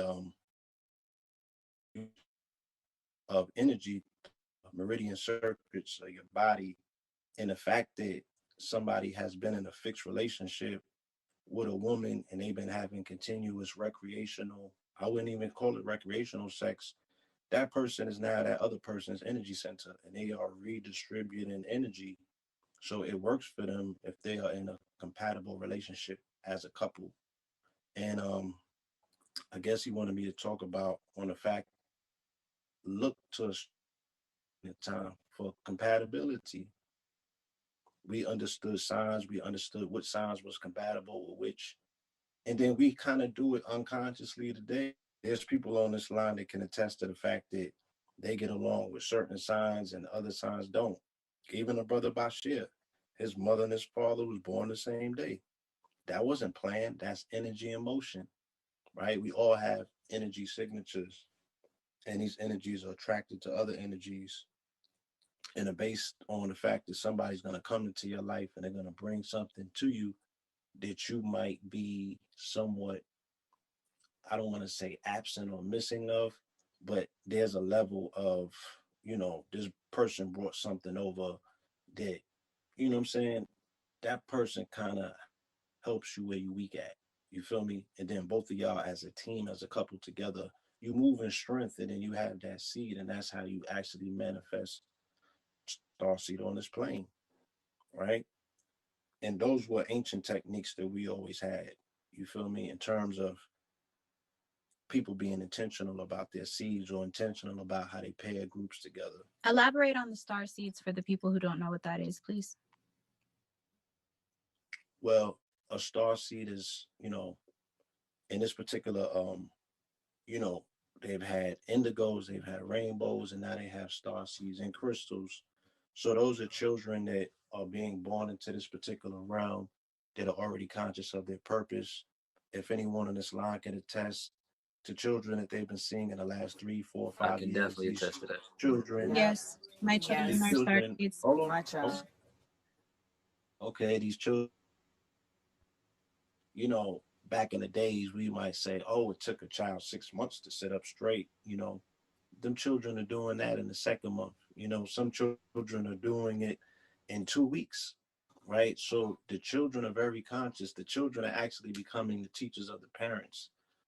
My niece came, she was meditating, and probably she thinks she was meditating before she was walking, and there's things that people are looking at, and their children are forcing them to go deeper and do more research because the parents are like, shit, that's not what I'm into. Where did this child get this from?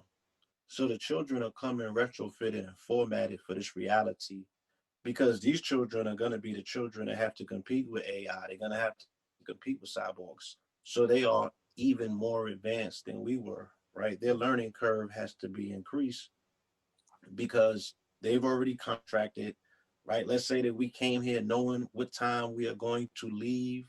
That means that we already are in dense with the information needed for us to operate on this plane. So these children are advanced because they're into a time where the competition is going to be a little bit more different. So they got to play catch up that much more quicker. And we living in the quickening. So everything is somewhat sped up, right?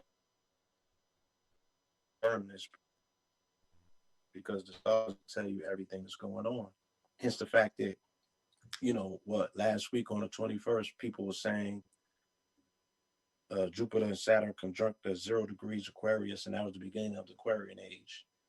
Whether that's true or not, it still is cool that people are having conversations and come to a realization that things are changing, and they can look and map the stars like our ancestors always did to confirm these things. And the stars are signaling always be 2, 3, 4, 5 steps ahead of the curve instead of playing catch up.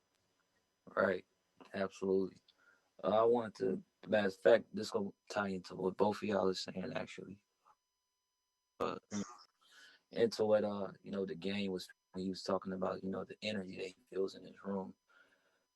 You keep using the word deep. You keep saying that when people go in, it feels deep in your brain. That deepness is you remembering. You're not coming into higher information, that you're actually remembering information.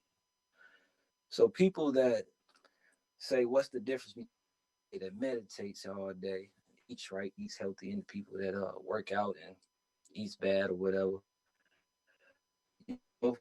The difference is that the person he's or she is training themselves to remember this information as they pass on to the next realm of existence.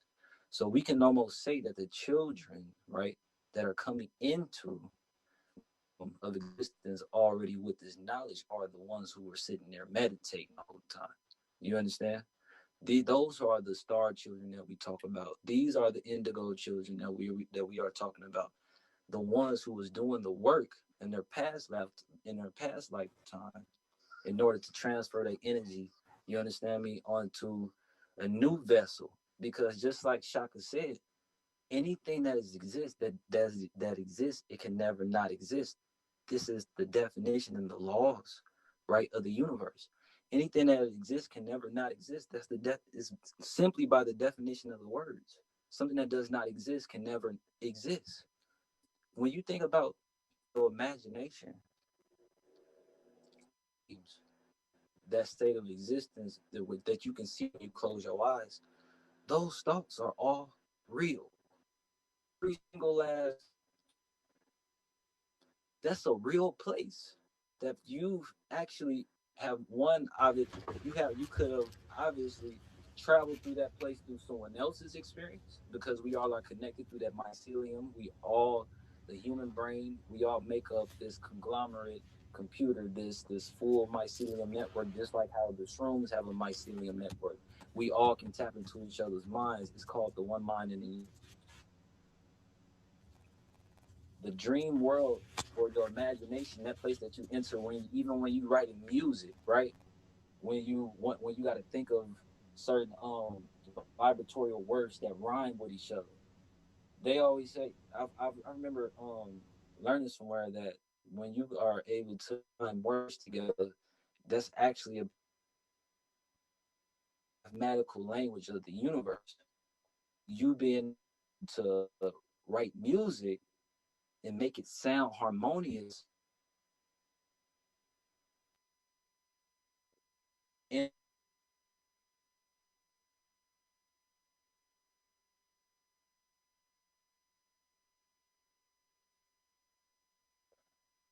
when we say that this word is our teacher, that's teaching us to be like gods, that's exactly what it's doing. Is the more that you spend this time working on yourself, healing yourself, spending time working on your shadow, doing your shadow work, you're going to be blessed with the knowledge of yourself within the next realm, within the next life that you travel to. Because I'm gonna let y'all know something. You're going to continuously be traveling for the rest of eternity. There is never a time where you will not keep traveling. You're going to keep traveling until you get to the highest form and to that higher consciousness and state of mind that we keep talking about. You can almost make it, you can almost understand it like this, right? We all know that we have a higher consciousness.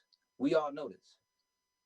Some reason we use this term, we don't kind of same way we all know that there's a God that exists, because we can know that we exist. We can look at the sun, moon, and stars and say that, okay, there is an architect to this. Now let's think about it like this. You can almost say that it's your higher self that literally put you in this room right now to hear this message. You understand? It was your higher self that brought this knowledge to you. If you was to die tomorrow, this existence would not exist, because it is your reality that is making up existence. It is our full reality as a group in which we are creating this one in which we are experiencing right now. Bashir, So, Bashir, may I ask? I've listened very quietly and patiently to everything that everyone was saying, and I did find wisdom in a lot of what was said. And I say this not as a non-believer, but I say this as a to ask maybe for those who might be in the audience who might be having trouble. I hear what everybody's saying, and it almost sounds this higher learning, this, be childlike, not childish. A child shall lead you. We talk about this in whatever of the religions you choose to follow, and we talk about the power and the energy, and energy cannot be destroyed, just transferred. But at the end of the day, this almost sounds like a luxury for those who have the time. What do we say to someone trying to find the balance of this when you are a single mom trying to take care of 3 kids? You are a man getting up to work 4 jobs. We're talking about all of this self-improvement, and it can be in incremental steps. But what I have not heard yet, I've heard it. Absolutely. Saigon, I've can heard I it through answer that? I get mushrooms. that. I've heard I it get through. exactly what you're talking Okay. about. Oh yeah. I just wanted to finish the point. I was just going to say, like, how do we get to that point where those that don't have, I don't know whether it be the means, the luxury of time, or just the wherewithal to do it as in depth as it's been explained, how do they find that little piece that they can hold on to take that incremental step to get better? Because what we're saying sounds great in theory, but in application, it is very difficult for those who are already facing the trials of the world. Yes.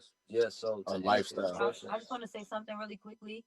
I feel like right now you're creating the possibility of can't, and you're creating basically from a space of like of dormant to whereas it could take 10 minutes, and it's one body. If you're listening to what he's saying, facts. Absolutely. It's one body. The children are incorporated. The children must meditate. They must take time to themselves before they get on the gadget. They have to download. They have to upload. So when you listen, you can find the possibilities and you can find the time within it. That's what I feel. Yes. Say that. Thank you, Mama. I'm not asking about the kids. As a I'm asking mother, about the how. One mic. Let me control the room. And we'll let Brother Shagun go after the Queen speak. We've dominated the room as males for a little while now, and not to say that that's a bad thing. A lot of great information has been passed, but I'll let the woman speak, and sometimes because of their lighter tones, we are dominant over them. So I'll give her the floor, and I'll get back to Brother Shagun, and then after that, I think Brother Bashir will answer him, and then we will continue to open up the floor for everyone else. All right, thank you. Thank you, Chuck. I wanted to answer because I am a mother. I'm also a business owner. I own 3 or 4 businesses, and I have 3 children. I incorporate my children into all of this, as Little Mama was saying. Like when I'm doing yoga, my daughter just turned 2. She does yoga. She knows the poses. She knows how to say it. All of my children are involved in this learning, and it's also a discipline thing. Instead of you watching TV or doing certain things while you're cooking, while you're driving in the car, you can put on audiobooks, you can put on YouTube, which is free, because I know not everyone has the resources or access to the funds but we're living in a different age now. So you have to seek this knowledge, and you have to want to learn it and to want to change. And my daughter, she went up to my mother again. She just turned 2, and she said, "I have powers like mommy." So for her to say that, and she just turned 2, like, these kids want to be fed this stuff, and we have to teach them. I have them eating sea moss in smoothies every day, and taking mullein leaf extract, and just to learn. My son just became a vegan on his own. So these are all things that our kids want to learn and be around. But again, it's about the discipline, and we are the ones that are influencing them. So I just wanted to add that as a mother and as a business owner, that like there is time. You just have to make the time. No, that was my point. But that was my point, my sister, that I was trying to get. I'm not talking, and maybe it was not understood.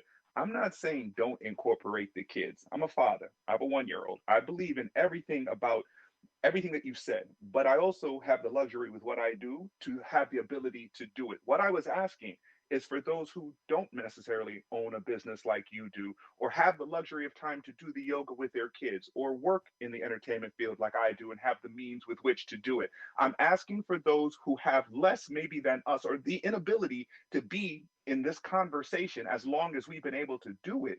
how do we reach them and how do they get on this path? That was what I was asking. I mean, you can do it at home. You can do yoga at home in your living room. Again, if you have He's the living asking, room how to do do you it. reach? Yeah, how do you? So what are we talking about? What group of?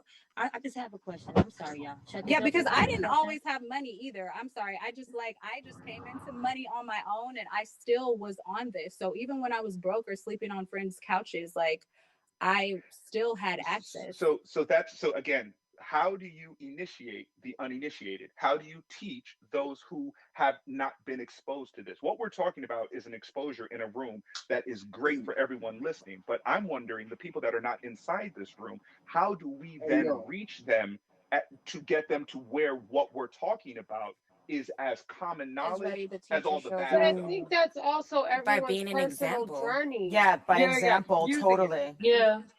And everyone's on their own journey when they're going to get to it. You know what I'm saying? We're all going to get to what we need to get to when we need to get to it. Right. I mean, so there we are can't programs, force it on people. Yeah, and there are programs that do this. Shaka is very good at, going out into the community. And I mean, all of us on this panel, now that we're aware that this is something that we need to start having programs to make sure it's, Yeah, yo. Can I answer that question? Yeah, Hey, yo, gang, go ahead, bro. You was gonna say something, gang? Yo. Yeah, well, I wanted to add on to what Segun was saying. Did I pronounce your name correctly?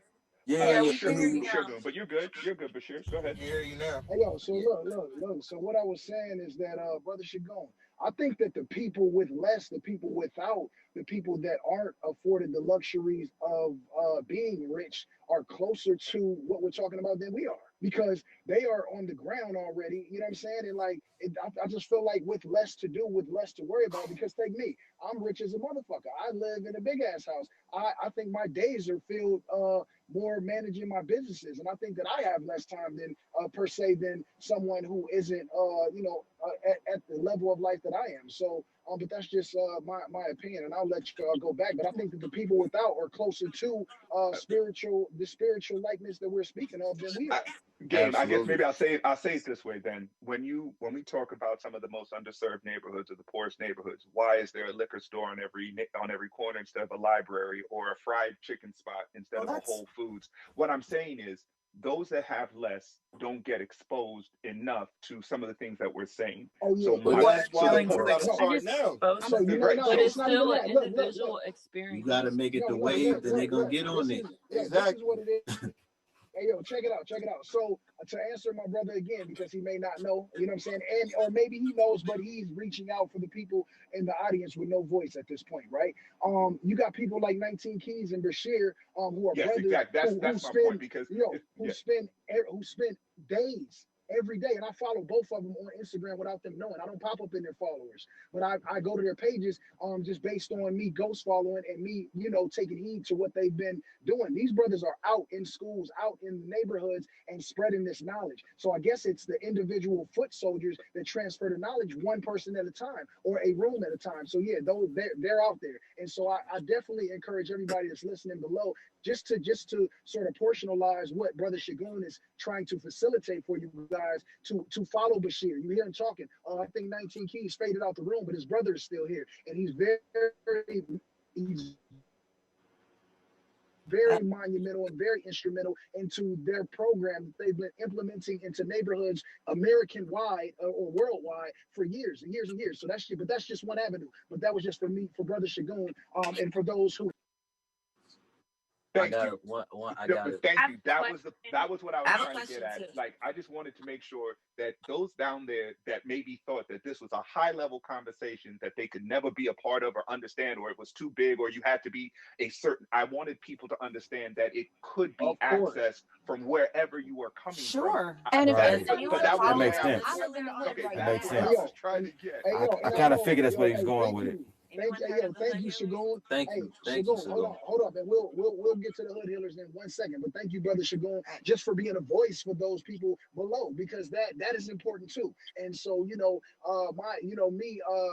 transponding with you, in agreement with you, and while still staying on point yo, that was important, bro. So thank you for lending that. And now, I think the queen was speaking. Go ahead.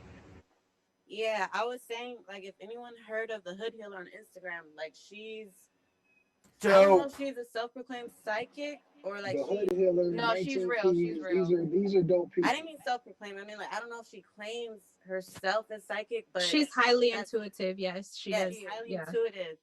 And I wish I could add her to this chat, but she doesn't follow me.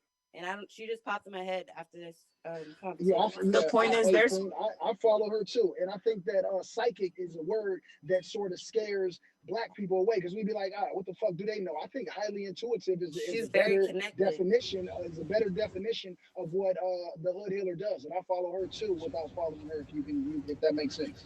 Hey yo, gang. Hey yo, gang. This King Yes, Los, sir. bro. What's King Oh yeah, Los, bro? King What's Los, up, what brother? up, man? Yo, I just want to add something real quick, respectfully, man. I've been Go sitting ahead. back, listening, getting all this knowledge. Even to my brother Sagoon. Plants lean towards sunlight. So our kids, and this is, I have a 7-year-old, okay?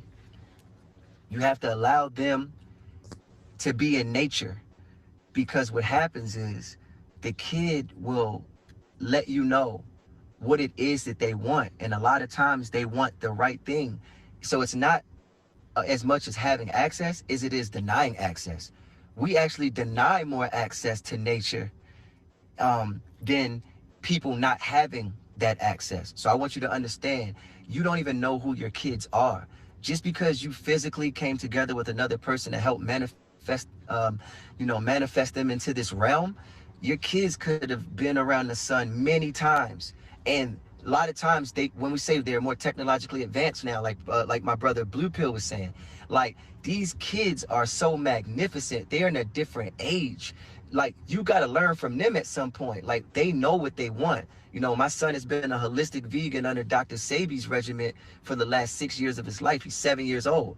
So for like, we don't celebrate Christmas, right? So for the holiday, we let him manifest what he wanted, you know, like to do and to activate mechanisms that represent ancestral lineage. He's Ethiopian. So you got to let these kids know their foundation of where they come from, their heritage and their roots, to express that, because they will do it a lot of times. And what we'll do is we tell kids sit down, shut up and stuff like that. Like you shouldn't speak to your kids that way. There's a way to allow these flowers to blossom and to bloom into the beautiful things that they are to become, that are greater than we could ever imagine. So we got to stop putting our constructs of fears and insecurity onto our children. We can't be whipping our children's butts and doing this because we just in a different time. These are different advanced beings. They're not what we were. They're not what we saw. They're what we are to see. They are the future. They are our saviors. So we got to treat them as that. And like, just to speak to your point a little bit, that's what we need to do. We need to stop denying access. It's not that there's no access or how do you access it. Look into your children. They have all the divine answers. They're so honest. They're so pure. And we break that. We break them from that. So we got to start letting our kids be the greatest that we've never seen. You don't know who they are. They could be, you know what I'm saying? The Messiah. You got to let them be. And that's the problem, Sagoon. We got to let them blossom, because the plants will lean towards the sunlight. I love that, Los. Facts. King Los, Hey, I love that's it. deep. I love Profound, that Los. line. The children will lean towards the light. I love that. Thank you for that. I want to add on that. Deep. Hey, why am I speaking in another nigga room and I'm in Savage room? Huh? I want to add on that, King. Yeah, peace, Bashir. Peace, Bashir. Peace and blessing. About children. Chaka spoke on about our aura earlier, how we could cleanse it, right? And one thing that I would love for everybody to understand about children is that children's aura is always open. Children aura, they are constantly being channeled by God, literally. Children are one of the greatest teachers next to cats. You understand? Cats have always been considered one of the most spiritual animals that exist, simply because of how they respond to energy, how they respond to aura, how they react. And it was something that I would have loved to go into deeper when Shaka was talking about it, because I feel like it was very important when it came to the conversation of aura. I don't know if we all know this, but through the age of 1 through 7, what you teach a child is usually what's going to be instilled in their brains until their adulthood. This is because, and I had a room earlier before this one where I was speaking on this. I was saying how a child is the direct vessel that God speaks through. I don't know if you ever like watched if you ever seen a child go up on a podium, and they always had like, if they spoke about, like, say against police brutality or things of that nature, they always be like, they speak very strongly, very powerfully. We've always kind of congratulated children for speaking their truth when they do speak, and we be like, where did that come from though? How did what did that where does this energy come from out of children? The one is because in our ancient cultures, we've always respected the minds of children. We knew that they were teachers. We knew that children, the reason why they take off their shoes and they running outside is because they try to teach you, mom, dad, you got to come ground. Mom, dad, don't argue. You understand? Because you're disrupting the vibratorial frequency of my healing. You know what I'm saying? They like, look, I got this God in me that shows me, allows me to see what's transpiring right in front of me. So no, don't argue in front of me. I'm trying to tell you. You understand? But it's because of our lack of trust that we have. Not only, this is why everything we keep this conversation of self-healing keeps coming up, is this lack of trust that we have ultimately deeply within ourselves, in which we are not allowing the space for us to communicate with our children as like on the same level of which we are. You understand? Because they are on that same level. There's so much more things that your children is going to teach you about yourself when you get older. When they get older, you gonna be like, God damn, I didn't know this when I was younger. Same way you got a lot of information now that your parents don't know. It's the same cycle that's which is going to happen to you and your children. You understand? And that means that we have to start, as some of us parents, or I'm not a parent yet, but it's my inspiration to be one day. But I'm just saying that we have to now get into this mindset of, wait, let's start having these real conversations with our children. Let's be honest to them. Matter of fact, what was you dreaming about? You said you were flying in your dreams. What else was you doing? What else were you able to do? You know, because obviously something in my life has transpired to where this opened up my curiosity now again, in order to see, okay, maybe I should have been this curious still too when I was a child. Because obviously this is what King was saying. Maybe you might just be the Messiah that we all been searching for. Maybe it's your child. You understand? Maybe it's the child that you're about to bring into existence. And that's why it was always very important for us to prophesize things. It was always important for prophets to come into existence and be like, well, one of your children, one of your sons, one of your daughters is going to bring about the change. You understand? They spoke that energy on to people because they understood. It's interesting how I feel like, even though we come into so much knowledge and wisdom and understanding, we really not as wise as the people who've existed thousands and hundreds of thousands of years ago. That's facts. You understand? It's like, are we so much more intelligent than which they are? Because it feels to me like they've already understood these principles. So I just wanted to add on to that and let us know that, our children are very, very, very powerful, and especially because they Black. And I gotta add that in there. You understand? Can I just say one thing? I just wanted to piggyback off of what he said about children and Veggie back. What? Veggie back. Yeah, veggie back. Yeah, we switched it to veggie back. Nah, that's fly. Not piggyback, but veggie back. Yeah, veggie back as well. Shout out veggie. Pagani. Wait, what the hell are y'all talking about? Okay, veggie back. The culture's moving quickly. Okay. Culture's moving. Yes. Okay. Yes. Veggie back. I love it. I'm gonna use that forever now. What I was gonna say is, when I was in college, not when I was in college, but in my mid-20s, I had a paradigm shift after I watched The Secret, and ever since then, I've been on like a quest for like positive thinking and manifestation, or manifesting and all that.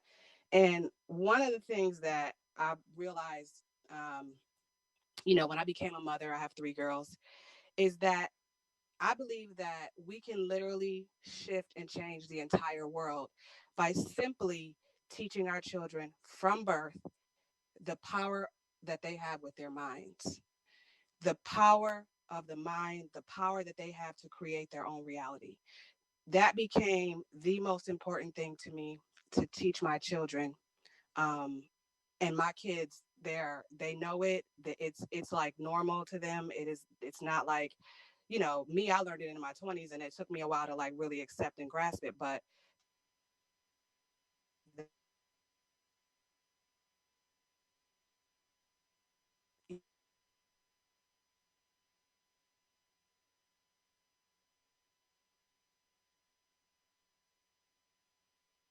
got And like you examples. said, and what I wanted to veggie back, and this is Ray, veggie back. Um, ultimately, I think that with what I've tried to do with my children, with my and their mother is that our kids are allowed to express themselves freely. You know what I mean? They're allowed to be upset. They're allowed to walk how they're feeling and you know cultivating creativity. Trying to have these conversations with your children. I look back and I'm who's now 14. When we were being enslaved or when the native people were being deemed as savages, it was all because of a language barrier, right? Europeans would say, we don't understand you, so you must be beneath us. And I think that that's kind of how our culture has created this space with our children that has limited their creativity and has limited their growth in so many different areas. Because when a child is somehow out of space, it ultimately just means that they're doing something at the time that isn't conducive to what you're doing at the time or what you would like to be done at the time. So I think that if we take the steps back and really look at what saying, and the sister was saying, ultimately they're going to give us a lot of answers. Because I've look at what we're doing right now, right? We're on a new app, coming up on a new year. Talking about new ideas with people that may have never had these conversations before, and it's with this new technology to broadcast a certain level of thinking to people who otherwise wouldn't have access to it. And I think that to say that a child um, is is not intelligent or doesn't deserve a space or a floor to talk, it's kind of childish in that, right? Like it kind of sounds like a older child telling a child, like we're still learning, we're all children, and we have to get out of our own way and get back to being children that had that spark of happiness and joy. When you see a child that just runs and runs and runs, and you're like, yo, I can't even keep up with it. What am I doing? What is your diet? When they were talking about diet and what you consume and how you consume information. You tell a kid something, when my kids were babies, I could give them a box with play with the box and paper, the gift that was put inside. And so just stepping back into our simplicity and understanding that we are children, it's not really that much complicated than that. I don't believe. Yeah, I feel you. I feel you on Absolutely. that. Yeah. Definitely. Hey, oh, yeah, 1 second. I Lathan back in and back up in the room to shed light on something too. So after that, bro, but Van, you here? Yeah, I'm in here. Super enlightening conversation. Uh, I just want to kind of, because we're talking about children and their importance, and obviously they're the building blocks to not just a future but a present, right? And I think we all get that. I just think it's important for us to remember what people are going through. Okay, like I'm from South Baton Rouge, Louisiana, right? And the majority of the people that I know that are from there are trying to keep their children alive. Like there is there is a a, a triangle, like a matrix of wants and needs that people have, and they're in a survival matrix because there are inside and outside of the community, if we're being honest, things that are trying to eat Black lives up every day.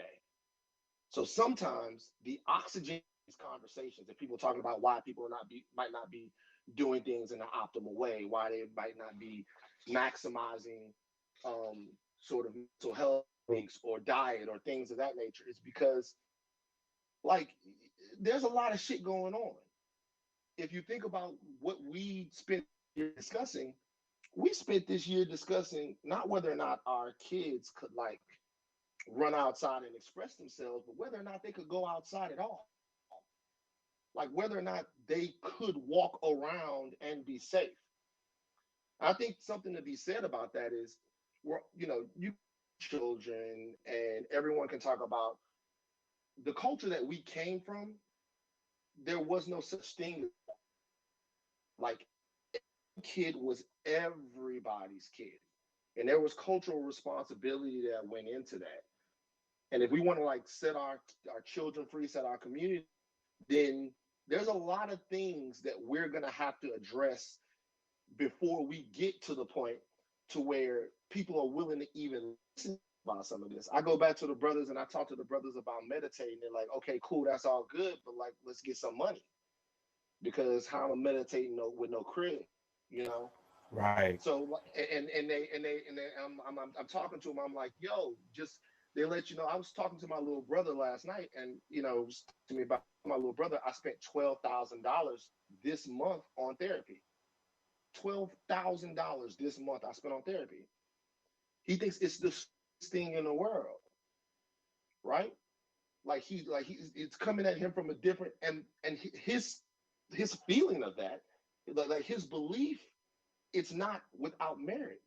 He lives in a place where if he don't hustle, then he's not gonna eat. So a lot of these problems a lot of these things that we're talking about, all the perspectives are valid, especially on children. Like as far as children are concerned, like you go out and you run out in the grass, right? And they run super fast until you say slow down. There's crack vials in the grass. I don't want you to cut your feet. Now, if it's crack vials in the grass, you got to clean them up before your children can run. And that's just the way that I mean, and like there has to be heavy lifting done inside communities to make sure that we have enough bandwidth to get out of a survival matrix. And that's kind of when we start talking past the hood and talking past the community when we get in conversations like this. Right, absolutely. I would like to speak. I would like to speak to that too, though. Yeah, I think that's what Brother Sagoon was touching on, and I'm glad that we're here now, and I'm glad that the conversation is, you know, after the last week, I'm glad that we're turning the corner and focusing on the deep rooted problem of our children, and even you know their parents, which said are still children, like you know grassroots, you know like digging up the plants, man, and you know just refocusing on our our regrowth, if I can say. Go ahead. I feel like one, I do want to give a little bit of history, um, just on myself personally, because I like that this conversation is headed this way. My family in general, right? My family in general came from the hood. You know what I'm saying? My pops is, you know, was a killer. You know what I'm saying? Because we had to survive. You feel me? Um, Growing up, we wasn't in no conducive environment. You know what I'm saying? I'm from St. Louis. I was born in Oakland, born at home in Oakland, and well, most of my life I was raised in St. Louis, and I was raised around a lot of wolves. You know what I'm saying? And but the number one thing that I always remembered, because my mother would bring up conversations like this, right? My mother would speak about certain things like this, or she would tell us like, always remember you a black guy. You know what I'm saying? Always, just because the conversation was brought up. As I got in my older ages, you know what I'm saying, more in my adolescent stages, I'm like, you know what? Some reason this conversation that is in my mom head that my mom always brought up to me is keep on ringing bells in my mind. You know what I'm saying? Like, even though I'm trying to tap into it, you feel me? And I know that this world is trying to bring me down as a black man, things of that nature. I'm like, still something else that's fighting my spirit because I do know better. You feel me? And so just because we open up the space for this type of conversation, and when we do have our brothers and sisters who are living these, right, and they are able to hear these conversations, it will start opening up portals and floodgates for other people's minds in order for them to come into a higher fruition of mindset when they do come into it. You understand? And another thing, like the game pointed out, we have been on the ground. We have been sure that we touch the people. You feel me? As much as we can. And that's a part of one of, like, if we know these things, that is one of our jobs, right, on this planet Earth, is to make sure that we are those people that is doing the work to make the change happen. That's a part of the knowledge. That's why knowledge is called information. You got to come into the formation of the knowledge. Because if you don't use it, if you don't use it appropriately, how you obtain it and things of the nature and what it's used for, it'll become what, a curse. It'll start to eat away at you. You know better. You know that you can do more for other people when you can do more, right? And that's the reason why we be having these consciousness and mindset that will start to create environments to where we do start to feel depression, anxiety, because we have all this knowledge and we're not using it. You know what I'm saying? And I want us to understand what depression, anxiety, loneliness, these feelings are actually, they're tools that your spirit uses back into a higher form, or when your spirit knows you need to do something different.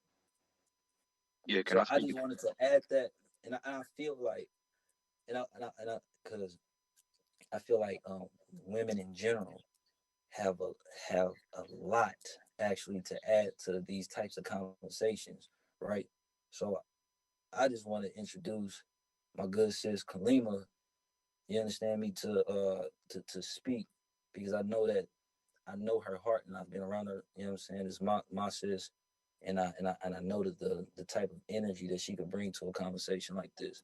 Also to Blue Pill as well, because I've literally have seen this man, like, I mean, he speaks to everybody. You feel me? Like, literally. So I definitely want to open that floor up to those two. You understand me? Yeah. Hey, so Kalima, I'm a follower as well, and I follow from basically following 19 Keys. I definitely seen you here for like the past hour, and I wanted to throw it to you on after hearing a few different opinions because I know how much of an intellect you are. So, hi, my name is Kalima. Um, Someone touched on the topic of how you're supposed to teach a child. And she said after birth, but the reality is you're supposed to teach your child in the womb. And long before you even procreate, you're supposed to be working on those things of what you want to manifest in your child. Because the reality is, women are the manifestors. We are the womb. We create this and we put this world into existence. So it's highly imperative that what we want to bring into our child, we put into our child mentally, because the womb is a very special place for our child. And what I see in women, and especially in relationships, is that we're not taking special care of our womb while we're manifesting that child in our womb. Um, in the teachings in Islam, we're also told you're not even supposed to watch TV while you're pregnant.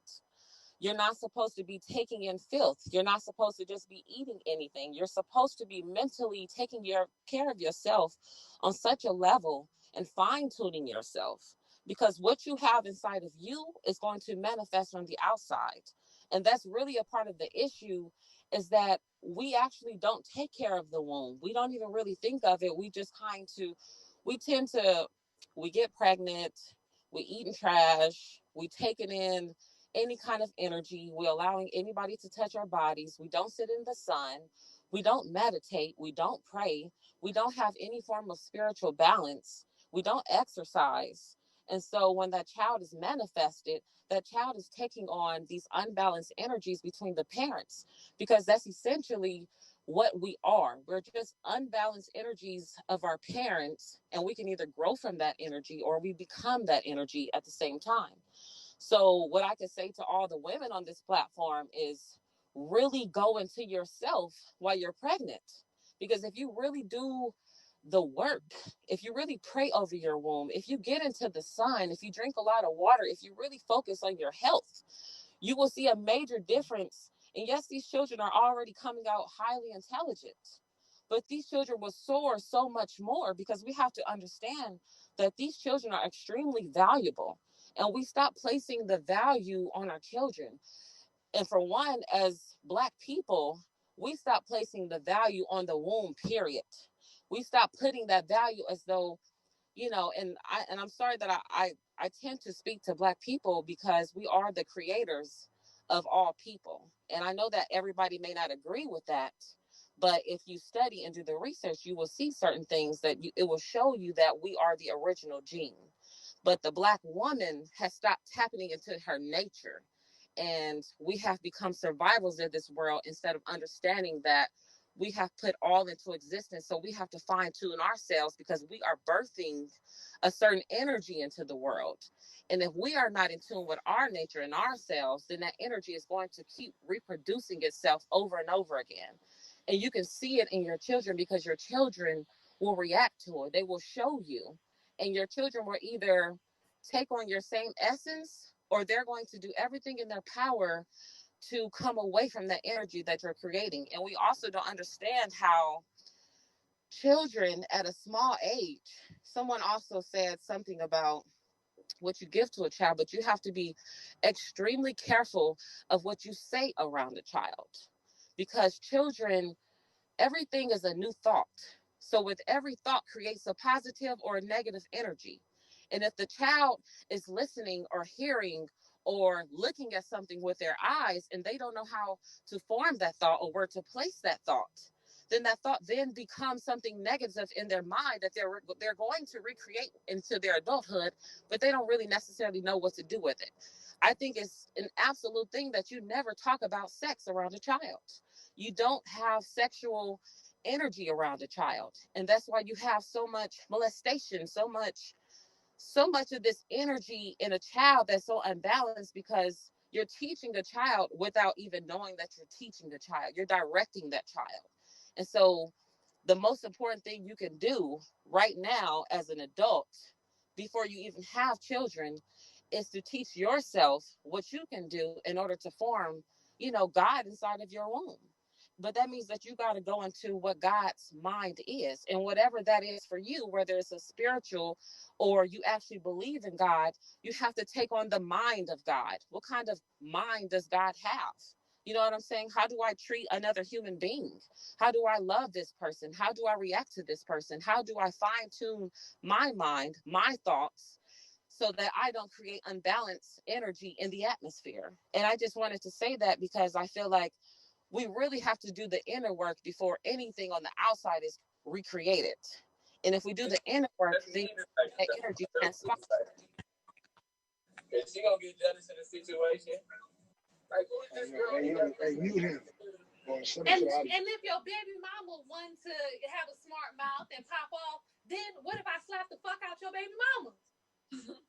Wow. Wow. Oh shit. That came right on What's time, going bro. on? I ain't gonna lie. That is not where this conversation was. What is this? That fit though. Just a little Good bit. Lord. All right, let's go ahead and Who redirect. was that? Let's go ahead and redirect the energy of the room, you guys. It's okay. Yeah, let's Can I share rebuke all that. something? Yo. One mic. Gabe, I go wanted ahead. to Yo, share something if it's Yeah, we can hear you. okay. All right, so look, So check it this out. Yo. Check it out. I think that the app is tripping and that it's integrating other rooms because someone said before that they were able to speak in here, but they were in 21's room. So yeah, just take that into account as some things might be twisted. And I see that after hearing all of this energy, I see that as maybe the devil trying to get up in here and break this shit up, but we're gonna leave it alone.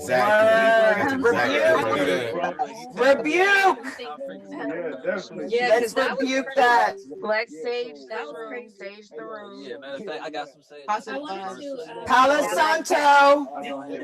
One mic, please. One mic. yeah, I asked K Cola to sage the room for us and Bree, and then we will. I want to get back to my sister speaking because she was not finished and she's dropping jewels. Thank you.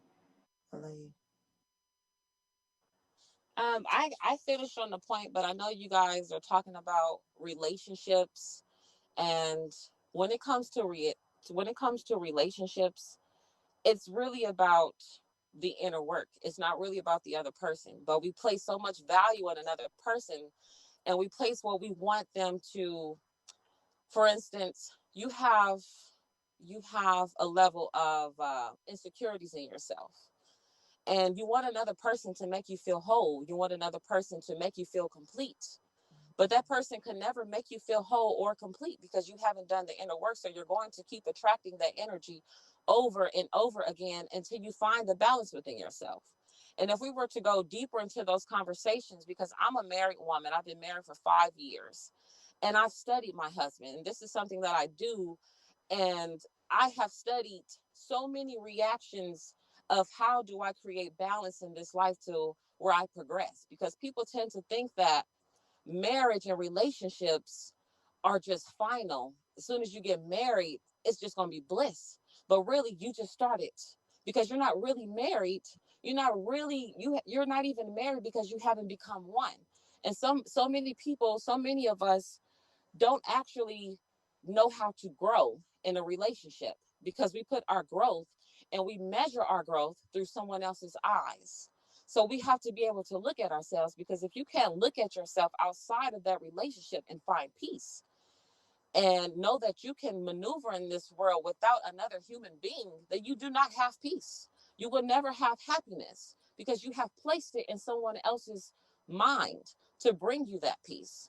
And when it comes to, and I also wanted to piggyback over Brother Van Lathan when he was talking about the children. Veggie back, veggie back. Oh, veggie back. There you go. There is a level of fear that we place over our children. And I'm sorry to bring the subjects all over the place, but we have to, and this is a subject that's probably off topic, but any subject at this point is a good subject because we're all talking and listening.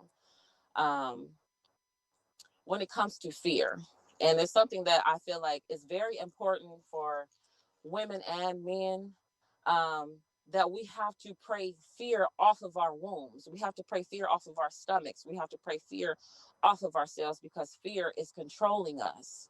And we also, as women, can place fear into our children just by having fear over them.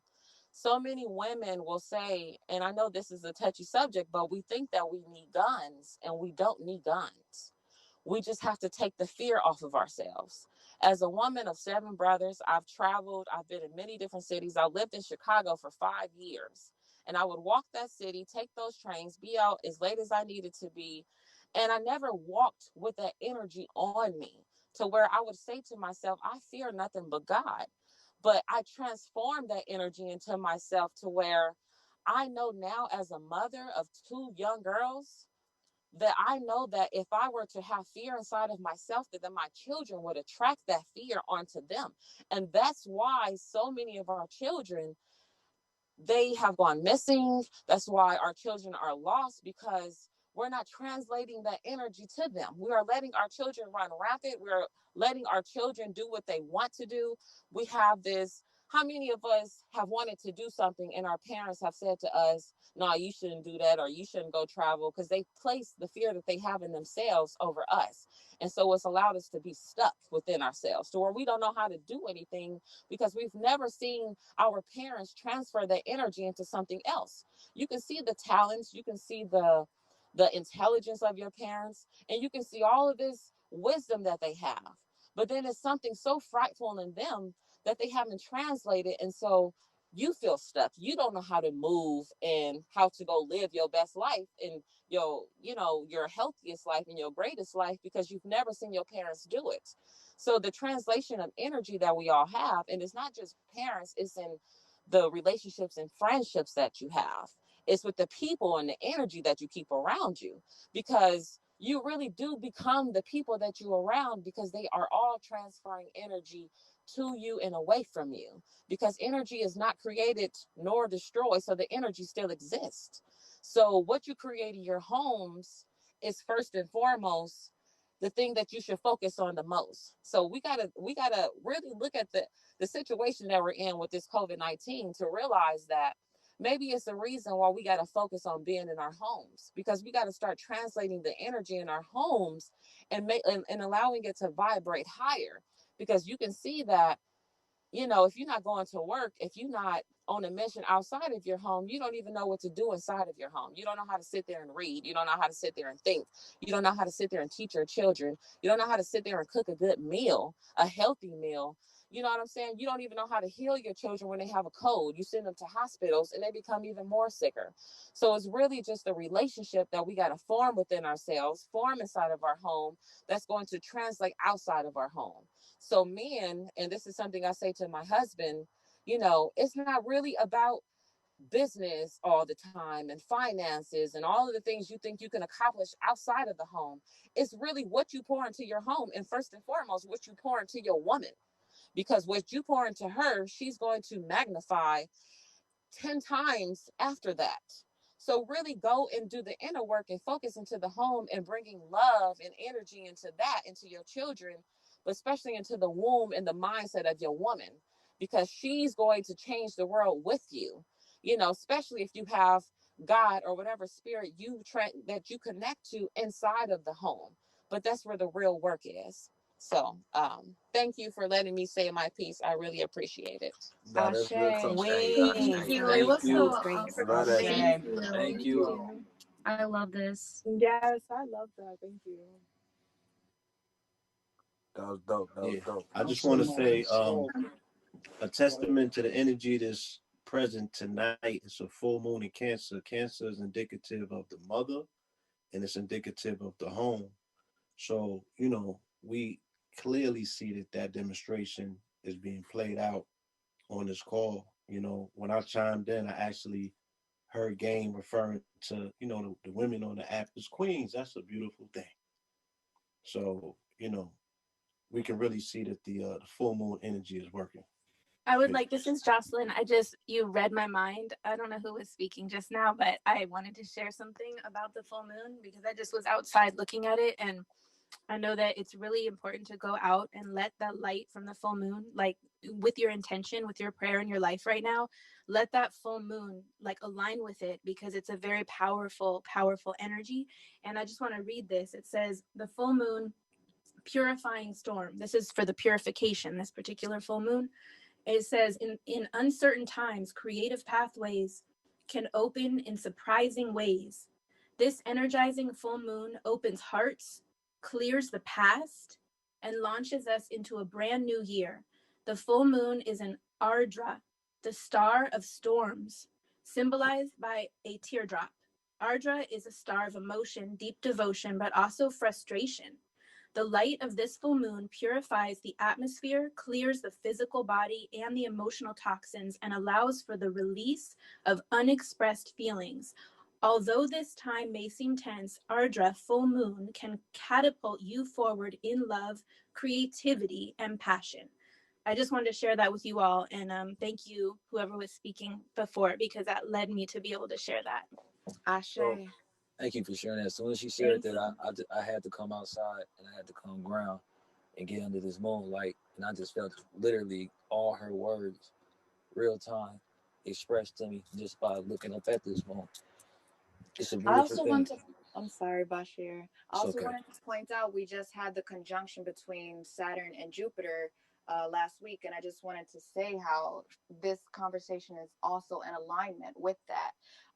With so many people in here saying that they felt like they have had a recent shift in their life or wanting to become more spiritual or searching for themselves, and that was what that conjunction was about, was that there was a major shift. A lot of people are saying that we went into the age of Aquarius. Actually, we don't go into the age of Aquarius until year 2150. And yeah, that's pretty much it. Yeah, I should say, but your spirit is already there though.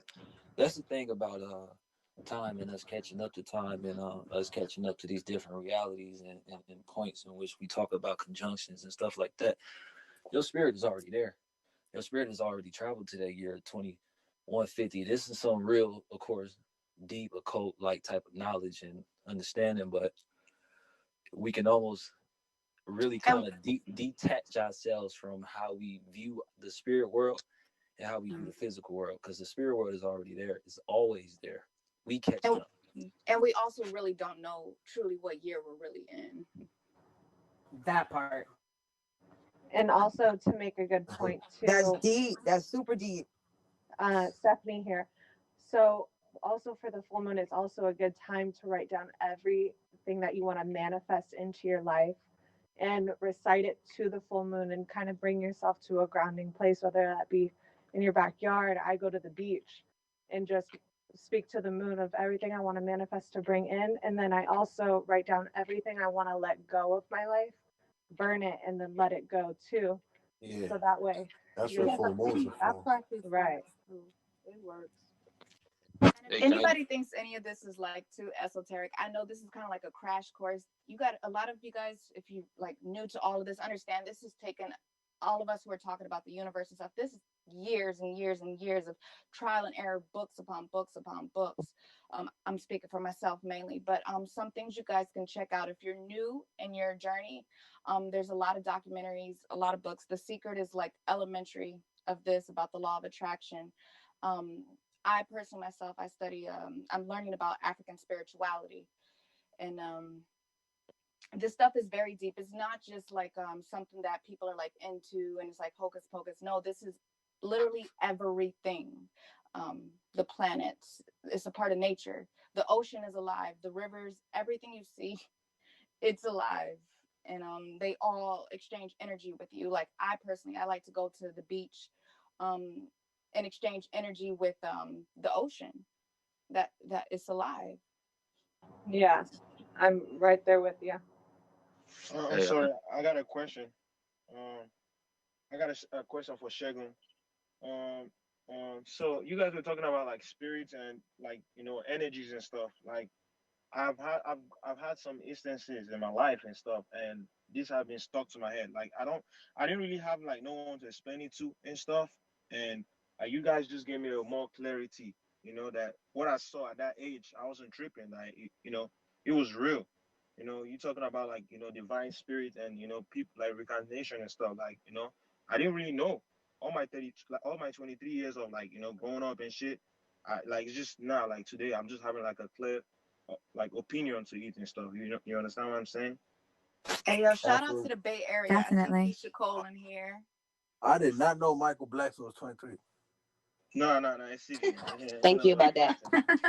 So wait, were you asking me a question? I wasn't sure I followed, but I appreciate what you were saying. No, I was asking a question because like me when I was like I don't know what age I was, but I know I saw something. You understand? Like I saw that certain thing, and I told my mom what I saw that night. I woke up and she saw that thing, but she was shook, but she kind of like cover my face and start praying and stuff. But like that same moment has been haunting me all my life because I know that I wasn't tripping. You know how you have like a doubt, that there's something like going on, but you don't really, have that doubt and shit, Like you getting into a room and you having like kind of like a tingling sensation in your body that something ain't right. You know what I'm saying? I had that feeling that day. Even up to now, she doesn't want to tell me the truth, but hearing you guys' story and you guys like, explaining stuff and, elaborating about the world and its energy and stuff, I was like, oh yeah, that's true, Your No, gut is listen, definitely your listen. second brain. My question was, I'm a believer, right? I remember standing at the graveside of my father, and watching the wind whistle through the trees in a moment that was a clear day. There was no wind, right? So I'm a believer. I'm just one of those people that always wants to make sure that those who may not have voice or may not know how to ask the question don't feel excluded. Because as the lady said, we're talking about topics that can seem very, very highbrow, and and when you're struggling to survive or you're struggling to make ends meet, you think that maybe people are talking over you or at you and not to you. And so I just want to make sure that everybody's given the opportunity to hear what's being said and figure out a way that they can apply it, even if it's in a little increment, into their own life, and thus get even better, more enlightened, a little smarter, day by day, piece by piece. But that's all. But yeah, no, I have been to the Vatican and sat there and felt nothing, and been outside walking with my family and felt everything. So for me, it isn't about cathedrals built to greed. And sorry, you might hear my daughter in the background because it's bedtime. But I've seen cathedrals that have been built for greed, and I've seen the kingdom of God is in you and all around you. So to me, it's just whether or not you believe, and then trying to apply that belief and that thought, that process every day. Okay, I'm gonna mute myself because little mama is not having it. Hey, Segun, I wanted to answer your question that you asked earlier about time in the hood. So those are like two separate questions. First of all, what a person should do if they do live in poverty is they are the main ones that should tap into their cells, their energy, because when they start to unlock certain parts of their minds or their brains.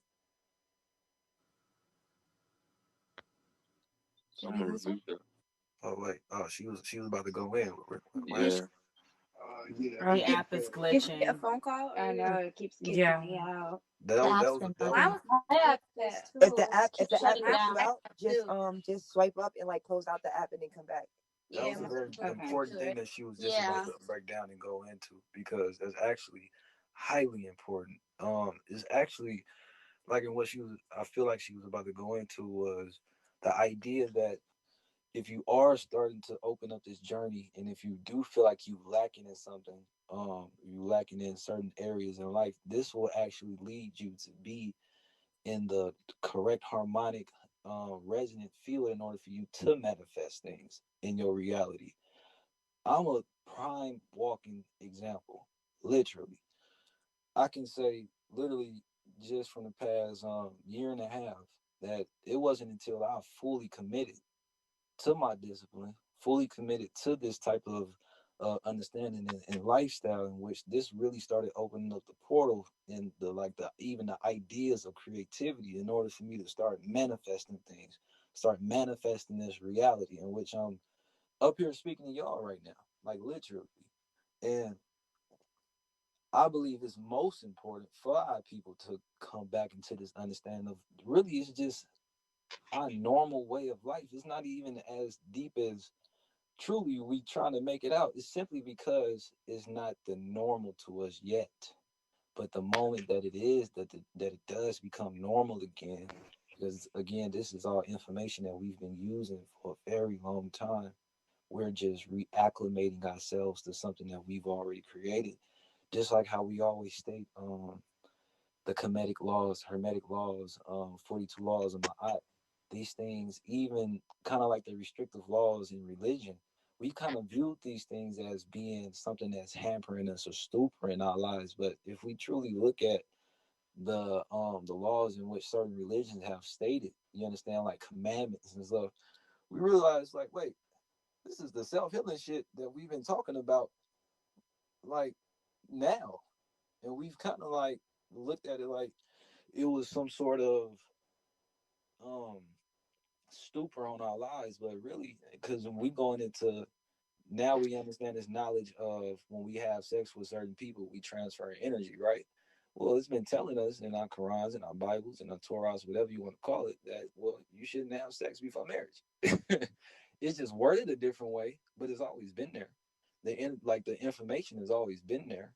We just didn't really we didn't right now what's happening is we have more and more people who's able to make this kind of like higher knowledge simple and plain, to where now we finally getting it. this is why I believe that even us going through these experiences, like the reason why people was have been, sexually active so much and having to go through these experiences, where now when people do bring them down, say like, this shit making sense now.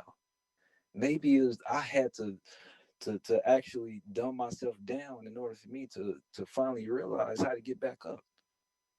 And it's almost like my spirit has led me to do this shit, because for some reason all these synchronicities, this don't seem like a coincidence.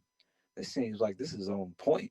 This seems like for some reason I was just thinking about this the other day, and now I'm in a room where we got people talking about this.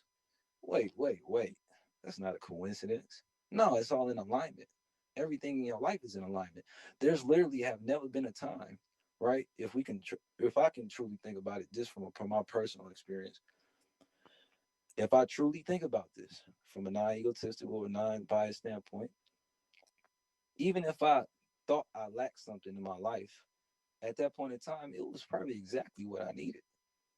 Now, where I'm at in my existence now, it's like I still got exactly what I need, because I'm not dead. I'm alive. I'm here. I'm alive right now. And I've been through, and I can say a lot of people on this has all been through a lot of shit, but you still here. You right here, and you listening, and you taking in this information, and this is going to help also further your life to go further. You understand? And it's going to also seep into our children, seep into generations to come, simply from one conversation. It's going to continuously enter your subconscious, and your subconscious is going to train your reality and project this subconscious new trained thoughts into your consciousness. And now you're going to start experiencing a reality in which you only gonna want to start meditating. You only gonna want to start eating right. You only gonna want to start one day. We are going to come into these full knowings. Like, damn, I don't even want to tap into none of this negative shit no more. I only want to do things that help build me up and help build up others around me. I only want to give and spread love to my folks, spread love to my people. And damn, it don't matter where the fuck I came from. Now I just want to just heal. Now I just want to just get back to something that makes us feel like we alive together. And that's I feel like it's going to be, or which is coming into, which is already is basically, one of Hey, the yo, next stages in our lives as a people. yo, Bashir, I just want to thank you so much, bro, for what you just said.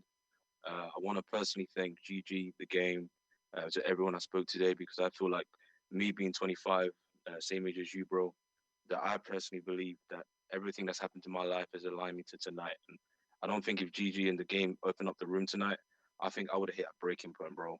I think I would have not been here anymore. I would have given up, Oh wow. because I could literally, relate to I that. love you, my brother. I We promise love you, uh, I you. love you. Sending you Much love to love, you, Hey, bro. yo, and Definitely love, matter, my guy. healing energy. hey, Stay yo, strong, King. and just yeah, so I you just know, want to, go yeah, ahead. sorry, I just want, yeah, sorry. I just want to say, so there's something you said earlier on where we were talking about food and eating that I clung on to. I've been taking notes, guys, literally with my pen and paper all night. And literally there's something you said about how you had, had to detox and, and especially about the shrooms as well. Like, I'm nowhere near ready to take that kind of stuff. But for the past 5 years, I've been having serious health issues. And I've been confused as to why I've been having it. Now, obviously, I don't want to talk about my personal life too much, but obviously, my mom lost her sister last week due to colon cancer, and it's so crazy that 3 weeks before that, I was in the hospital having a colonoscopy, because they thought I had it, and then I was thinking to myself, man, this is over. I'm done. I'm finished. Like, my mom's gonna have to lose her sister and her son, and I was thinking, man, why is this happening to me though? And I remember being 11 years old, I was with my dad. My dad's been he was a retired soccer player, and he was such an impressive dad. It's funny, he's actually called the family for the first time, for my mom's sister's loss. And he literally, I was so afraid of him that it all started on that day. I remember now, because that's crazy. You guys have been talking about, and I've been adding all connecting all the dots, and I'm starting to realize why I was sick. And it's crazy how the mind is so dangerous and so powerful. Because when I was 11, I remember he used to work in like a special mines field, and I used to help out during the summer to get some money. Man, I had blood coming from my nose for no reason. I passed out. We go to the hospital. The doctor says, "You're fine." And I'm like, "What's happened?" He's like, "It's stress. You're stressed out, man." And I'll never forget, my dad was so angry. He's thinking, "Man, you brought me all the way to the hospital, and we lost money today because you're stressed." And I remember going home, and I remember that day, I was like, "This guy's no longer my dad." And literally from that point on, I'm never really healed. And literally my body's been crumbling each year. Next up, it was my kidneys. My kidneys are messing around. I had a kidney infection. Next up, it was my liver. I had a liver. My bilirubin was way too high. And obviously what happened is that I ended up having jaundice and stuff like that. When I went to the doctors, they said, "Look, your liver's fine. You're a healthy man." I'm like, "What's going on?" Stress. I'm like, "What the hell?" Okay, next up, my ears. Now, my right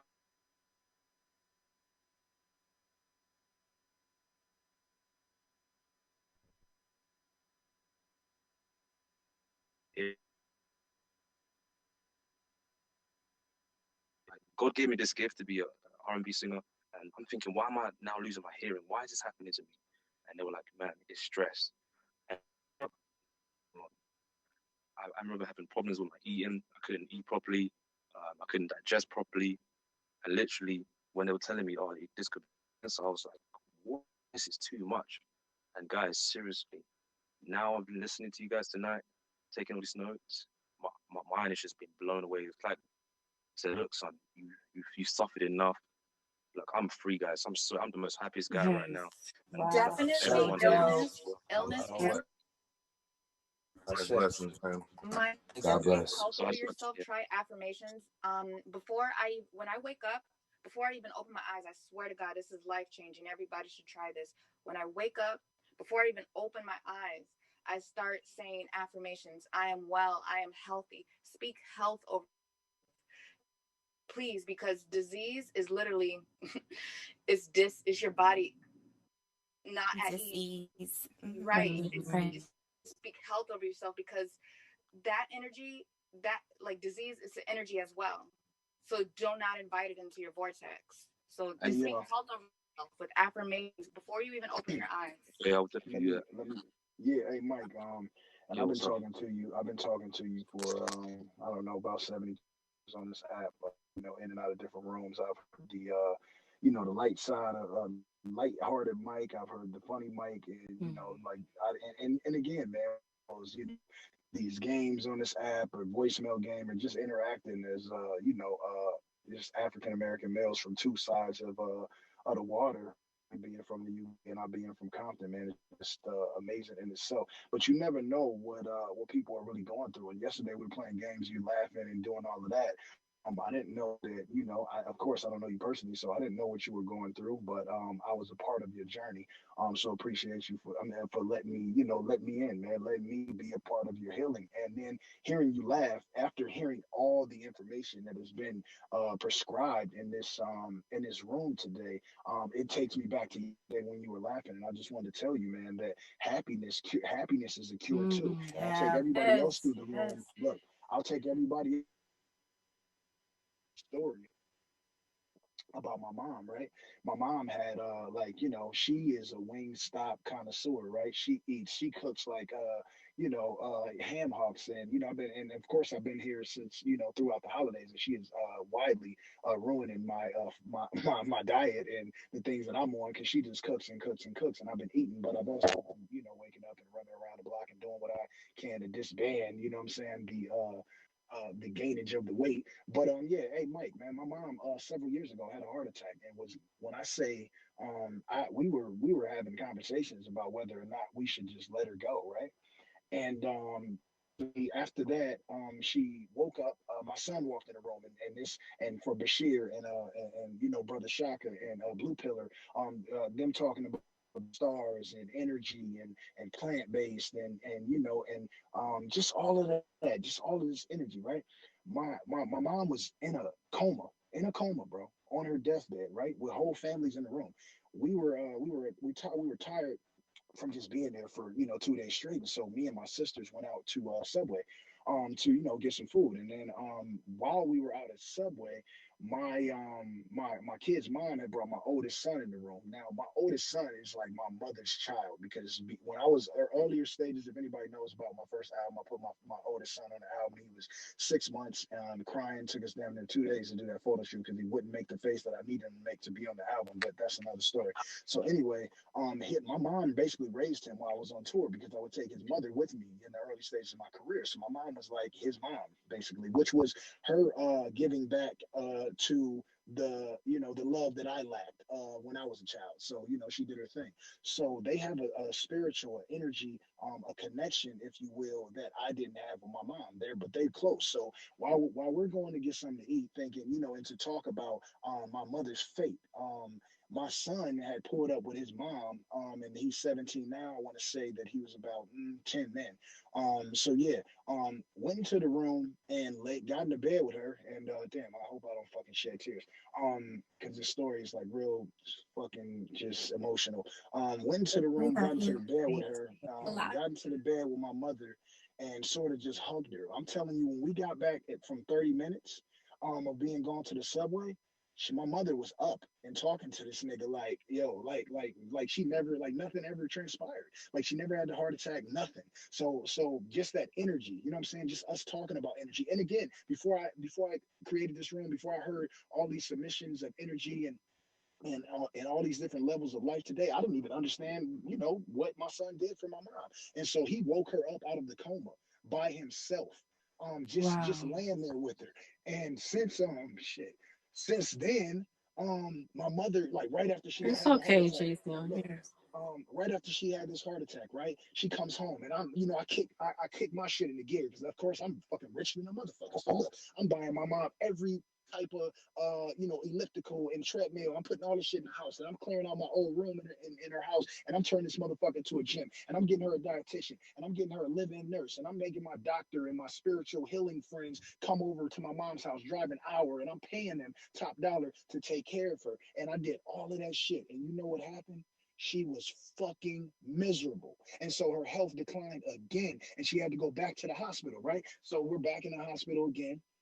And my son is there with me this time because this nigga is some type of healer. I'm thinking, so let me make sure that he's there initially, right? And she didn't go into a coma this time, but the energy that they swap between each other got her out of the hospital the same day. This time I brought her home. I didn't do any of that shit. I didn't do any of the things that I did before for her, right? Because she told me all of that other stuff, she said, I love you, I appreciate you, son, but that's not me.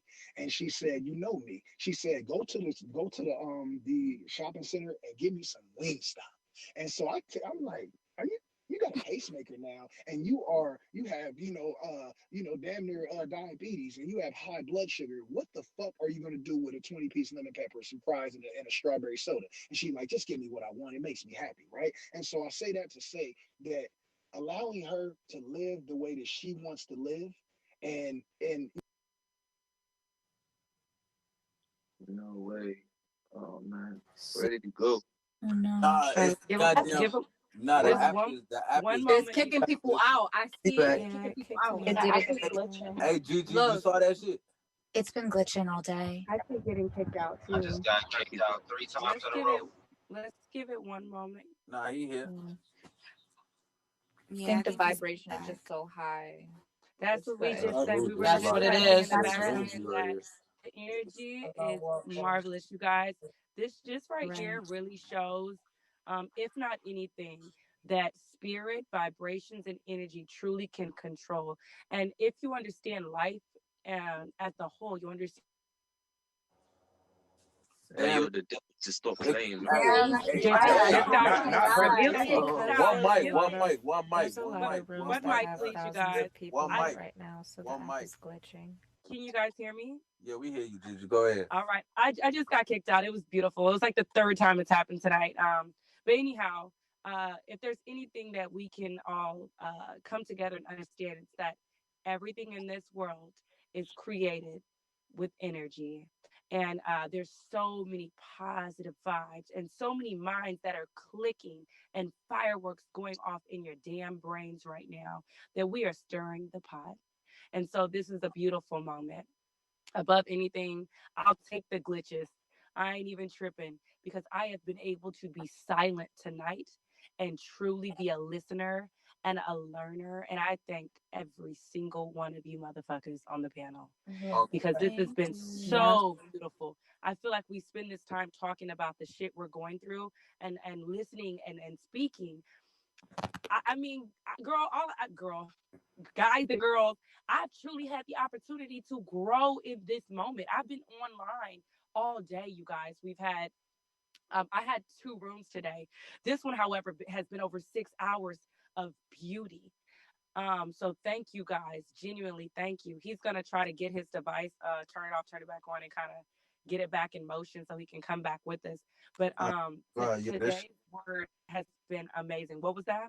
No, I said this shit today been going crazy. Like we've been in this room like I don't know, good 7-8 hours. Like we done did a whole work shift. I'm telling you. Shout out to Burgers though. Prayer does strength. Prayer has strength in numbers too. So Yo, this is hey, like a form of prayer, like with us I all appreciate talking everybody being real. vibrationally. Yeah, No, God bless y'all. I appreciate everybody being real and open about their situations because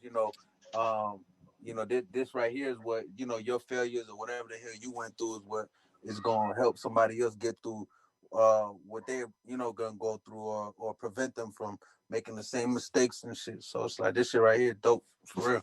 I don't know if Mike is still in the room, but I kind of wanted to thank you, Kate, for that word. Hey yo, do y'all know how long excuse me, how long I've been going?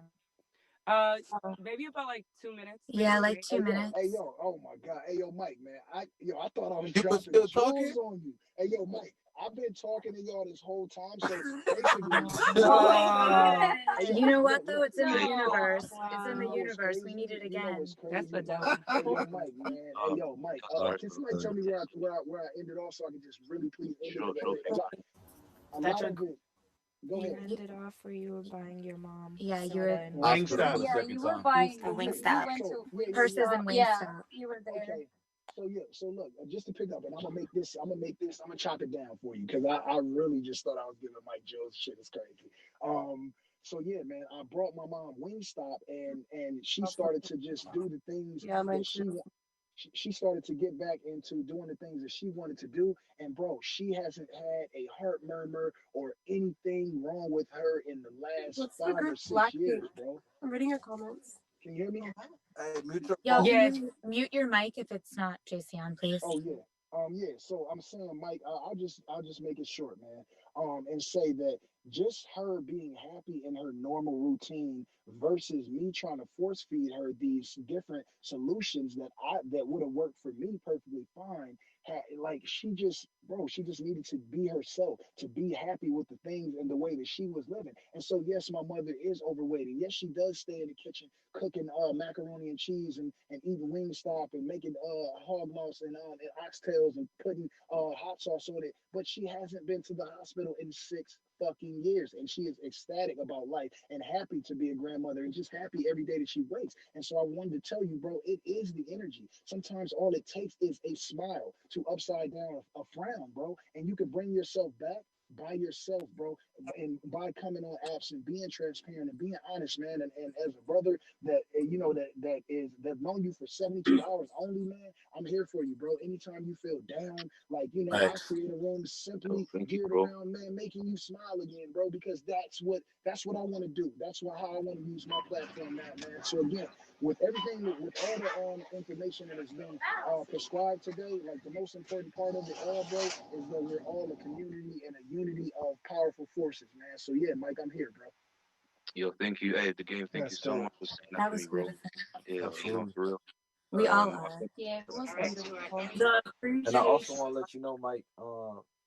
I do know I do got information on a couple different colon cleanses and detoxes that I trust that I actually am about to take myself, and I want to help get this to you. You know what I'm saying?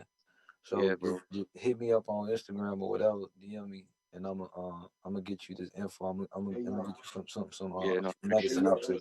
Hey yo, and again, even Bashir was talking about colon cancer. It's very, very instrumental that you understand the importance of recognizing or checking or getting it, getting it cracking in that area of life, because especially men that are over the age of 30, because like he said, that is where disease sits, lays dormant, and starts to attack the body first. It is in an African American male's colon. So, but then there are ways to detect and defeat colon cancer without ever stepping foot into a hospital. So do your research on that too, because I'm telling you, and Bashir, he knows about it.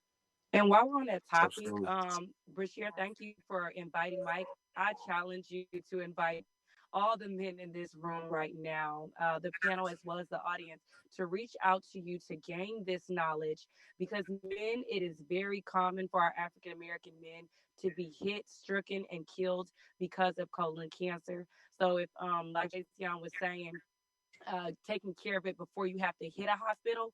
We got an opportunity set forth. So if you're not already educated fully on yourselves, if you need more education that you would like to share, reach out to Brother Bashir and gain that knowledge. Absolutely. Hey, this is perfect. This is actually beautiful, honestly, because I literally just this week I was like, you know what? I'm tired of our women dressing up in white and just doing healing ceremonies and yoni steams and taking all the herbs that they need to make sure that they cleansing out they sexual reproductive organs and things of that nature, and our men not doing the same thing. You understand? And I'm like, all right, it's time for our men to start getting together in our circles wearing all black, and we going through our healing, and we make sure that we giving each other the knowledge on the herbs that helps to heal our reproductive organs and things of that nature. And so I feel like this is almost like divine timing. As a matter of fact, this is divine timing. Right. Always divine This is literally divine timing. Thank you, because Bashir. I'm like, damn, I want to put this together, and I literally spoke this into the universe, and now, literally, I want to make sure that just don't wear all black. Yeah, it was just like yeah. It was just a little joke that I had, like, self-imposed. But Bashir, just to timing. So earlier, just dang, y'all, we've been on here for hours. About 5:20, when we were in the room, and when I finally came back to the conversation, I mentioned time. And Bashir, the fact that you're saying time again is just, it's. I'm actually shaking right now because I feel like God is sending me signals, and I know it's not just me, it's the energy, it's everyone. I feel like this is just the time and the place, and we are all in this moment together, collectively learning and building together. um Bashir, you have no idea what you and your brother and others in this room have brought to us as far as educational pieces and alignment. Truly appreciated it. And I thank you again for mentioning time, again, you guys, because when we deal with time and when we're speaking about time, it's not just about us being at the right place at the right time. It's doing things and beginning things at a particular time, starting them or finishing them at a particular time. I love to say God makes no mistakes and everything is done so beautifully, and this is a testament to that. Thank you so much. Ashe. I appreciate that. I appreciate every single last person that's in this room. I appreciate you all. This is a very humbling and beautiful experience. And and again, the thing that made me want to speak the most was because I heard the game speaking from his heart, and I gotta make sure that I speak on that, because when I feel like when men speak from their heart, y'all are able to open up a portal. You know what I'm saying? That hasn't been there, that hasn't been open for a long time. And because when men speak from the heart, it's a different vibration.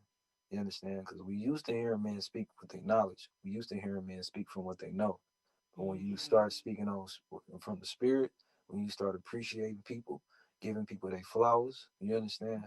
That literally opens up, you know, a new space. It opens up for all of us to start adding on to the conversation, all of us to start building on the conversation.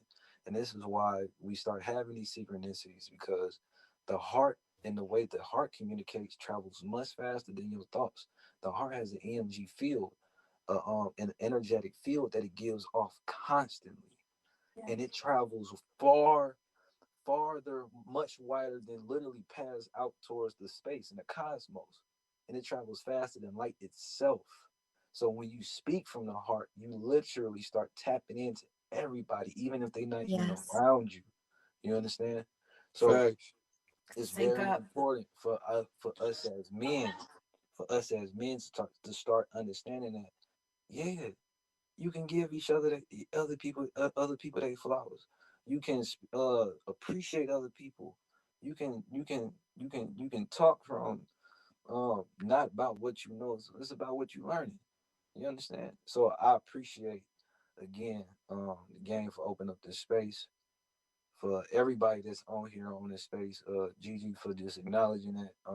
Just everybody, and again, I want to make sure that we continuously build on our men getting back to our health, getting back to that same level that our women have been on for a long while, and they just been waiting on us to get back to it.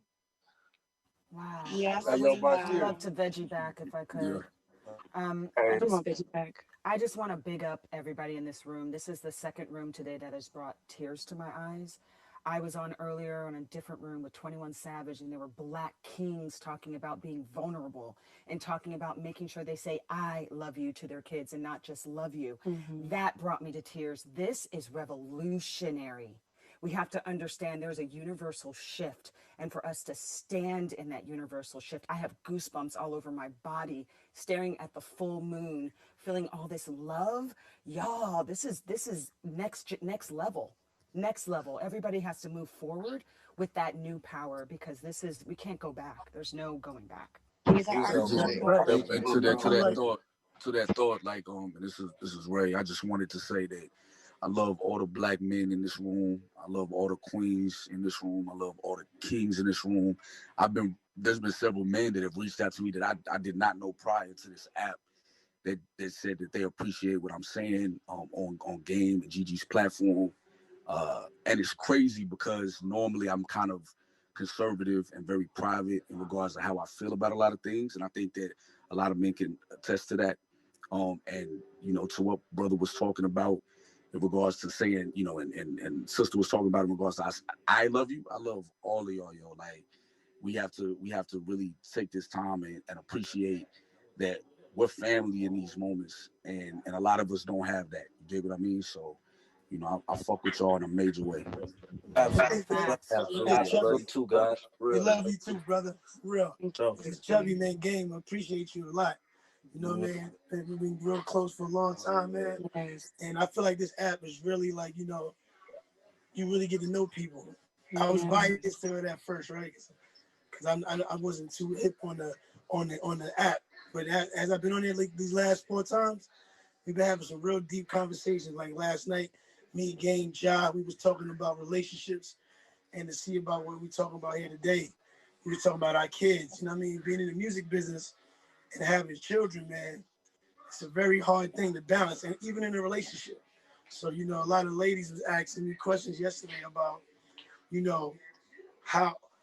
why they ain't getting the right things from a man. And I was like,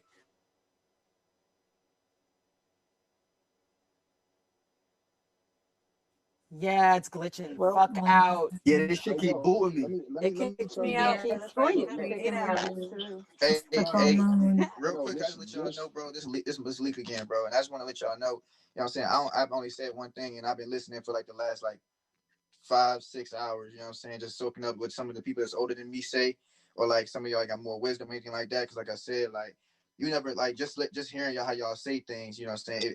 It brings other thoughts and other other thought patterns into your mind. Like I want to just speak on what people. I think I forgot who said it, but he was like that.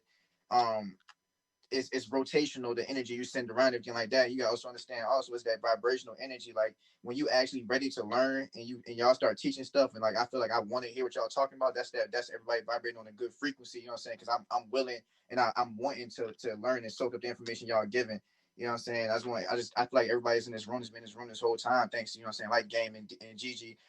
Y'all putting people in such a space and hitting them chords in the right ways is make people want to listen and want to learn. You know what I'm saying?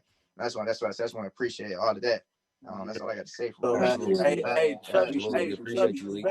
Chubby, yo, Yo, Yeah, I know you was saying something important, nigga. I'm mad this shit be cutting out when niggas be saying some real shit. You know what I'm saying? yeah, it's you know what it is, bro. It's because of it's the transference of energy, the information being Oh provided in God. here. The Okay, blue JC. pillar, blue pillar talked a lot about astrology and his focus of education, and Sister Kalima talked about our children, which I mean, the source and the power of energy solely comes from our youth, because they are. See, this the shit I'm talking about. Chubby, go ahead. Say what No, you Yo, the yeah. devil is No, alive. but I'm back. I'm back because I'm not gonna be defeated tonight. I was talking about Sister Kalima Hey, and gang, her touching on the energy of our children and whatnot. Man, it's too much energy in here. It's too much information being passed, and again, just like there's positive forces, there are negative forces. So keep that in mind as the app closes you out and tries to conclude a room with this that consumes this much power. right, brother. Game, can you try to ping K I'm, back in? I'm trying to tell y'all, this app Yeah. wasn't doing this shit when we was goddamn robbing rooms, man. That's a fact. Hey, Chubby, Nah, you was It talking was to us not. about was it? When Hey, we Chubby, was was it you playing, that kicked out? when we was playing hot seat, this shit wasn't happening, man. Y'all, That full moon y'all energy. pay attention. Y'all pay attention. This shit If was not happening. anybody needs any books to read, recommendations, I think that what will resonate heavily with some of you guys is there's a book club called the Marathon Book Club, and it's a list of all the different books the late Nipsey Hussle read, and he was very hip to all of this stuff that we were talking about. His mother was actually a practitioner of African spirituality, and you can see that on the televised funeral for him. She was giving libations and stuff. So check that out, guys. The Marathon Book Club. And I was gonna say too, not that I encourage people not to purchase books, because obviously it's a lot of authors that need their support, but I just PTR the site for those who may not have it financially who want to read. I just PTR a site where you can download the books for free, and it goes right into your ebooks. So for those who are not able to, Wow, thanks, P. you could download it and it'll go right into the ebooks. I want to give some insight on books and knowledge and wisdom, real quick. I want people to start looking at books as something that's a affirmation instead of something that's going to teach you something about yourself. Just like this conversation right now is an affirmation for a lot of people, a book can only do that for you as well. So the greatest that I've experienced personally, the greatest experience or the teacher in life will always be. Wow. It's okay, you guys. That's how No true reason it it is. muted me. I say just be patient. Are you there? Just be He's there. patient. Yeah, go I ahead. PTR'd the list of books too. You guys can click on it. You'll see the list of books. Bro, thank you. Would also Not love to- to not to- plug not to, Indigibooks by my friend Shaka Bars. If you can, all the great reading material can also be found at Indigibooks, as well as funds schools in Africa and Jamaica as well. Thank you. I'm back. Not to down books or nothing, because I love books. I keep books on me at all times.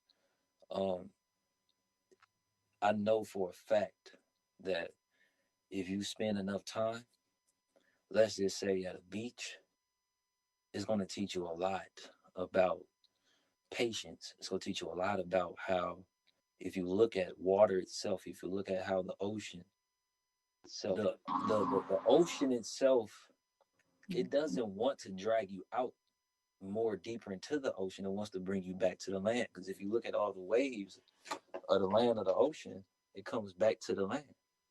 And one thing I remember understanding about when I was spending time at the ocean, I was like, something about this ocean reminds me of a woman. And there's something about this land that I'm standing on that reminds me of a man. And I was like, see, these are things that I was coming. He'll be back. Yeah. Yo, the app is really bugging. I don't know if y'all know, but it keep kicking me out. It keeps kicking me out, and I've been in and out a few times. Kay Cola just sent me a text message for Mike, and if I can go ahead and pass along that information to him. She said that she created help with anxiety, depression, and insomnia. And if you want to check that out, they have ashwagandha and chamomile in it in St. John's Wort. And she heard you talk about the postpartum depression, told you to definitely reach out to her, and she has a product that will support you in that. Okay, yeah, I want to reach out to her as well. I spoke about that this morning in a room this morning. So Ashley, if you can express how to get to her, I'd appreciate it because I'd like to know more about that as well. Likewise. And hopefully be able to express that in another room. Yes, Alyssa, for others that would like to receive that information as well, Ashley. Hey, Gun, I was trying to tell you something earlier about the time and meditation, but I was kicked out too. There's this saying that goes, Buddha said that you should meditate for 10 minutes a day. And then this man said, well, what if I don't have time? And then Buddha said, then you should meditate for an hour. Word. Amen.